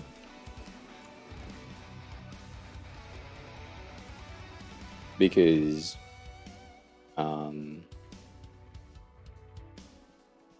yeah, I need to watch it. I think it will be available in Disney Plus like in a week or two. I don't know. But I appreciate it. Note to type is now following. Note to type, welcome on in. How are you? Who are you? How did you find the stream? Thanks a lot for following, I appreciate it. I'm tired, sorry. Have a good rest of your day, EP. Thanks a lot for being here, I appreciate it. And I hope to see you soon. If you have more questions, don't hesitate to join the Discord if you want to. If you want to ask a question offline, I always answer anyways, so do that. If it's just another server, don't do that. But yeah, that's the Discord server, if you wanted to. But yeah, have a good rest of your day. So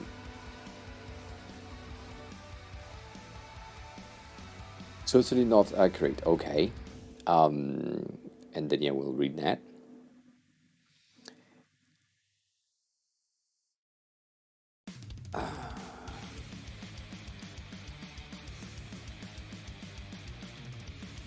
What can you do?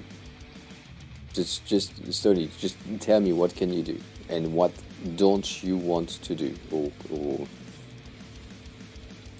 in here can you change everything, or do you have things that you want to keep as layout, or how complex do you want the things to be?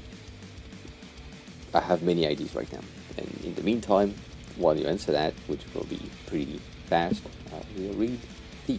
So, I see you have a self-taught badge on LinkedIn. I thought I would start networking, growing my reputation, and then I would need some sort of certification. Maybe following a university certificate course on Coursera or things of that nature will help. Yes, maybe. So if you want to grow on LinkedIn, I recommend you to do the assessment quizzes that they have. They are not so good, but they are not bad either. They are very easy to get if you have mastered the topics. So in the assessment quizzes, I have HTML, CSS, and another one I forgot.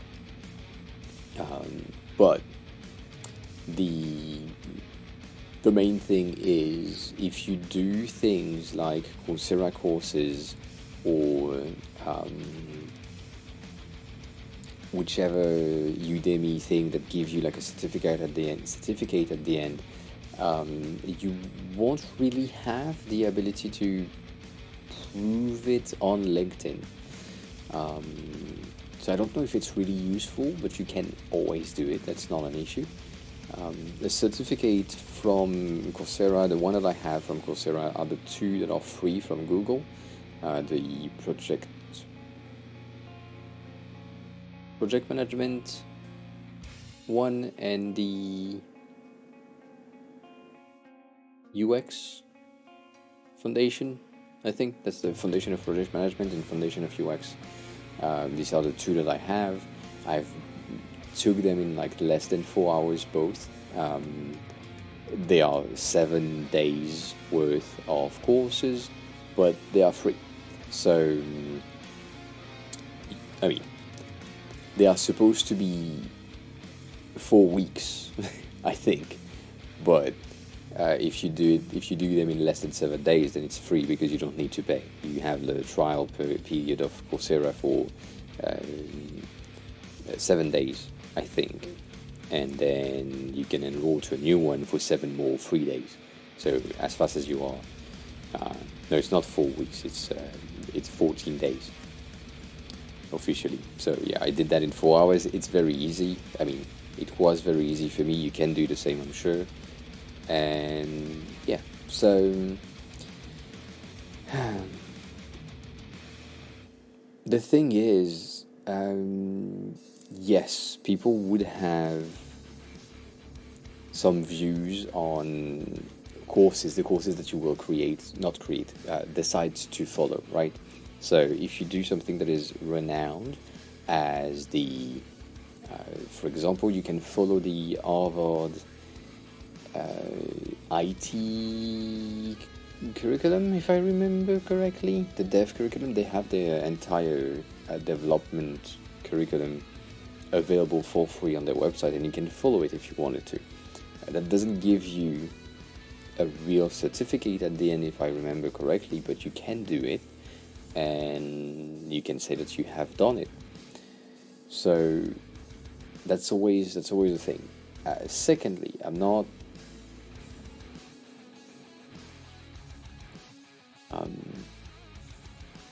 a big fan of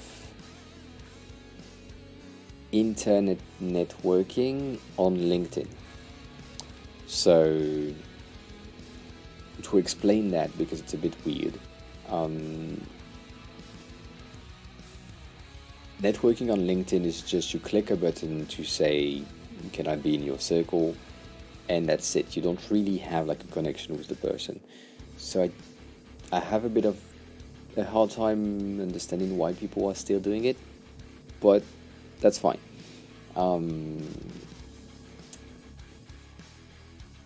But yeah, anyways, on my LinkedIn profile, I have things that are linked to a school that is called Self-Taught School, which doesn't exist, right? It's just a badge that creates something that to showcase that you have learned on your own. And so it is like anything that you have learned on your own, you can place it under that specific school, and that will work. So, yeah. But doing courses is always a good thing if you follow them properly, and then getting. Oh, by the way, we are at one follower away from 1,300. So if you're here and you haven't followed, please click the button. Have a good rest of your day, Holly. Thanks a lot for stopping by. I appreciate it. Take care of yourself. We'll see you soon.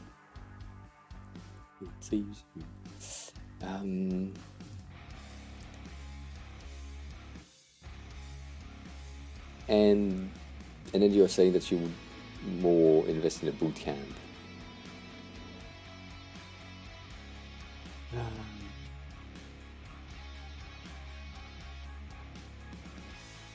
I don't know.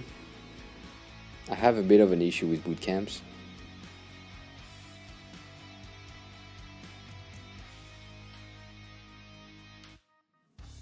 But that's me.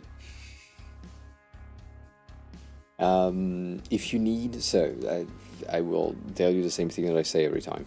If you need the structure of a school or of a boot camp to learn, and that you feel like you are more efficient if you have structure behind you, the key circle, thank you. Reverse, interesting.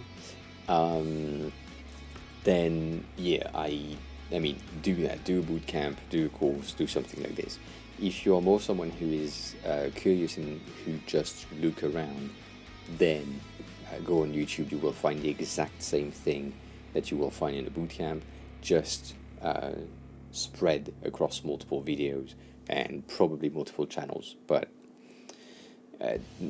yeah, no need to pay like 3K for a boot camp that will give you the same insight that potentially I could give you if you just ask the right question at the right time. But asking the right question at the right time is the most difficult part. So I get it.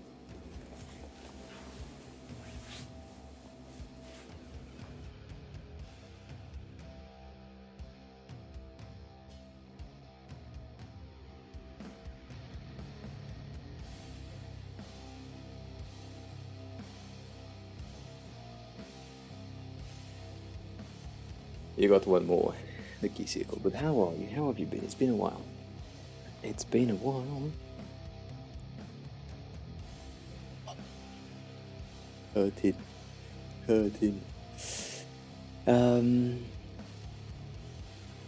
Yeah, it's one bonus. Trying to do one bonus when it's one that I can do.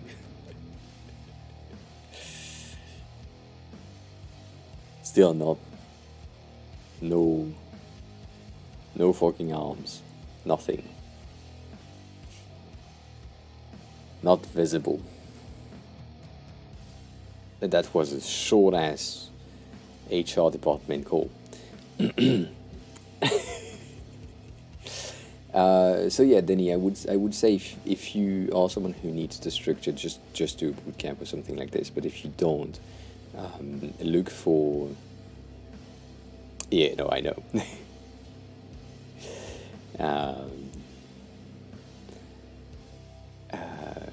Look for things on YouTube or on Twitch or on Discord to get like the answer that you are looking for or the help that you are looking for some things. The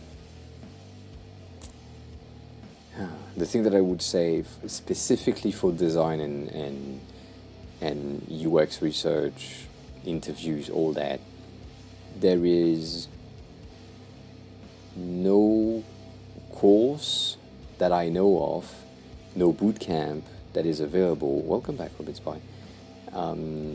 That would give you the experience that you need to do the job that you want to do. So, the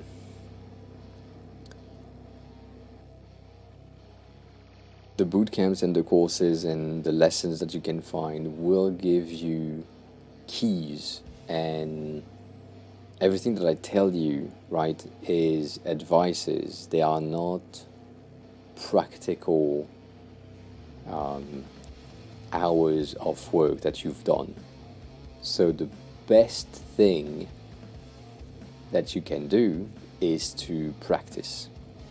And as a sure thing, if you practice something that is wrong, you end up with a bad habit, and then you forge that muscle of bad habit, and then you continue to do the same thing. However, if you get like a course and someone gives you a good habit and you practice with that good habit in mind, then you get better. So, but no courses, no boot camps, no YouTube video, no advice that I give you will make you better. We are just here to give you like a direction, basically, or to answer some question to make you learn things. Clausen, hi, welcome on in. So, if I should do some of the free ones like Google's, I need to figure my way out of this.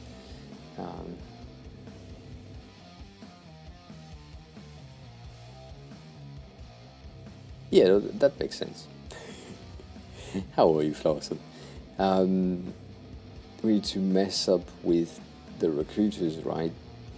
As a junior designer, I feel like recruiters aren't really willing to hire low-tier designers. So, are they not willing to hire low-tier designer, or are you not willing to work for a salary that is small? Because a lot of companies are hiring for no pay, like small pay, and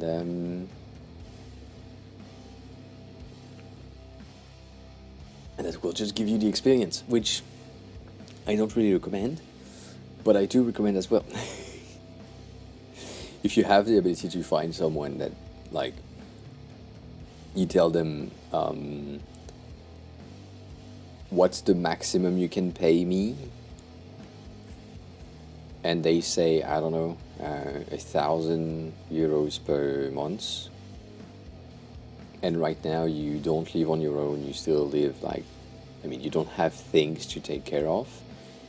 And even like 200 a month is a positive in your bank account, then do it. Like, do it for 3 months maybe. That's it. Right? You can have someone hire you, and you tell them, I need some work experience. I can work for free being like the minimum available. Is that something that you can do? I just need experience.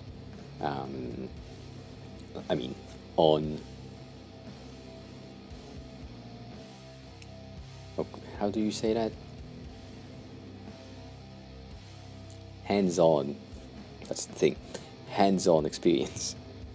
So that's the best thing that you can do. However, so there wouldn't be people like me if companies didn't hire juniors at some point, because at some point I was a junior as well.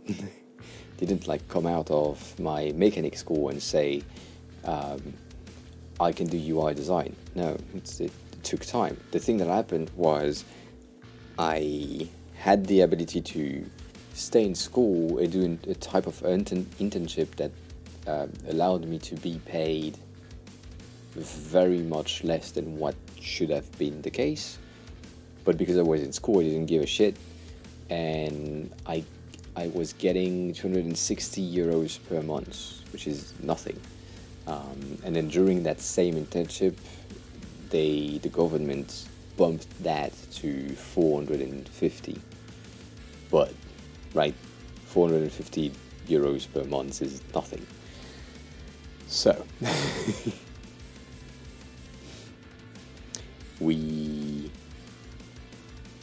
I did that, and I did that for like the first, my first year in an agency, it was at that level, and then I went to another agency that was also, if I remember correctly, was I? I wasn't at this point. You know what I may have been? I forgot. It's been a while.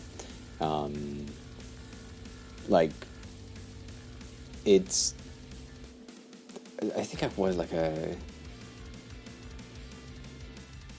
No, they hired me sorry, this brain is like, it's like 12 years ago now.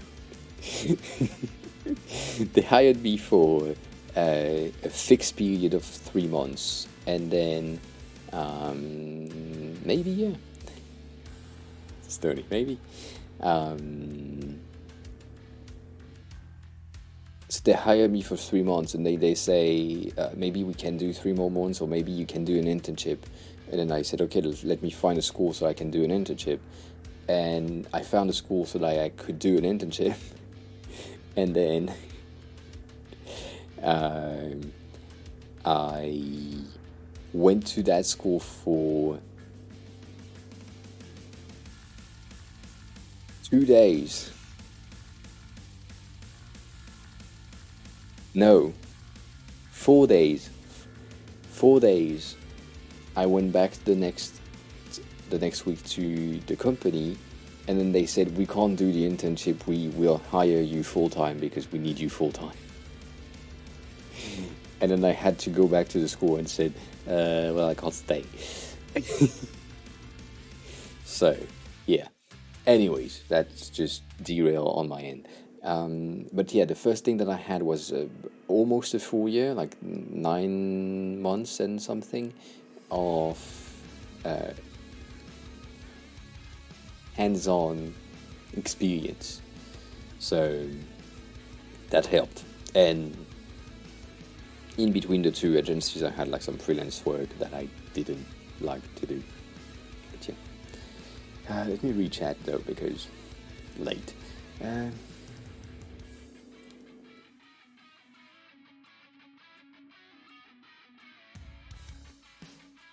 And Robin Spy, I appreciate it. I'm doing my best to help. We did it, Denny. We did a stream about my background story Monday, I think Monday or last Friday, I forgot. But yeah, had the whole story thingy. Monday or Tuesday, I forgot. It was a question from Grassel, and yeah, shit happened.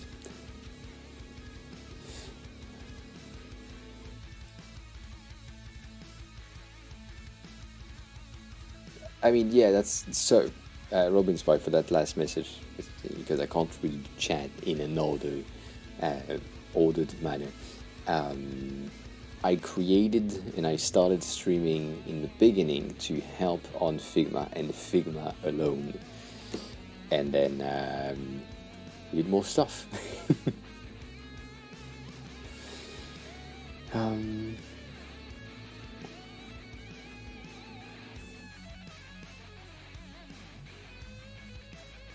So, also you say, Denny, you said freelance work too.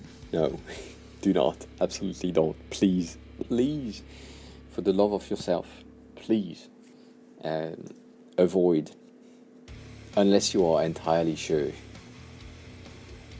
that you can have a job and a consistent client base from the start. Please do not start as a freelancer. It will you have it's like it's a weird thing. It will either make you a great designer that respect the client and have like a lot of good project, or make you a jerk that don't respect any work because the client that you have had in the beginning were the worst thing that you have had. So it is, you need to have some experience with a structure before you move into your freelancing thing. I feel like it has been yeah, it has been so weird for me.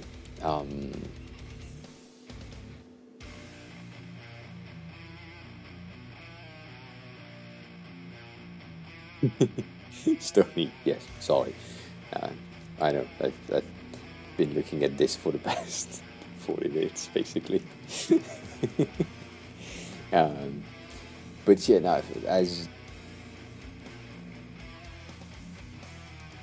the thing is, the freelance section has been romanticized, right?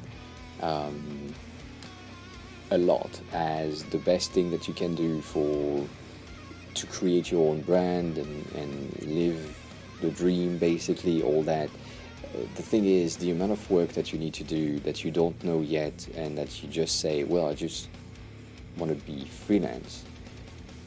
That's why I'm saying it's a double-sided thing, where you can either figure out that freelancing is the best thing that you could have ever created for yourself, and so you end up with great knowledge of how to manage clients, how to manage projects, timelines, due dates, all that, and that the clients that you have are great, pays you on time almost,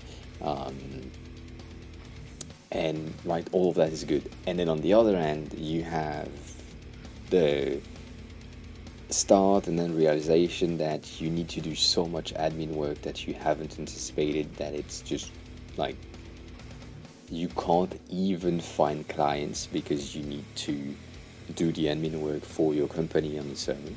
And then when you have a client that asks you like for a small project,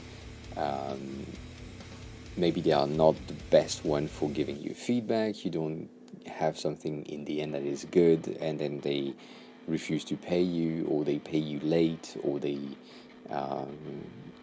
reference you as a bad person and a bad business around them because the thing that you created is not good because you didn't have the time.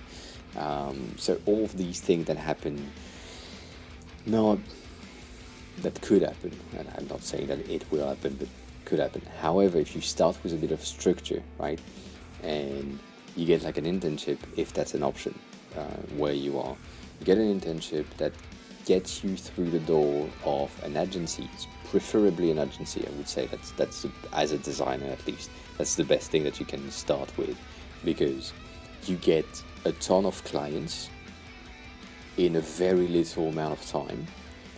You need to do lot of different things, design-wise. So the thinking behind how things work, all that is very, very specific.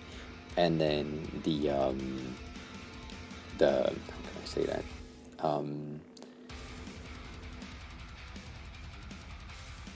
The turnover of the amount of things that you need to get a brief from a client, execute, do the thing, get the brief out, take another brief.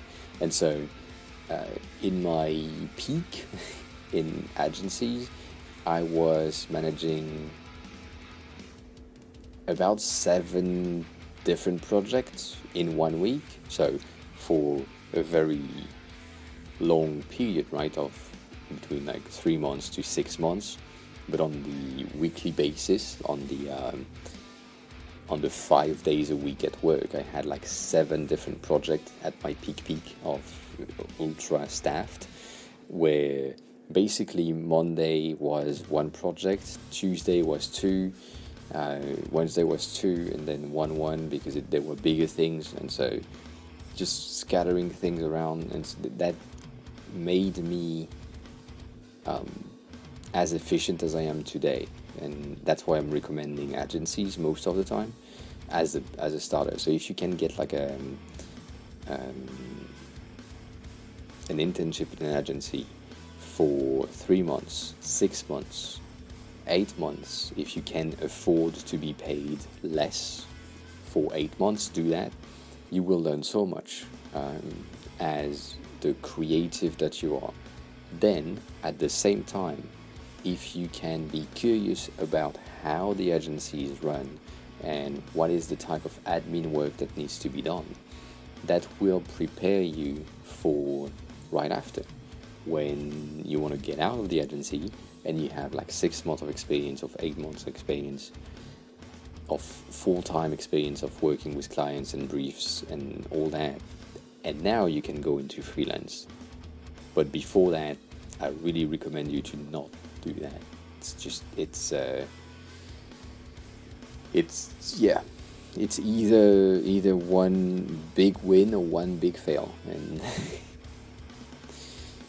and to avoid the big fail, you need to be prepared, and so to prepare, you need to have a bit of experience first. So, my internship can work, but I get it. And Jan, if you Jan, sorry, not Jan, Jan, if you if you want to go into freelancing, I don't know if you have a bit of experience before, but yeah.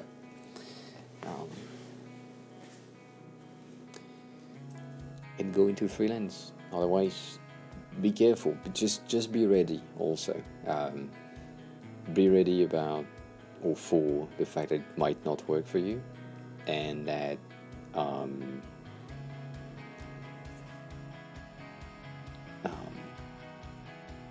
if it doesn't work, it's fine. And the earlier you figure out that it doesn't work, the better, because you can focus on something else, and then you can go back to it if you wanted to, right? Maybe at your core you're thinking that freelancing is the thing that you need to do, right? And so you test it out, it doesn't work. You find a job, it doesn't work. You go back to freelancing, and then it works. Maybe you just needed a bit more experience on something. So, as most of the people who are older than me say, your 20s, from the time that you leave school and the time that you leave the 20s, don't exist. And it's the time where you need to experiment and do as much different thing as possible to make sure that the thing that you will do after your 20s is something that you like to do. Because maybe, right, that's something that I tested out. I saw maybe mechanic was interesting to me, or macro mechanics specifically, so everything that is like in watches and other things was very interesting to me, and so I said I will pursue that. And then I went there and I did 3 years, and I said that's not for me. I am too scared when I'm working with the machine. So weird, but I was too scared, and so couldn't like stay focused on something, and was like on high alert on every fucking sound. That was stressful, so change to something different.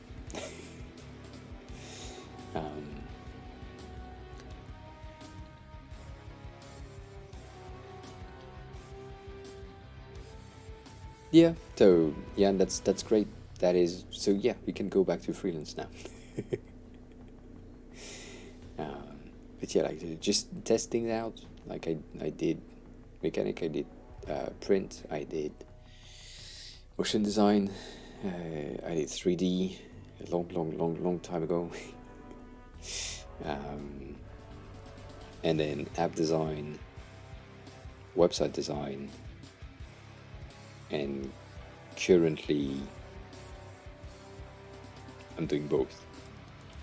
So yeah, interesting.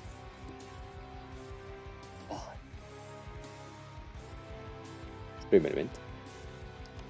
You're late.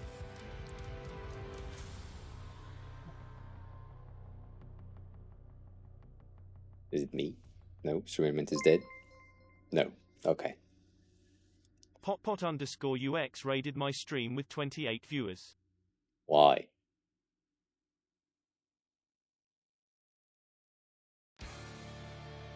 Tomorrow's craftsman is now following.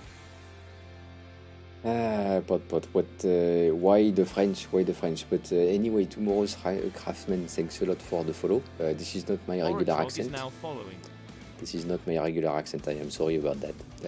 That happens when we redeem the thing. So yes, this is a sad time to arrive. I am very sorry, very sorry. But Stream Kyle, welcome on in as well. But welcome on in. Oh, that is a complicated complicated name. Oratrog. Oratrog, welcome on in. So Monica, welcome on in. How was the stream? Pot, I hope it was good. This is your favorite accent, Stony? I'm sorry, it is your favorite accent. It shouldn't be your favorite accent. It is not a good idea. It is not the best accent in the world at all. But yes, Aura, thanks a lot for the follow as well as tomorrow's. Appreciate you both.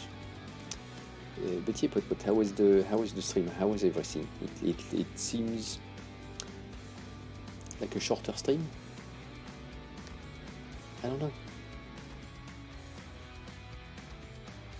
Yes, flower sun. That's yes. That's what I said. I asked why Pot is reading me, because usually I am reading them. So difficult, and so specifically because I've been live for 5 hours and my streams are regularly 2 hours, and I need to work tomorrow. Pins are good. Sorry. I lost the accent for a second. How are you? Thanks a lot for coming from the raid. No more accent. Okay, sorry. We had the end of the stream because I started ranting about Beyonce and I felt the beehive coming from. Okay, I get it. You missed the French. GD, yes. Probably soon. And yeah, I was about to say that Pins got a ban for trashing Katy Perry, right? That's the thing. So weird. But anyways, for anyone who came from the raid, because that was a long-ass rant in French, I'm AOA. I'm the helping designer currently in a fry box. If you have any design question, feel free to ask. I will do my best to help. It is fucking late on my side, so I don't know how much more streams will be happening. But, yeah. For anyone who doesn't know Pod, really? I don't know. Anyways, go follow Pod. That's the thing. But yeah, we do a lot of design stuff. We do a lot of OBS stuff as well. And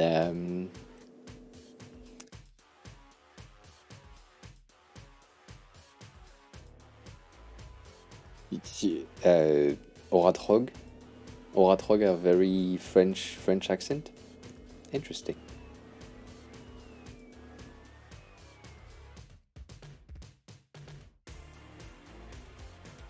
Anyway, so yeah, we do a lot of shit like this in here with movement and transitions and all that, which is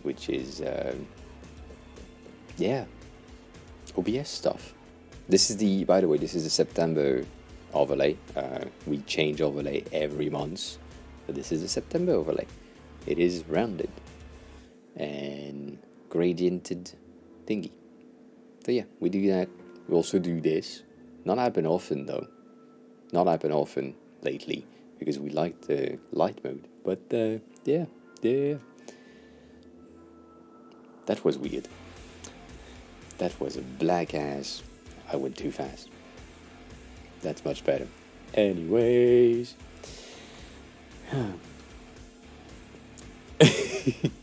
OBS is not a bully. OBS is fine. This is fine. It's friendly. Friendly. Stony. I have 7 minutes for that. Shit. Focus.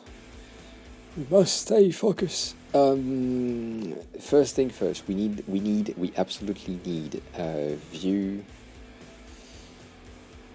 icon right here. That's a thing that needs to happen. You need to take one of your icon thingy, and you need to add the background of some sort. I know that you have your usual thing around it, so I would say just that. So while hovering, maybe just something that does this with the icon. I know that material icon has that. So add a button or something, a hint that right is something. Secondly, while it is hidden, I kind of want you to have the opposite, and that music is still good. I will 100% agree. And if you can, because I kind of want you to cry a bit in the creation of this, if you can, a bit of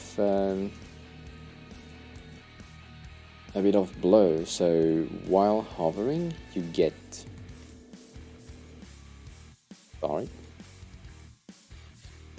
while hovering, when it's not there, you get the hide thing, and you can click on whatever, and then you blur it. That way, it's you can still see that there is something, because right now when I click on it, I don't fucking know.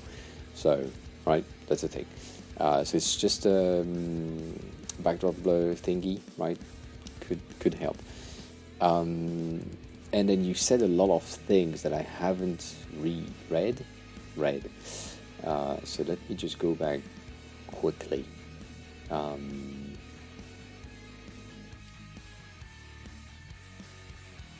Oh shit, that was a long time ago.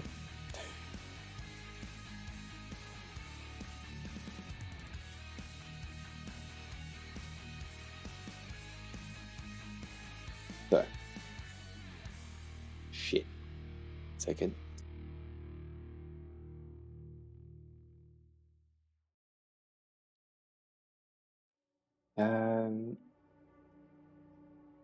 Looking at your messages.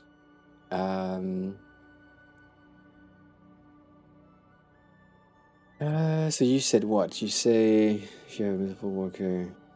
No. I suck at passing the FFmpeg log. Okay, at least the time is accurate. Okay. What the current encoder is doing. Also, for anyone who is asking, I'm watching the other screen, so it's there. I still hate that song. Doesn't change. Haven't changed. Oh, I did the same shit again. So if you have multiple workers, you see multiple of them. Yes, that makes sense. At the right side.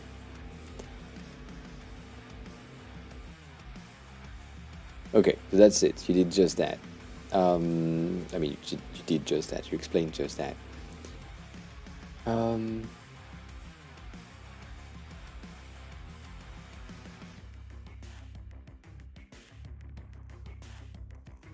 So,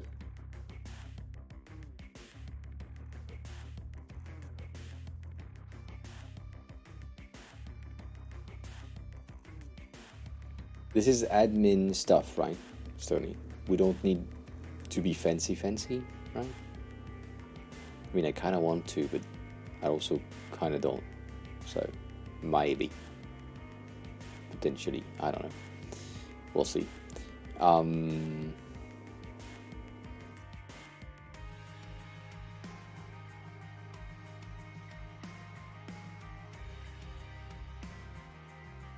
The server and worker are not important.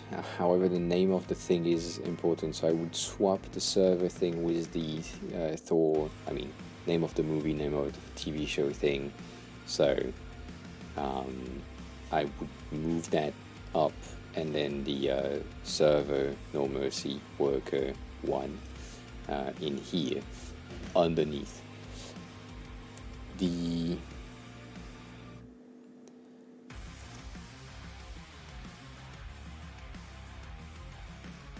I don't think you give a shit about the encoding, like the video format in the queue. You just want to know that there is something in the queue and how much time it will take for your thing to be available. So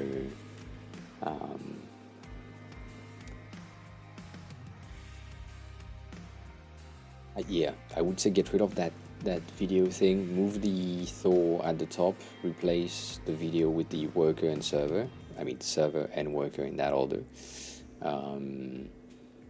Or then you can do worker, speed, server, whichever, I don't know. And then the progress bar, you could reuse the one that you had before. I don't know if you still have it. Not in here. The dev is still down because of Docker. Okay. Fine. Yeah, the thing that we did, don't worry about it. Do we still have them? Yeah, these things. So you can reuse these bars, even though I don't like the effect that we have here, but right. It's fine. Don't reboot. I just wanted to see that, and I remember that we had like a screenshot somewhere, so we can do that here. So use that component if you created a component with it. If not, then recreate it. But yeah, that's it. So basically,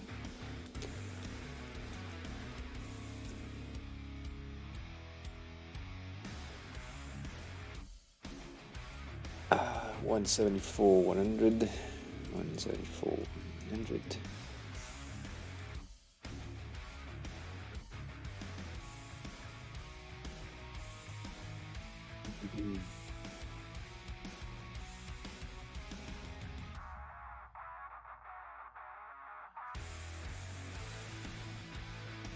Okay. Yeah, stacks. That's usually what happens. So the thing is, the energy that I get is from questions. So if someone has a question that is interesting, I mean, to which I can expand on, then you are doomed. My sleep schedule is fucked. That's it. So yeah, I recommend anyone to have a question when they are here. That's the best. It's the best advice. Thor, love, and thunder. Him King. Hi. Welcome on in. How are you? Who are you? How did you find the stream? You come with the raid.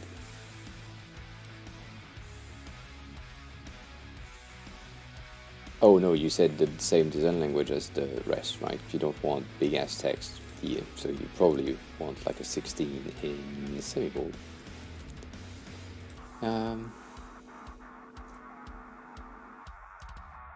You said for web design. Well, welcome on in. You arrive on a very tired web designer. Will probably end stream soon, but I appreciate you being here and checking the stream.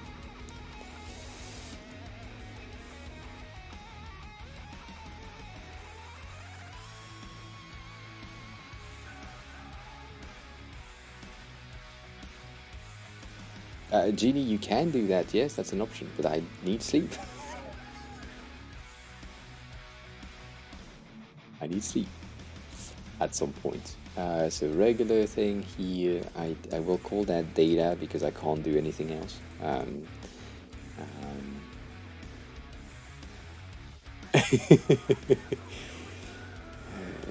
Data stuff number 1. Say data stuff number 2, number 3, right? I just want this, this, and this. Could even do 4, but that's useless. So let's do 2 point here, space there, and then in here we want the ID of that in a vertical manner, this on top, and these two to be within container, and space between 8 fill.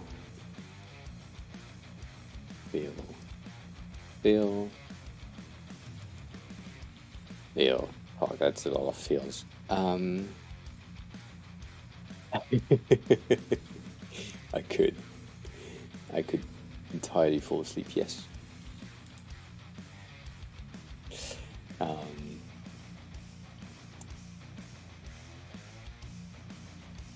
You say I just started in this space and I hope to learn a lot. Well, you are in the right space.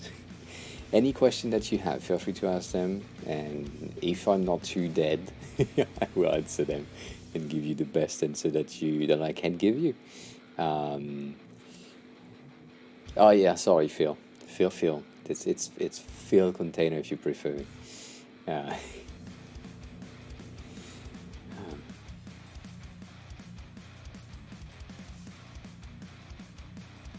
Pimp King Lol is now following.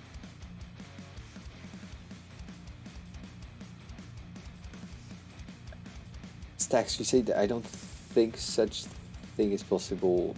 Like when you get into a hype of explaining something, you can only get mad rather than fall asleep. I don't know. Maybe yes. Maybe you're right. You're probably right. You know. That's probably. Probably. 24 is your base, 14 is your top, right? So you get like a 16. That's too much, but fine. And that's your 14. Yeah. So you get this, and then that will be weird, but I can't do anything else about it. Oops. Sorry.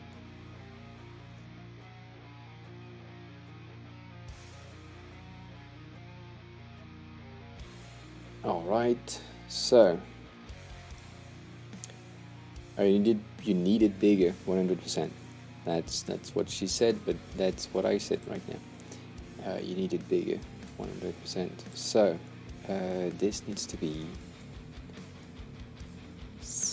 12. Yeah, I guess 12. I hate it, but 12.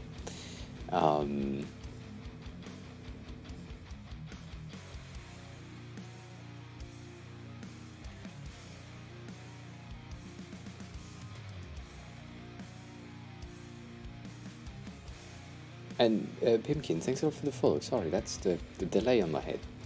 I saw it, I said it in my head, and then I didn't say it out loud.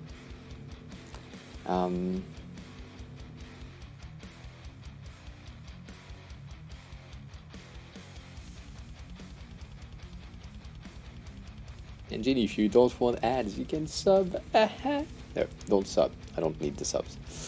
I mean, you can, but won't refund you. You know.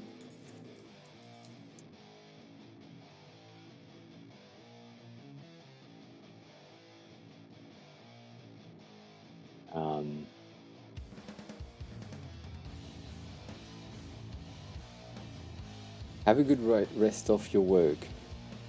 Bot, thanks a lot for the raid. Again, I appreciate it. I hate you because I was about to stop, but thanks a lot. I feel like this is too much rages, so I believe 4 might be better, but then 4 means like 12 on the outside, right? Yeah. I'm not a freelancer, no. If I was, I would be fine, but no, I need to go to work tomorrow at 9, which is 9, but yeah.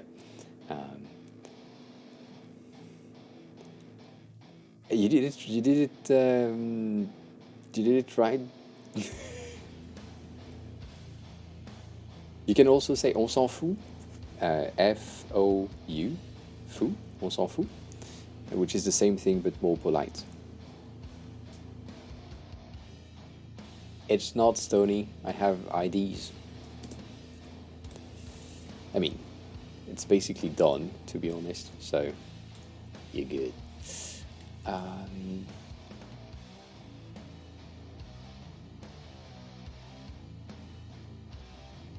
I just want to have everything to be able to send them to you as states.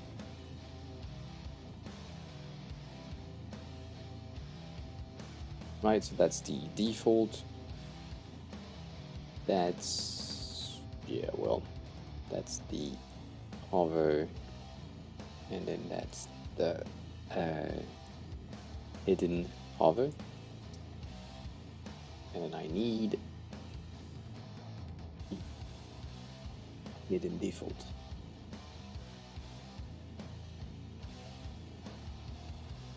So that's it, that's your component stack right there.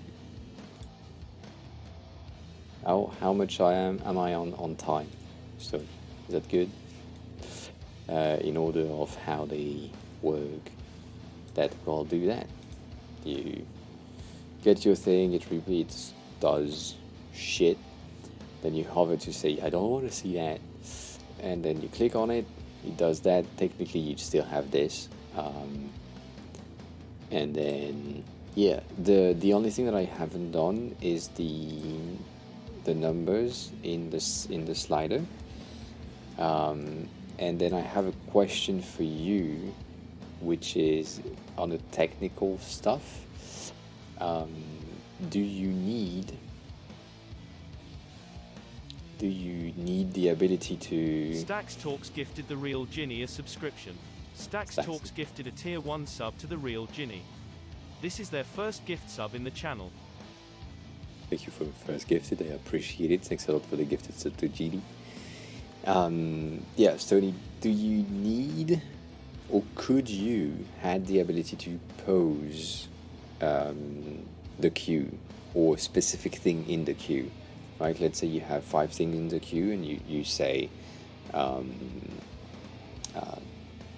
yeah, you can have all these emotes now, and you say, I need to pose that one because it's taking too long and I want that movie first, so I pose this one so that the other one is going faster.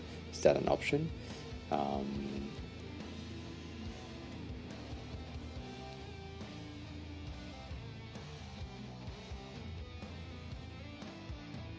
Okay, so it will go through what, like there is no option for you to be able to pose. Okay, so that's good, that's good. Oh, so you want to, that changes things, that changes some things, because you could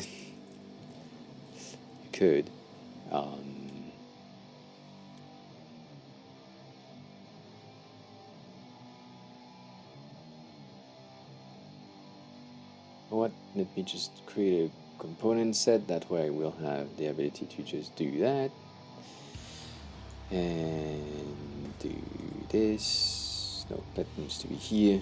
Let's do 4 4. I should have swapped that, but anyways.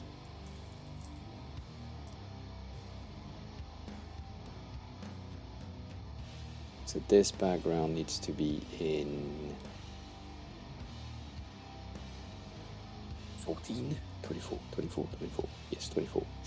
And then that black need to be basically, oh, interesting, I didn't know. 1 second.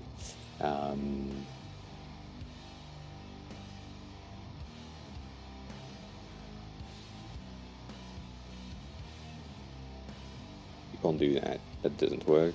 16? No. No. 35.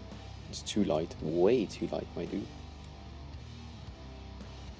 Somehow.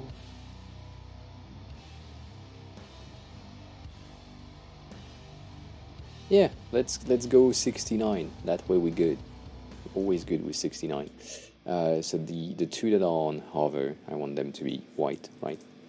That way they have like a bit of a highlight. But if that's an option,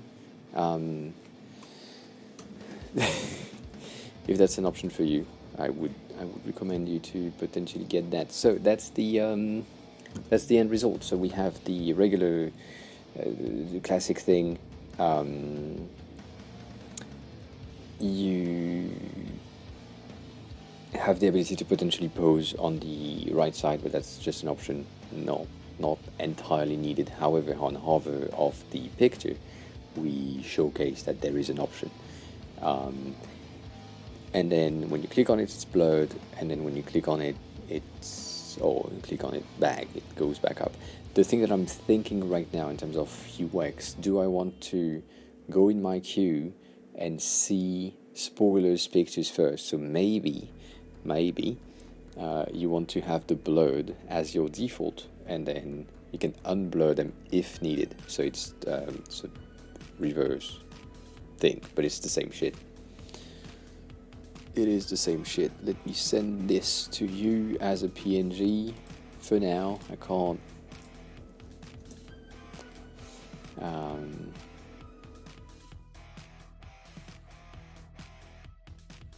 Display setting page option. Oh, you mean reversed? Yeah. Fine. Okay.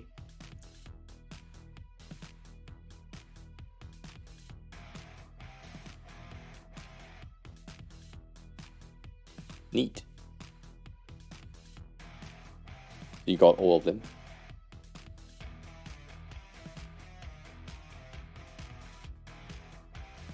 I like the fact that phase 1 is like 1 box, phase 2 is 1 box, phase 3 is 2 box, phase 4 will be 3 box? I don't know. At least you have this, right? That makes sense to me. That makes sense to me. So yeah, and then right on top, the values. I don't want you to not have the values, but at least something that makes sense. Do you need the radius values, or you fine? Because they are not my regular things.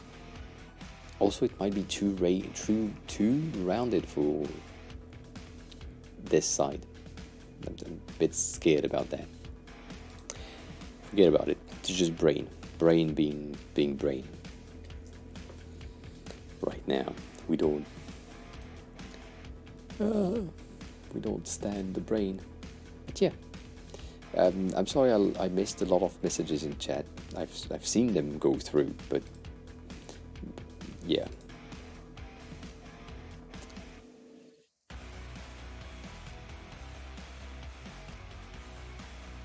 Weird. Anyways, weird. I was thinking of sending you to either Kane or Ollie, because both of them are live, but then Kane is not in... You mean this? We do know who to raid, yes. Flash, and thanks a lot for the suggestion. I believe you have someone. Yeah, the current song thing, I need to do something about it. I don't know what it is that just triggers it, but something triggers it.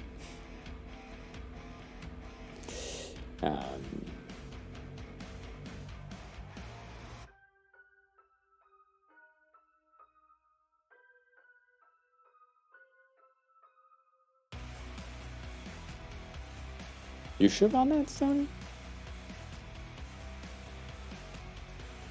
Oh, nice. So yeah, Oli is live doing some Chrome extension thingy, and then Kane is live doing some art, I think. I mean, on the category of art. But not in English. I don't know. Not in English. So more difficult for me. There is also Hiki who is live, but Hiki is in Japanese, so difficult. I will send you to Oli.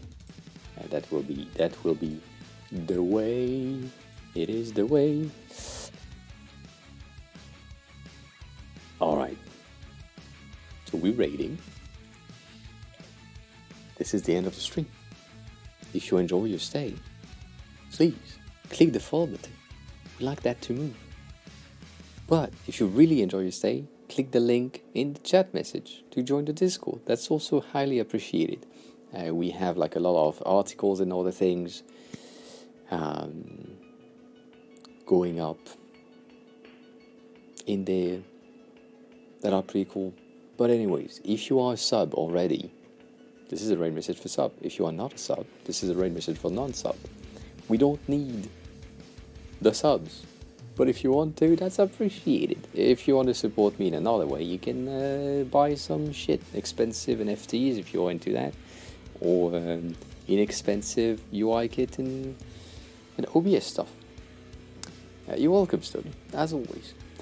I'm here to help. So, reminder that I will be back tomorrow, extremely tired, for probably a shorter stream, but the last time I said that, I did a 6 hour and something stream, so we'll see.